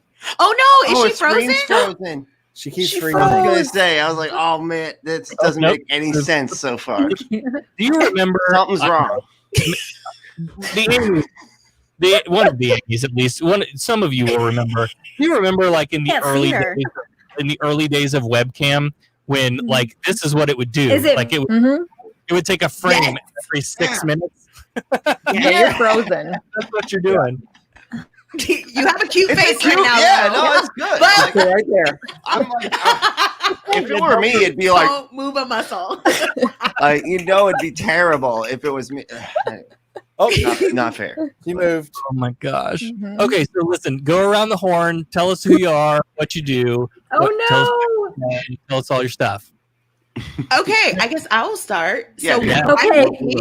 Oh, she's Oh, here. hey, there's, yay. All right, cool. We see hands. Okay, we're here. Anyway, all right. this So is I'm Nikki, And I'm Brent Lee. And we are from the Unapologetics podcast. We are also here in Florida. And we do a humanist atheist podcast where we talk about all sorts of stuff. Obviously politics, atheist stories, nerd shit stuff. Excuse me. We do a lot of cursing. Also, that is like our natural nature. So we apologize ahead of time. That's going to be difficult for us. But yeah, we do everything basically. And we've been doing a podcast for 3 years now? Yeah, 3 3 years. And yeah, 12 listeners about what we got. So, but it's a great show. You should listen. You have 13. Hey, Hey. Winning. Now, Brent, you also have been doing some YouTube-y things, right? Are you still doing? Yeah.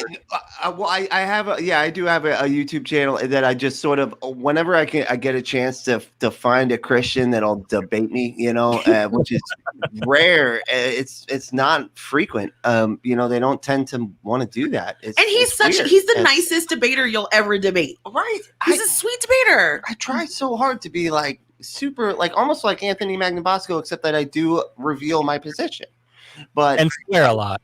And swear a lot, which and that turns him off too. But it's he's nice about it. But I'm nice, yeah. I'm just like, hey, man, come on. If you're in Walmart, you're gonna hear the same thing. But anyway, and I do the Happy Debating Atheist. If you want to look it up on YouTube. And I've been dumping some just like fun videos because I haven't been able to find anybody to debate lately. So I've just kind of been dumping some just my thoughts.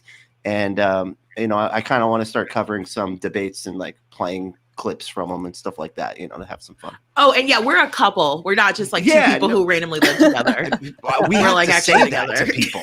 It's weird. Like we have to explain that. Like we like love each other. That's like a thing. Most oh Lord, Amy, and the Amy's do a show. Yes. Okay, next. Yeah, Amy and I are not. We don't love each other, and we are not a couple. So I want to make that clear right off the bat. Oh gosh. So Amy still looks frozen. Am I? Yeah. No, Okay. she's just really still. Okay. Well, I can. Taking it in. I can start out then. I'm Amy with a Y, and this is Chappie. Hi, Chappie. Chappie. Chappie likes to randomly jump in the window whenever I'm podcasting. So, but I'm Amy with a Y. My cohort, Amy with an I, and I do a show called Secular Soup, and we've been doing it for about 3 years too. We have more than 12 listeners. I think we have like 50. Ooh. I could be wrong, but we're hitting the big time. We talk about, we started out talking about atheism and secularism, and we really don't even talk that much about it anymore because I don't know, we've been more into politics and feminism and parenting and all kinds of stuff. We swear a lot. So it's really hard not to. We also do a second show now called I Date Me, which is literally just the two of us making fun of Bachelor ads from the 1990s or 80s. Some of them have been from the 80s. So that's a good time. And then I also do a show with Marissa, who was on at the very beginning of this. We do a Fargo podcast called Okay Then, because I am in Minnesota. I'm far, far away from Florida. And Amy with an I is in Texas. So yeah, that's us. And I Date Me is one of the best shows ever. It's It's amazing. good. You gotta listen. It's funny. It's really, that's probably one of my I'm favorite. seeing Amy with an eyes. Her eyes are blinking. Like I'm seeing blinking. She's going back. She's alive. Nope. Oh, there Hey! she is. We're good. Yeah.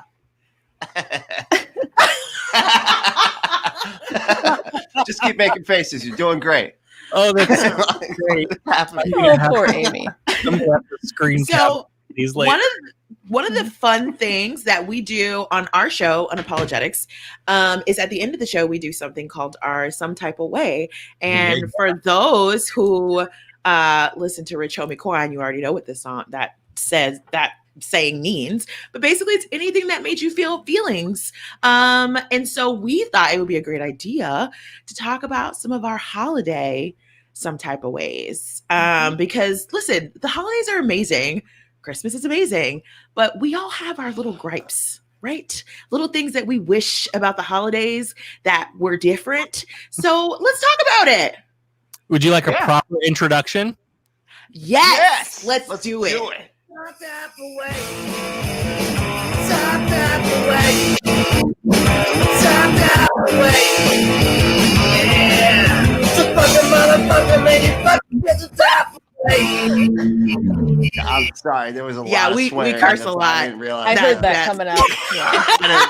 I was My like, do they know ears. that there's a lot of F-bombs in that one? Oh, my bad. My ears are somewhere under this hair. I kind of went overboard with that. That's also one of the great things you get with our show is a bunch of original music. So Yes. listen. It's so So who wants to start? Well, Amy with an eye hasn't talked yet. Do you want to go? No? Still frozen? She's okay. Wow, what's happening? This is like Listen, she's in Texas. It's Texas's fault. Okay, see now I feel bad about the interrupt. Here's the plan. We're gonna just keep this stream going. Okay. Until we get enough money to shut it off. We'll stay all night. I put way too much makeup on for half an hour. So come on. So I can do my prepared gripe that I came prepared with. Please give it to us. And it's a little non-traditional. But we did, so Brent and Nikki and Amy and I did an episode of Secular Soup 2 weeks ago about Thanksgiving grudges, which is kind of where Nikki was like, we should take this to, Christmas and the other holidays. It'll be fun. So I have plenty of gripes about Christmas, chief among them being the rank consumerism and the pressure to buy gifts for everybody. It drives me absolutely up a wall. However, I think that's pretty common. I'm the type of person who I love Christmas with all of my soul, and I am a diehard atheist, but secular Christmas is my thing. I live in a cold place where it gets dark early, and Christmas is like the only thing that gets me through the winter. There's lights and there's food, and it's just, I love it so much. And I put my Christmas tree up before Thanksgiving. And it's a fun joke every year. Everyone's like, hey, Amy puts their tree up so early. But you know what? Some people like to put their tree up early, and the rest of you need to just shut up about it. So that's my gripe. Let people have their trees before Thanksgiving. It's totally fine. It's not hurting you in any way. Like, I get not wanting to see the stuff in the stores maybe before Thanksgiving, but like, I'll put my tree up all year round if I want. It's my house, and you can't do anything about it. So that's mine. But you're stealing all the steam from Thanksgiving, which is so much. It's so important, But it's not though. We established that it's just not. It's early Christmas, basically. Yeah. I agree. I am okay with. We could just all of November could be Christmas time as well. Yeah. Go from Halloween to Christmas. Yeah. What? Does anybody really like Thanksgiving? Like, we're not going there right, again. Anyway. Listen to the Thanksgiving A whole episode about it. Yeah. Go back to second. I'm reverting back, and that's not. No. Turkey is overrated. And John Krasinski is terrible. That's the takeaway. It's awful. It's awful. I'll do mine real quick. So I'm a little bit, it's unhealthy, it's uncomfortable, but I'm a little bit obsessed with all that is British culture and history. Don't know where it came from, but it just is, it's here. And one of the things I will say is I feel like they do something much better than we do during their Christmas time, which is they actually tell you how to be on Christmas. Because listen, here in America, here's what we say, okay? We say Merry Christmas. And I don't know about you, but that word Merry, whoever uses that in any other context at all, it's so antiquated. It's from like 1876. We need to hang it up and we need to do like the Brits do and just say Happy Christmas. Happy Christmas, everybody. Well, Happy I don't holidays as well. I say But- happy holidays because hashtag war on Christmas. Yeah, exactly. But if you're in the Christmas spirit and that's what you want to say, can we just say happy Christmas? I've full on started it. My family thinks I'm weird, but I'm like, we're just gonna do this. We're just gonna say I'm on happy board. Christmas from now on. Period. I'm No more I'm Merry. doing that from now on. Totally on board. You convinced me. Yeah, nobody says like, "Oh, I'm feeling so merry today." You know, like they don't do that. Nobody's like, "I'm having a merry day." We Like, say it once. We only say it Feels in that weird. one phrase ever. Mm-hmm. well, that's a good I love reason. it. That's a good reason. To Good do that. job, Rachel. Yes. Put that Yes. put that tree up early. That's right. I gotta tell you, I haven't been in the holiday mood. Maybe I needed this to get me there. I'm right there with you. I told you I have my Charlie Brown tree up. Yep. I didn't do nothing. Nice. Like, I pulled it, the 2-foot tree. I pulled it out of the box No, with I the say decorations on it. Put it on the Merry- table, and walked it in. Oh, Amy. Oh, we lost her. She got deleted. Dang. Listen, Texas is in a bad way right now. So We don't even have a Christmas tree currently. Our Christmas tree is a palm tree with lights on it.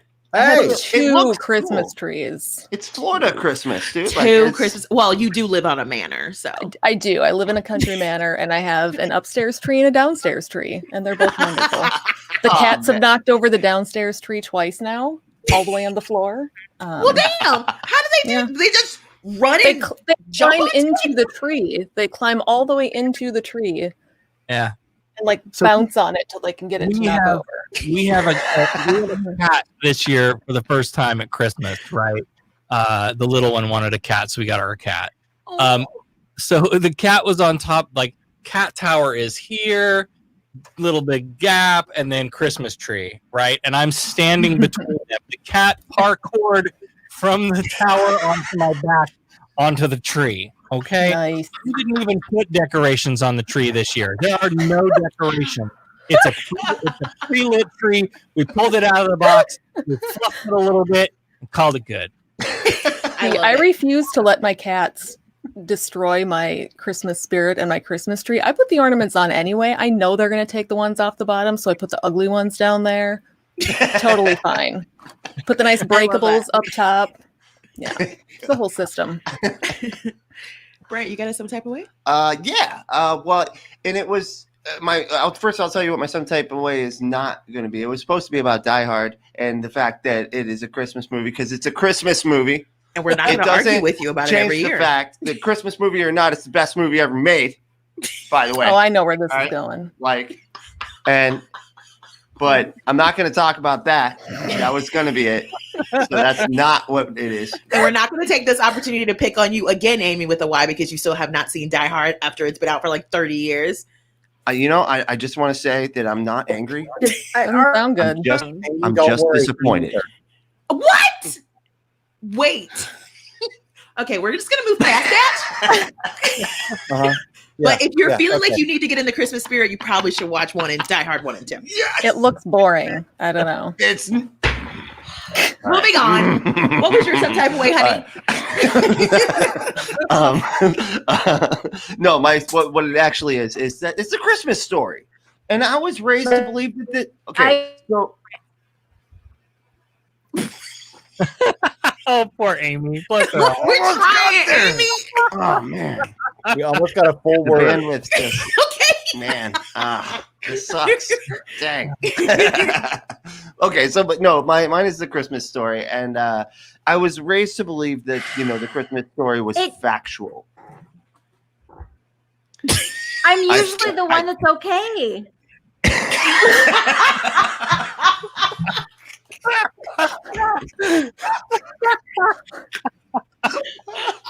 I'm sorry, that's so funny. To be fair, you usually are. Yeah.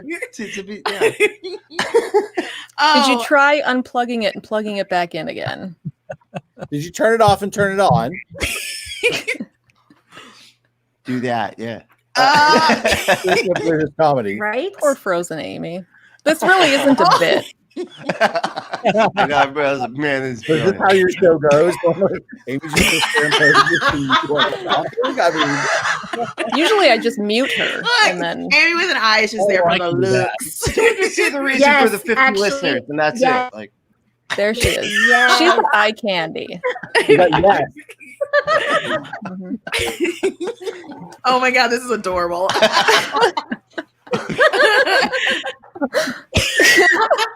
Oh my god. Okay, so I brought my charity cleavage, but you can't see it. We got 4 words now. And they're great words. Yeah, no, it's worth Charity, you see it. That's all I heard. You heard charity cleavage? Yes, we heard that. That's all that matters, right there. There we I go. love it. Wow. That's the name of the episode. Yeah, see, this is why we can't do episodes together. No. Charity cleavage. Thank you Oh, to 12:32. thank you to Mark. Yay. We're at 12:32. Get us to 1,500. I 15 Come on. people. You can do it. Give You money can do just it. for Amy's cleavage. I mean, come on. I mean, really. Oh mercy. Anyway, so what I was always taught that the Christmas story was historical fact, and that we had good reason to think that it was historical fact. She's gonna fuck with me. I mean, I'm we're sorry. so bad at not cursing. Oh, we should probably get better Darn at it, that. dog it, man. Yes. Like, jeez. Anyway, but the thing is, like, I never knew that the two stories, even in the Bible, like, they don't even line up, and that was just, and it's like something that you just, as somebody that's raised in that and just told that it's true and read it every year that you're alive, you know, and told that it's historical fact, and then you go to check it out, and you're like, oh my goodness, this stuff doesn't even make sense half the time, you know, as far as like how the story goes, and I was like, you know, I never make sense, and you're not allowed to question it, you know, and so that's my some type of way on it. I kind of shortened it a little bit because Amy with an I is no. I'm just Yeah, let's be clear. It's her fault, not mine. I'm just messing around. But yeah, so who? So what else do we Amy, got? are you? I know. Are you- I are am you- aware. You okay? Oh, she's gone. Her again. Man, she's out of here. All right. Oh my god. Okay, usually it's my internet that's really, really bad. My internet has failed several times. Yes. So And yours Like, is Amy with an eye lives in a fuzzies. city. Yeah. Like you have an I live out in the excuse, middle like, of nowhere. you live in the She lives country. somewhere You with live in the internet. country Exactly. I have well water. Woo. What? No. I grew up with well water. Yeah. Oh, that's hilarious. So what's the awesome types of ways? Why are we still open? That's it. No, that's actually the best. That's my some type of way. Why are we still? Have you seen the coronavirus? Why are we still open? Everything around here is like, oh well, business as usual, back to normal. Oh, we're gonna open, but it's gonna have like reduced capacity. Oh, BS. No, listen, we're in the Tampa Bay area, so we're like by all the beaches and stuff. And let me tell you, the snowbirds are here. They're here. They got on planes, and they're down here because all of a sudden stuff. grocery stores went from like okay to oh no, we can't even. I'm not even gonna park in that parking lot. What is the point? It's like 11 people in there. I don't think so. No. Yeah. No, yeah, and this I feel like the schools like went to full open just recently. I was saying earlier, they're like pressuring parents to send their kids back. Yep. That's what happened. Why? This is the opposite thing we should be doing. There's schools in Sarasota, Bradenton area that are doing full-on theater productions, and they're What? theater departments. Yeah, I just got an invitation yesterday from one of our kids. Full-blown theater. Oh, just wear your mask. Is it full capacity? Yeah. Oh, But they're like, these are musicals? Yes. Oh my Listen, god! I The love aerosols are musicals. everywhere. I love droplets are musicals, but everywhere. I'm not gonna die for a musical. Like, Absolutely not. Nikki and I are total music theater nerds. Yes, we are. But I don't think either one of us wants to die to go see a high school honestly, show. Sounded. I'm surprised by them saying that they won't die for a musical. So I know, right? By the way, and they're masked on stage That's too. how Which I much. found funny. What? Are they gonna? Oh, are they gonna I'll have? share pictures later. Like seriously, I was like, Well, like part of me wants a recording of this so badly. Like I just want to know what that looks like. Yeah. The greatest thing for belting out show tunes is a mask. you know, we just need to write our own musical in a mask. That's what we need to do. yeah. Great idea. Let's do it. Because we all don't have too much else going on. No, totally do it. It's definitely going to get done. So much free time. Yeah. Just throw it on the Especially plate. Amy with a Y. She's not already doing I don't do 17 other anything. podcasts. Do nothing. I'm not watching Fargo nonstop. My kids will be You like, have Mom, to. I need some attention. And I'm like, shut up. I'm taking notes for Fargo. They're like, what? Fargo's on again. I need to watch more Fargo. Like my husband and Dexter. I've only watched the season 3 times. That's not enough times. Apparently not. But fair though, Good Dexter show. is everything. Dexter is Dexter's a great. whole mood. I love it. I haven't rewatched that in a while. I should rewatch that again. It like actually I'm makes starting me like another one, Miami for a too. second. It made me like Hey. Oh, okay. So just no video. That sucks. But Are you, so can we hear you now, That's what's Amy? important. Everybody be quiet. Amy, I'm calling to you from beyond. Mama's calling you, Amy. Mama. Man, I have a Sorry, I can't help. I can't help. I think she's lost to us. Hear me? Wow. Oh, we can hear you. A wee Papa, bit. can you hear me? Can you hear me at all? Yes. Yes. Hello. Yes, It's we can. me you're looking for. Sorry, I can't. You can't say words to songs and That's not what I'm expect a saying. musical theater You can't even nerd say to mama, not do and I'm that. stuck. I'm sorry. Mama. I can't help it. I'm sorry. It's what we do. All I can hear It's is the song from Chicago about Mama. Now it's Oh my! Oh, When you're Mama, good- Matron when Mama you're good to Morgan. Mama. Yeah. When you're We're not good doing to this Mama, right now. Well, Mama's no. Good to you. No. Oh my we're God. Not, we're not doing this. That was my Listen, character. I You know we performed did that. Chicago, right? Yeah. And that was my character. I was just saying, like, I can totally I see that. performed that Obviously. song, and I had it was Mama Palooza, one of my birthday celebrations. And y'all know everything I do is family friendly, so that was like really risque for me. So my husband and my best friend were shirtless with bow ties, passing an offering basket, and that's how I collected my tips. I love You it. know what? I made like $200 in tips that night. Oh my goodness. Can we do a duet sometime? Oh, I would love it. I would, since yes. Amy disappeared again, I just want to say that she was telling us beforehand that one of her children absolutely loves Mama Rose. And Really? yes, and like asked if she could get an autograph, and Amy's like, it doesn't work that way because it's video, but just so you know,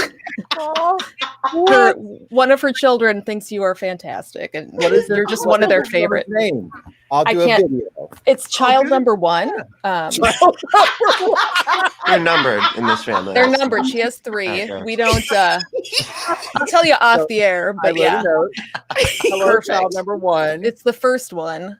She's got 3. I have 2. Mine are called the Heir and the Spare. Yeah, Yes. Oh God. it's actually hard. We decided when we started the show not to use our kids' names just because we thought, I know there's creepers out there and whatever, but Message me. We do the same it's thing. really Fair hard. enough. Like Yeah. just telling a story, and we have to go back and cut their names out. And Try switching to everything going live. We used Yeah. to record our shows, and then we were like, "Oh, let's screw it. We'll just do it live." And then you can't go back and like, yeah, oops, no. his name. Oh, it sucks. I'm We tried to do a live flabbergasted. video once. Mm-mm. No, I would Nikki totally deleted it do immediately. Message me their name. I will do them a little Okay. video. And say, Oh, that would be awesome. Adorable. how old are they? Like 17, teenager. Okay. How do they know? It's okay. I don't listen. Amy is a very liberal parent, and she lets those kids watch whatever the fuck they whatever the heck they want to watch. It's like we're all sailors. What is wrong with us?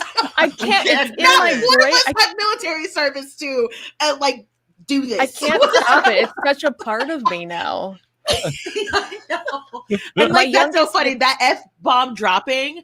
We that's also why I have have a a magnet sign. of that. Yeah, I sent you the That's magnet. us. That is I mean, totally our fault. It's us. It's yeah. You're My calling my mouse doll. 10-year-old gets mad at me because I swear too much. So, I'm Your a bad 10-year-old is parent. already judging you. Oh yeah. Young Sheldon, what are you doing? Like, Yep. Totally judgy.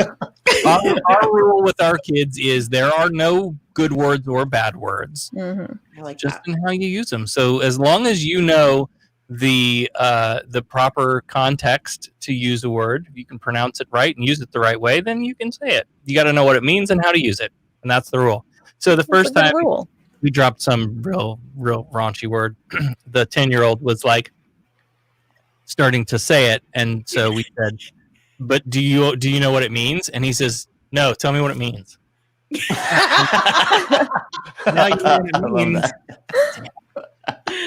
Sounds Yeah. like you can't use it. Okay, there are good words to say at school, and there are bad words to say at school. There are things you can't say at school, but any other time Yeah. you say what you want. That's Yeah. pretty much it. Just don't make me look bad as a parent. That's right. That was That's my all I mom's have. thing. Well, Do and there's not some words- embarrass me. And there's some words you just shouldn't use ever, like because they actually have a bad, because the meaning is actually harmful, and it's not the word that's harmful; it's the actual reason that it's been used that's harmful. Mm. You know what I mean?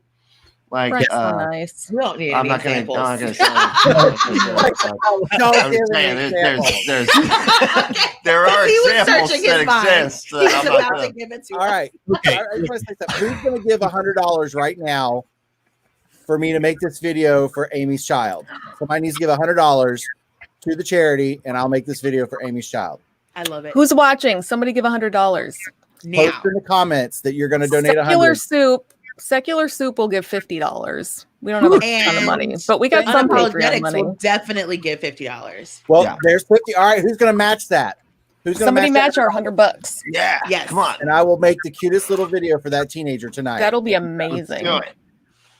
Okay, so I'm here's telling Amy about it. So. Here's what we're gonna do in the meantime. I'm gonna play. We have 2 clips left to play of performances. One of them I am unfortunately in. One of them is the ACPC family band. So the McCulloughs and the Rays and Linda and her brother Scott, and I think that's it. Anyway, we all recorded our own bits to a holiday song, and then Keith spent a crap ton of time editing them together. So thank you, Keith, for it's one thing off of my plate because I would have done it, but I had a lot going on. So let's listen to a contentious holiday story, which Brent will love very much, and then a musical interlude, and then we'll be back and we'll talk some more before we $100 donation. $100 donation. Let's do it. Atheist Holiday to 44321. Let's get that $100 in. All right, here we go. Come on, y'all.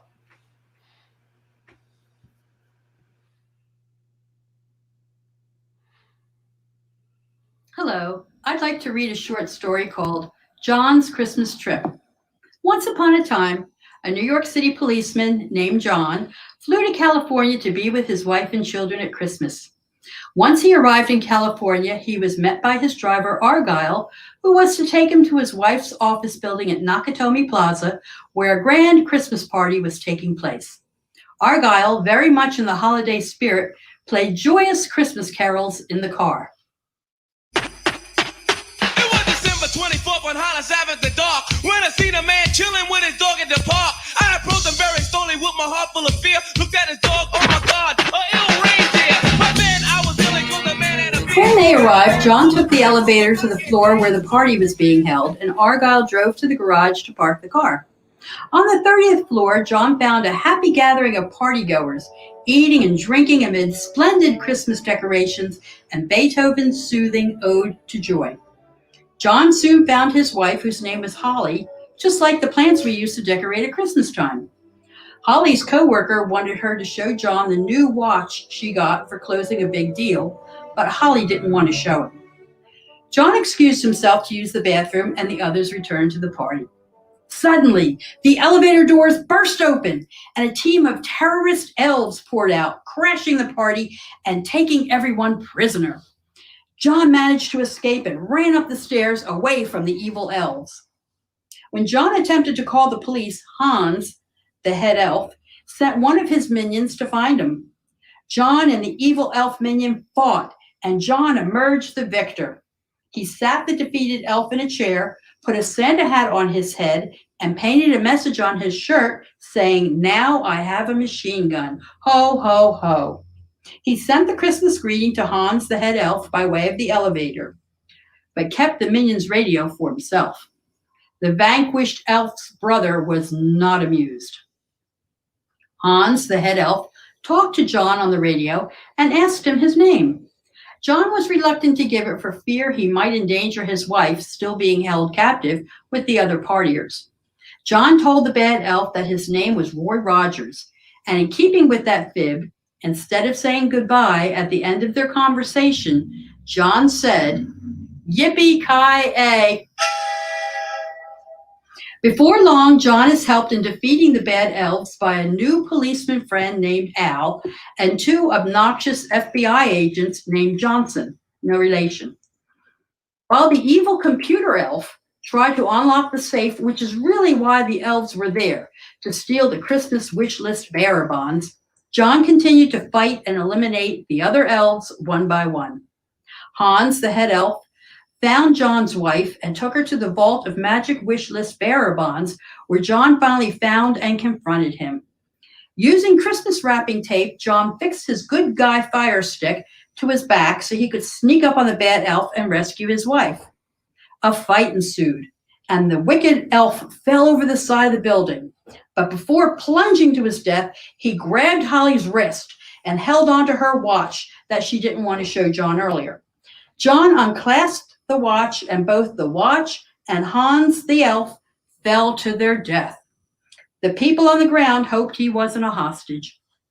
This may sound like the end of the story, but as John and Holly were leaving the building to go live happily ever after, the last wicked elf, who everyone thought was dead, rushed at them. At the very last minute, before John and Holly were taken down by the wicked elf, Al, the Twinkie-loving policeman, used his magic fire stick and saved the pair. Seconds later, Argyle showed up with the car. John and Holly got in and finally lived happily ever after until the third movie. I hope you enjoyed John's Christmas trip. Thank you for listening, and I'd like to take this opportunity to wish you and your family a wonderful holiday season.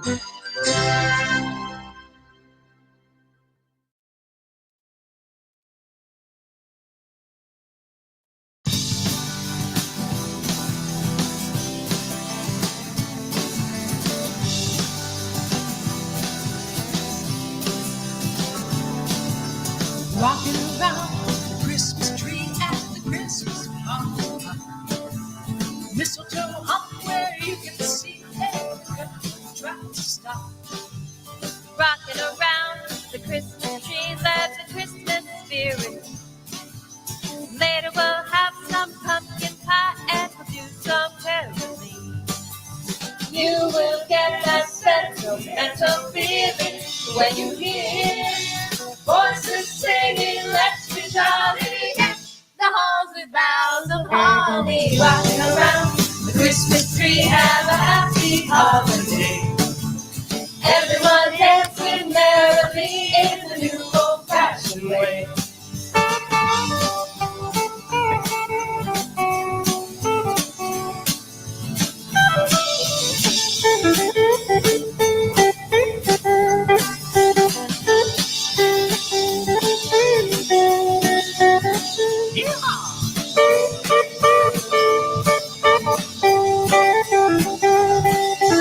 You will get that sentimental feeling when you hear voices singing, let's be jolly, deck the halls with boughs of holly. rock it around the Christmas tree. Have a happy holiday.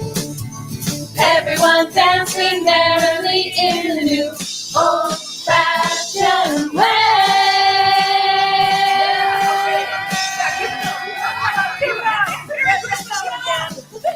Merry Christmas, everybody! Atheists, you're my favorite atheist in the world! You and me, rocking around that Christmas tree. You and me, rocking around the Christmas tree. Okay, stop over here. Hey, Jesus loves you anyway. Okay.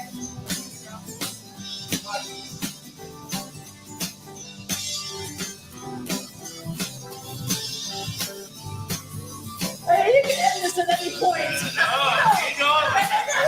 You can just say, you know, you can just stop. You keep going. No, you stop. Trust me. I wasn't even recording.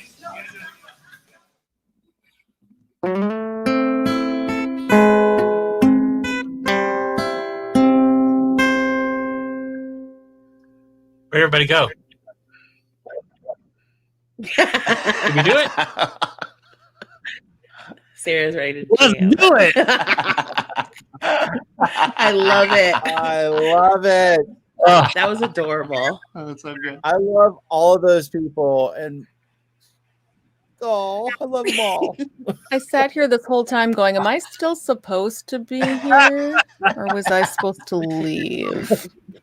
I'm like, they'll let me know sooner or later. So I'll just wait. And it I out. said, it's like, you're in the show. Everyone can see and hear you. And I was like, oh. Yeah. I saw that and went, oh my God, I'm looking at my phone. Allie, So- happy Merry Christmas. I love it. Yay. Do we have Amy? Keith, you have to dance She's with more than trying. your hands. Trying hard.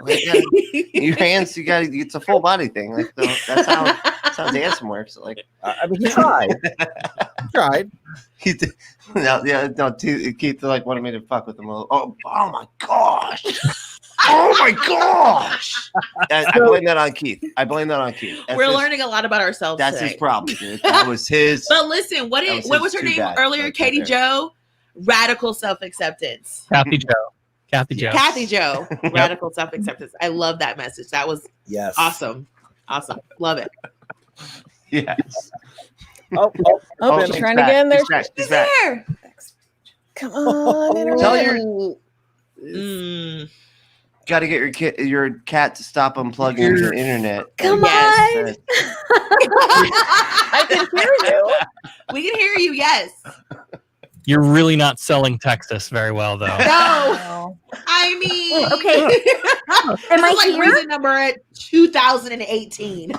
There's like You're here. Well, first Ted Cruz. In 2020. Okay, what now, Amy? Yeah, no, that's not happening. Wait. First Ted Cruz. Okay, so first of all, guns. He's a boxer. Are we about to do a list? Okay, selling Texas. Ted Cruz secession. Yeah. What? Ted Cruz is Come seceding on. from Texas. What? Texas is succeeding, period. And that'll be fun. If you learn from win. Ooh.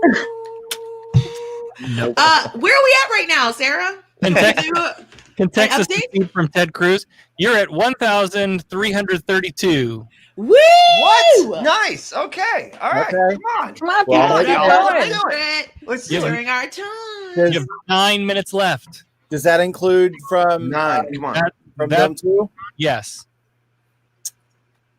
I lost count. I was going to do the math in my head. Forget it. That's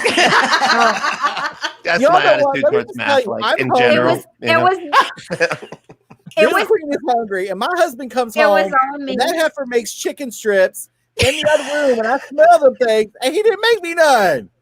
Oh, foul. no. Foul. You And need now to he's teach taking him, Mama now he's Rose. You taking got to his teach clothes him. off. That's just rude, man. He You gotta has teach him. nails, he's taking off.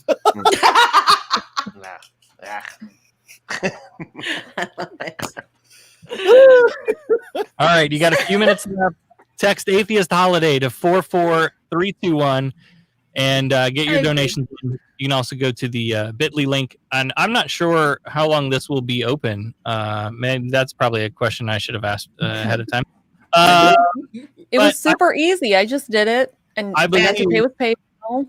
Very easy. So easy. Jennifer Johnson mentioned she's going to have to pay on donate on Friday. I believe we're going to keep it open because this will be archived. You can, if you missed us live, sorry.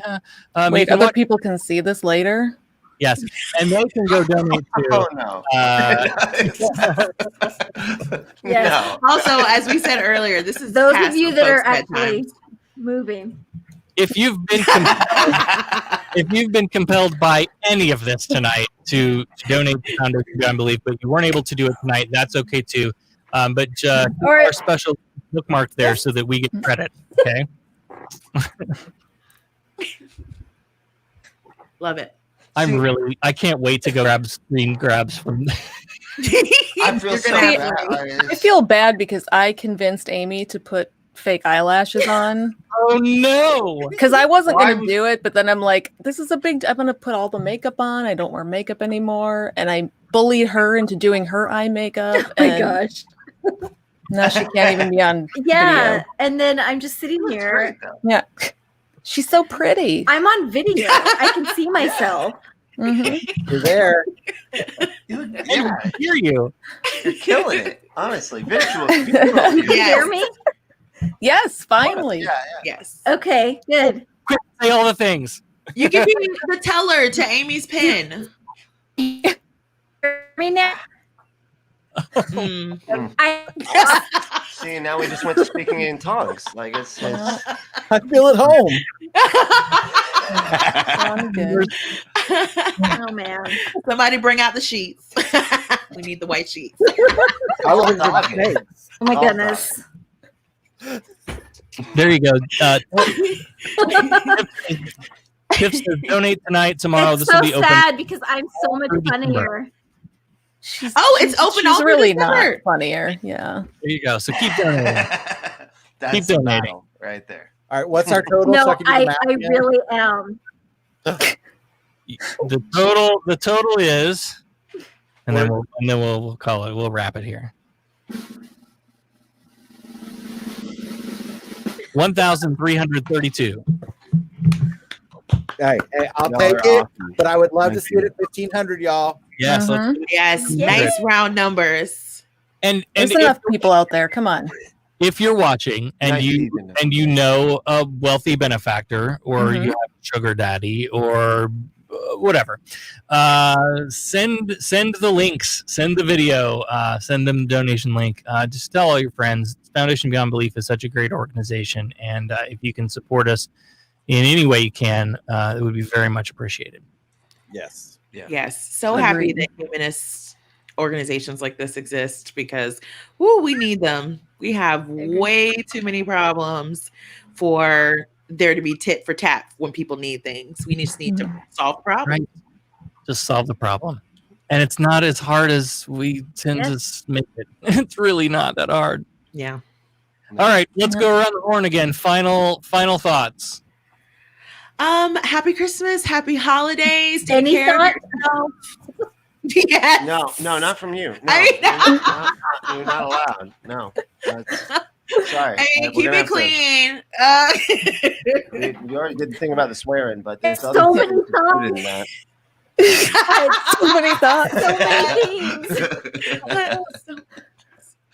This is Can a we good just have reason for one? people to listen to Secular Soup, though, because now they can catch up on how funny she really is. And then you can go to Yes. our YouTube channel and watch us doing our drunk live casts where Amy gets drunk and she's delightful. So if you missed her here, go check out Secular Soup YouTube channel and Unapologetics, I guess. I mean, they're good too, right? Oh, and we invited you here. Thanks for that. Y'all dog it. Seriously, though, See how I've they said do this us? before, but Unapologetics is one of the most underrated podcasts out there. Like I agree. every time I listen to it, I laugh, but I learn something, and they're so good. Okay.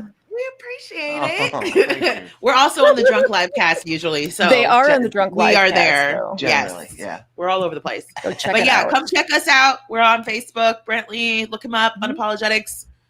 I Date Me. Secular Soup. All Secular amazing. Soup. All the things. Okay, Yeah. then Fargo retrospective. Yeah. Okay then. Such Okay, a then, great yeah. theme. Okay, then. Okay. Okay, then. Okay. Oh Lord! All right, you all have a wonderful night. Thank you for coming on. Thanks, Sarah. Thank you for Thank you everything so you much. do. Yes. Mama Ashley Rhodes, appreciate you. This was awesome. Have a Nice good to one. meet you, kind of.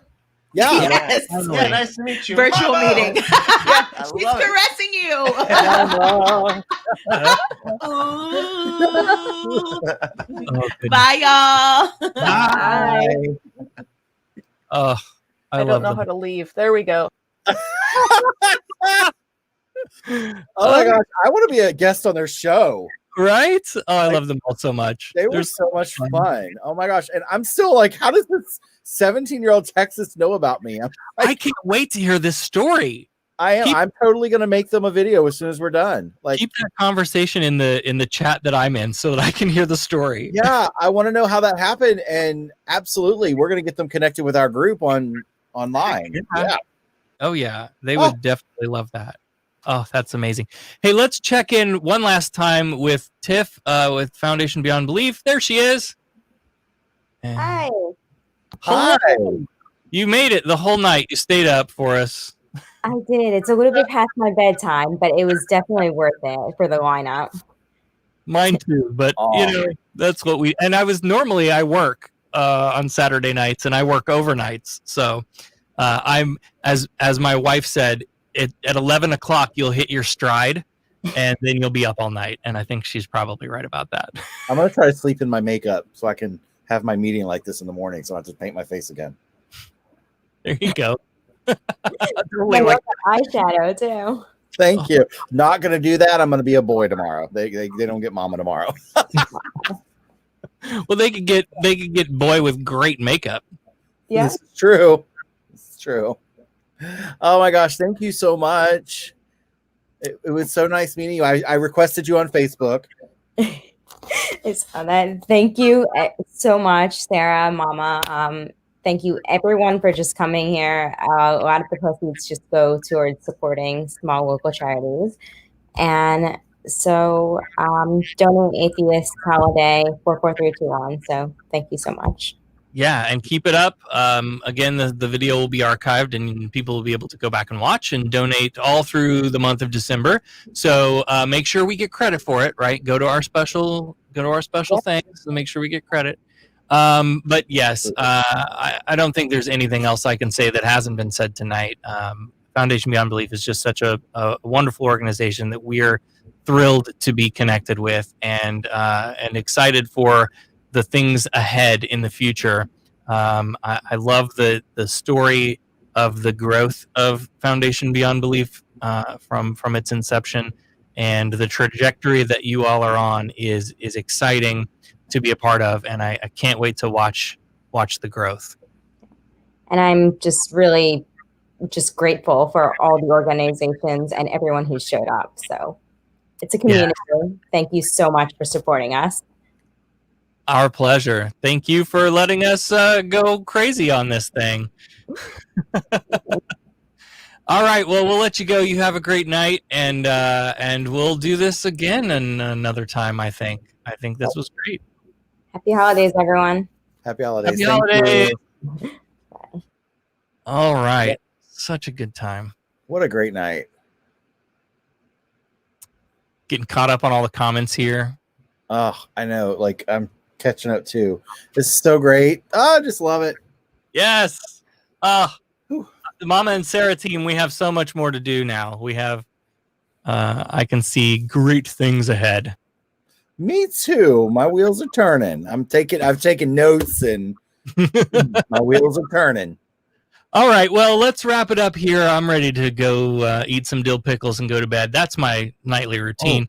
Because of the hormone replacement therapy, the hormones that I take, it like leaches salt from my system. So I I mean, I've always loved dill pickles, but I hardcore crave dill pickles when I started transition. I've heard that from other people craving a lot of salty stuff. Yep. I love dill pickles. Oh, so good. My granny used to like grow the cucumbers and the dill and would make her own dill pickles. Oh, those were the best. You can't buy those in a store. I got some garlic ones from the farmer's market recently. Ooh, there you go. Love them. Anyway, thank you so much. All night too. Thank you, Mama. This was so much love fun. you. Thank you for letting me be a part of this. I love you too. And thank you everyone that donated and gave and made such a great evening. Like all of our entertainers and our friends that visited. It was amazing. It was so worth it. Yes. Thank you to the community for just being there when you say, "Hey, I need you," to go, okay, how?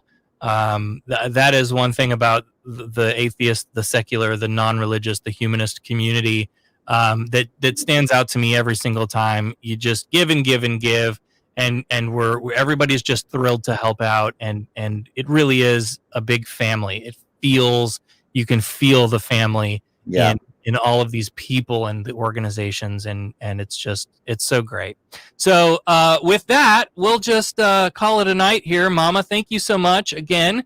And thank you to everybody who joined us, and to everyone who donated, and to all the folks who came on and participated. We love you all, and we'll do this again sometime because this is a lot of fun. But we're going to leave you then with holidays, happy holidays, holiday greetings, a Merry Christmas, whatever you celebrate. Enjoy it, and we love you. Thank you very much.